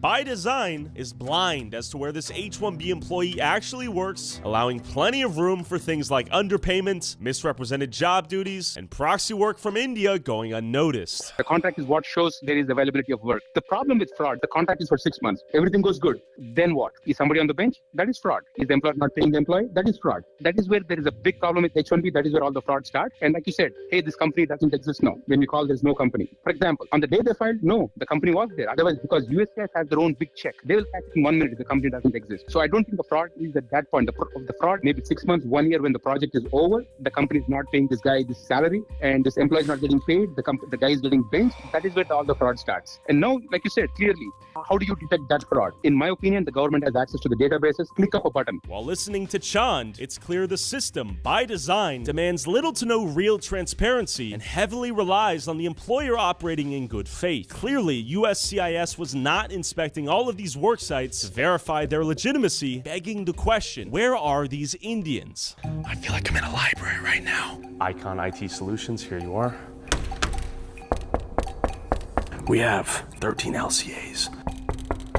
Open up, goddammit. Okay, next. Next. Beyond. Hello? Is this ESK? Okay, hi, my name's Tyler. Hey. Good to meet you. What do you guys do? It's a software development. Okay, where do you guys put your LCAs, your H-1Bs? H1Bs? Yes. Like H1B guys? Yes. Are you from ICE? No. We're just doing a little video. Oh, okay. Yes. H1B guys, like these guys are. Exactly, yes, 'cause we keep showing up to like empty offices. You're the first office we've shown up to with human life. Yeah, you can pick out. We can check it out? Yeah. Okay, let's go. Hi. And this is my office. We don't have much H1Bs. Yeah. I think only three H1. Three. You said you know how these guys operate like a minute No, ago. I mean like most of them, the offices are empty. So tell me about that. So I want to make sure we make the difference because we've knocked on a few empty offices. Oh gosh, that I appear to sped be it up like because I shell thought we were just going to offices, get more ghost montage of offices. offices. Are you familiar with that term? I'm familiar with the cell companies, Okay. but not familiar with a lot of people here because I don't talk with a lot of neighbors. Okay, so why do some people rent out the offices but they never actually show up, never do any work? Maybe most of them work remotely because most Okay. of the IT works are remote. Okay. But I don't allow actually to do the remote work. I prefer my guys to be here. Okay, thanks again. Thank you. Hey, enjoy the game. See you guys. This guy brought up a good point. What happens when our H-1B prodigies are working remotely from home? I pulled up to Houston and met up with Nick Remote Plum, workers. a former Am I right? Amazon L7 engineer laid off by Amazon, who has been speaking out against the Indianification of America. And we began our inspection of an apartment complex with several H-1B work sites listed as the apartments these Indians lived in. They're required to have a public access file available the moment an LCA is filed, and it must be accessible at the employer's worksite within 1 day of filing. Let's see who has their paperwork in order. Hello. Hi. How are you? I'm an office call. Tyler. How are you? Hi, I'm good. Do you want to show That's me? not an office. I'm an office call. Okay. Okay. We're here to review your public access files because this is a corporate work site for foreign workers. You Okay. should have your LCAs posted and your public access files available for review. Do you have those available for review? Hi. Hello. Daima? Good Good to meet you. Tyler. You work on behalf of Cognizant? Yes, I do. You should have a public access file for review. What do you mean by public access file? But what it includes is the LCA, your labor condition application. It includes the prevailing wage study, whatever your job is. If you'd like to have Sure. it. Okay.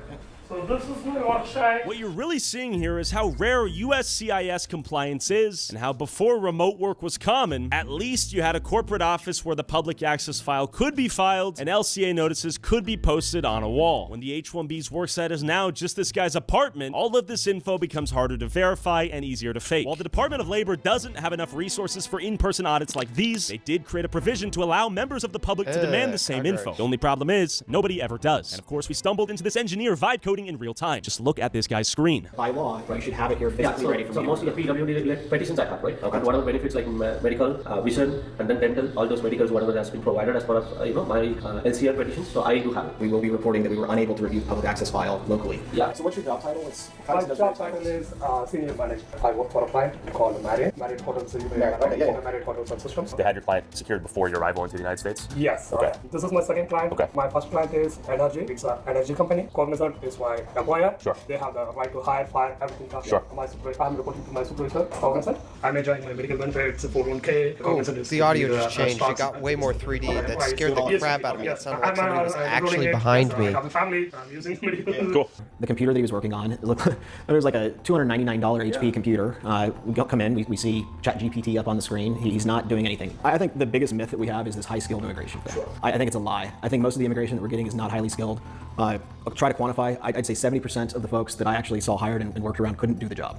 Okay. When we needed the top tier engineer, they work in Ireland. It's like it's just easier to hire. You've got a network of people that are willing to relocate. If I'm sitting here in Texas, not paying taxes, I may not want to relocate to California. Sure. But if I'm sitting in India and I want to do anything I can in my power to get out of India, I'm willing to relocate to California, pay those taxes and the high utility bills, etc. Not classically trained in computers. I self-taught effectively, and I did that through on-the-job training. Like if you're a pretty smart person, which a lot of Americans are, we're not doing things that are super complex, right? Sure. Business analytics you can learn, and especially with AI now, you don't have to have years of training learning how to write SQL. You can, hey Grok, help me understand how to join these tables, or write a query to do this. What we're not seeing is that shift away from a foreign reliance on labor into like adapting our new technology and understanding that these aren't critical skills anymore. They're not unique skills. We're not getting super geniuses. Do you think the companies need to hire US citizens or US workers before they go about and hire somebody in H-1B? Yes. The current rules. Unfortunately, no. The answer is no, which is where the biggest problem is. I see. And that is what I want to highlight. For every American, right? You would hope they would assess the American workforce before we start scouring overseas, right? We're seeing graduates come out of a 4-year college degree and are unable to find a job like what this guy was working. Is this guy vastly more talented than the graduate that's coming out of college? Is it just because he already has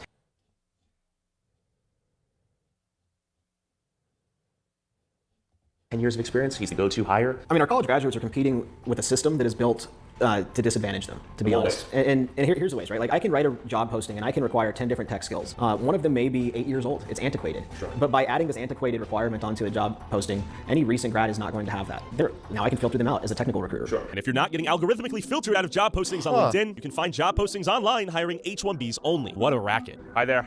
How are you? You know where Suite 678 might be? It might not even be in here. It's a mailbox. It's not an actual physical. It's a mailbox. Okay, so yeah, we're just trying to confirm. And see if they're actual suites. Yes. Yeah. 678 is the first one. Anything that's over 200 is not going to be here. Okay, so 534. No. Because they're reporting there's people working at that mailbox. Like they work inside that mailbox then. 1167. No, these are all like literal mailboxes that I put pieces of mail in and I take packages. 324. Anything over 200 is not going to be here. Okay. Yeah. And just so you're aware, they're reporting to the USCIS that there are humans working inside these mailboxes. Well, if they can fit in a mailbox this size, then sure. Yeah. Awesome. Okay, we have our answers. There's zero level of scrutiny at play here. Zero. What is our economy? But what happens when an Indian comes here on an F1 visa to study with the hopes of getting an H-1B visa and eventually a green card and things don't go according to plan? Raj, why are you here in Texas? What's going on? I just came for my further studies, like master's. I'm from India. I'm coming from Mumbai. Mumbai is my home country. That's why I like this country. Do you like USA or India more? India more, but for my further studies, I have to come here. And how difficult was it for you to move your whole life to the USA and come study here? It's really challenging. When I'm coming to here, it's gonna be a long story behind that. I have to do a lot of interviews, and it's gonna depend on them if they want to give them a visa or not. It's a really big story. We have to do a lot of hard work on that. Even when we came here, we don't know where we have to live, what is going to happen here, nothing. We don't know. And how old are you? I'm just like 23. This is a country that we can just make our future. Just we can study and do hard work. If we work here, we can get a good jobs and everything. But from our heart, we are connected to our country. And there are lots of Indians. They are doing a lot of things to do to stay here legally. Where do you live? Do you live with like roommates? Yeah, I live with my roommates. Before we are going to live, when I came here, it was like a really tough thing. Yeah. That's why in a 2-bedroom hall, we are living like 10 members. 10 people? Yeah, to save our money. Sure. Yeah, it's really hard working at the time. So how did these folks get brought here? Well, that's where I started to tie it together to what I was seeing at work. We had a major hub in Dallas. I had 2 people on my team that were hired in on H-1Bs to work in Dallas. Well, they have children, and those children get a visa called the H-4 visa. Their spouses get the H-4 visa. I don't know, maybe the missing point for a lot of people here is when you're on an H-4 visa and you go to high school in Texas and you graduate from high school in Texas, you are not an international student. So there's guardrails in place at places like UT to ensure that you don't have these massive demographic changes. Well, those guardrails fail when all of a sudden these folks are classified as residents. I find it very interesting, Tyler, that we have folks on H-1Bs acting as technical. If you're on a non-permanent resident and you graduate from a high school, you're considered an in-state student. You get in-state tuition. Oh my gosh. Oh no. Come on. Recruiters. The person doing the vetting is, they're not American. They don't have that, underlying for the home team skin in the game. Most people that come from, let's say, Mumbai, do they have plans of staying longer? Most of our from my country, they just focus on just we will get our degree and we will come back. But the thing is that they are not thinking to go back to our country. Why? Because the thing is that. Oh, hey, look. Shout out Mysterion. He found the data.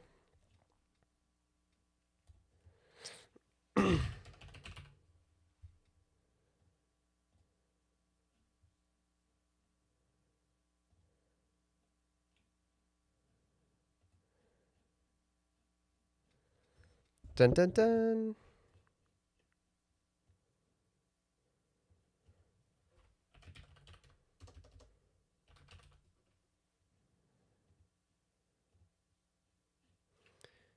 What? Mysterion said he found links for janitors.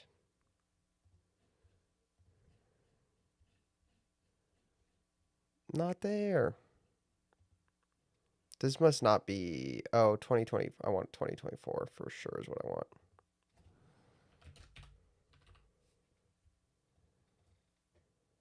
Nope, guess I don't. Guess they don't have them. Well, I don't know what he was talking about. I misunderstood Mysterion. Custodians? I don't know, maybe.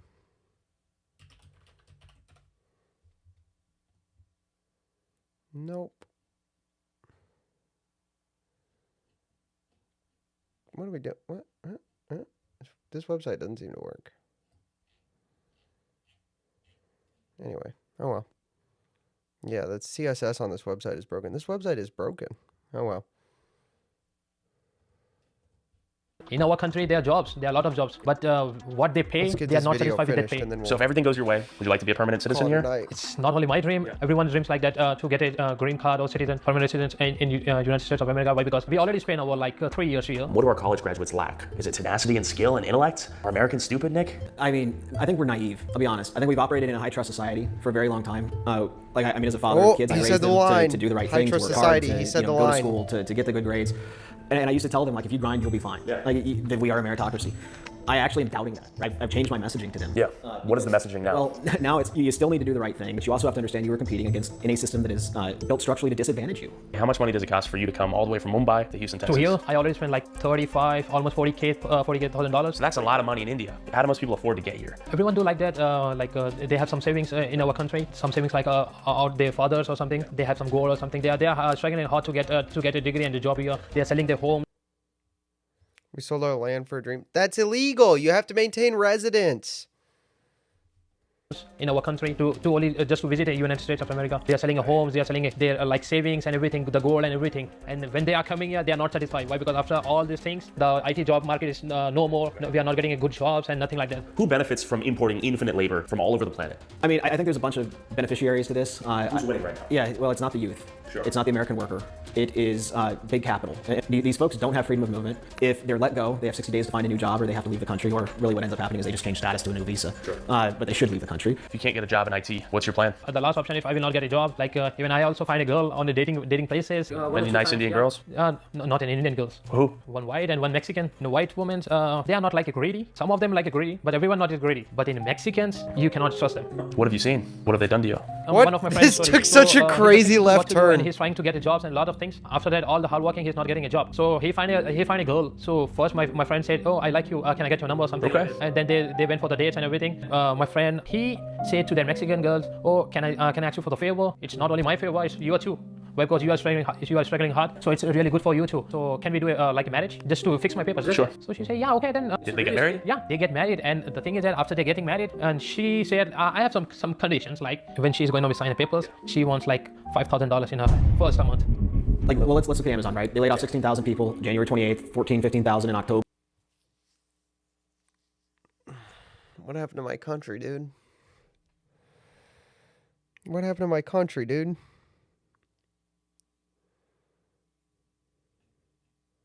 Well, the Latino women have to go too, dude. Come on.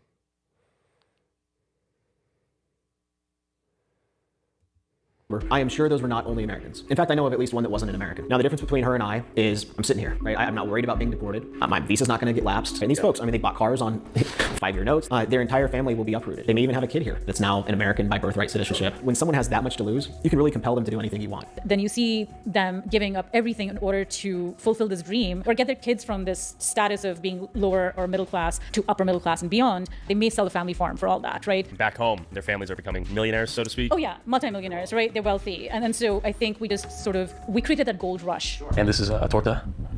Oh, shit. Okay. And after that, she is telling, like, this is my first thing, this is my first condition, and now listen my second condition. Every month you have to pay me like on the payments, like every month $1,000. After that, in additional to, you have to pay some of my rent, some of my bills. So it's like a real marriage now. Yeah, but she don't want to sleep with my friend. And she doesn't want to have sex. Yeah, no, she don't want anything. Oh, she just wants the money. Just want money. Even my friend, after they got married, yeah, at the time he already gave $5,000 to her. After she receiving $5,000, she is like disappear. She's not responding. She's not receiving the calls and everything. She's just ignoring him. When she needs the money, when she gets a time for her payments, she's calling, oh, where are you? He asks for the money. Where is my payment for this month? I'm doing your work from last 2 days and you're not paying for me. So when she got her money for the payments for the first payment month, then she disappeared again. She did the same thing. She'll come back the next month for more money. And this friend. What is happening? The thing. You're not the friend, right? I'm the person. You. Yeah. You are? Yeah. I'm sorry. This happened to you. Mm-hmm. I heard. I did a lot of hard work, like 8 to 9 months to get that money.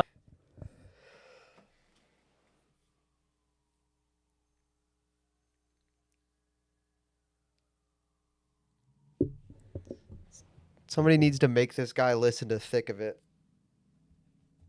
And the beach she took in 2 months. How is it being an Indian in 2026 here in Texas? Oh, here they are thinking like they are saying us like they're thinking, oh, Indians, you are Indians, you are not our category. You just be aside. One homeless came to my store and he's telling me like, he's asking me, oh, can I get a lighter? I said, okay, you have to pay for that lighter. But he's telling me like, this is my country.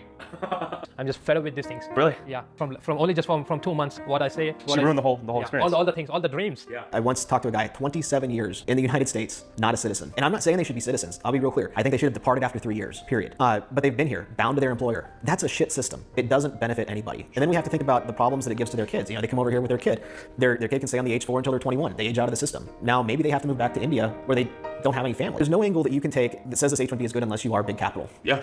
There's not. GDP goes up. GDP goes up. I read today that there is 104 million people that are not employed or seeking employment in the United States right now. It's a lot of people. Like, are we in too deep? We probably are. Yeah. I mean, that's the depressing thing. I think we need to pause all H-1Bs. Moratorium. You have to look at illegal immigration versus legal immigration.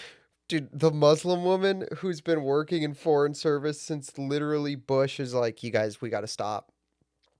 We got to stop. Oh, no. Uh-oh. Oh, no. We're so fucked. Sure. And let's, I mean, right now, I think the nation, by the mandate that was given to Trump in the House, in Congress when we, was 2024, it showed that we had the appetite. We wanted mass deportations. We wanted to, end illegal immigration. But now here we are, a couple years into it. You hear the messaging changing away from mass deportations to only criminals. The reason I bring that up is if you don't have the appetite to handle illegal immigration correctly or, authoritatively, you're not going to have the appetite to do what needs to happen to put the genie back in the bottle for the legal aspect. Any of those guys that are simping for the Indians or the immigration lawyers, f*** you. This is America. This is my nation. This is my kids' inheritance. F*** you. The system is broken and we need to fix it. In my exit interview, they go, hey, we're replacing you guys. We're getting rid of the whole team and we're replacing you guys with Indians. Yeah, I swear to God. I looked at them in the eye and go, you guys know I'm Indian, right? Like, no, you don't get it. We're getting rid of you. We're moving the job to India to be done by Indians from India who live there, who will do it cheaper. And in that moment, I turned into every one of your fathers. I was like, these goddamn Indians are taking our jobs. You can't flood the country with tens of thousands or hundreds of thousands of foreign workers. You also do have to bring in talent. When we have plenty of talented people here. No, you don't. We don't have talented people here? No, you don't have certain talents, and people have to learn. Oh, what happened to my country, bro? What happened to my country, bro?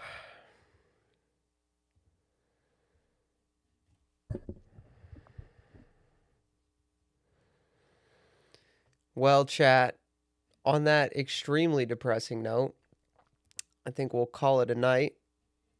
And appreciate y'all sticking around. But it's been 4 hours and I'm big sleepy. We'll be making some changes, hopefully, to the streams, make them better soon. So I hope you all have a great night. God bless you. Happy Easter. Say your prayers. Go to church. Call your senators.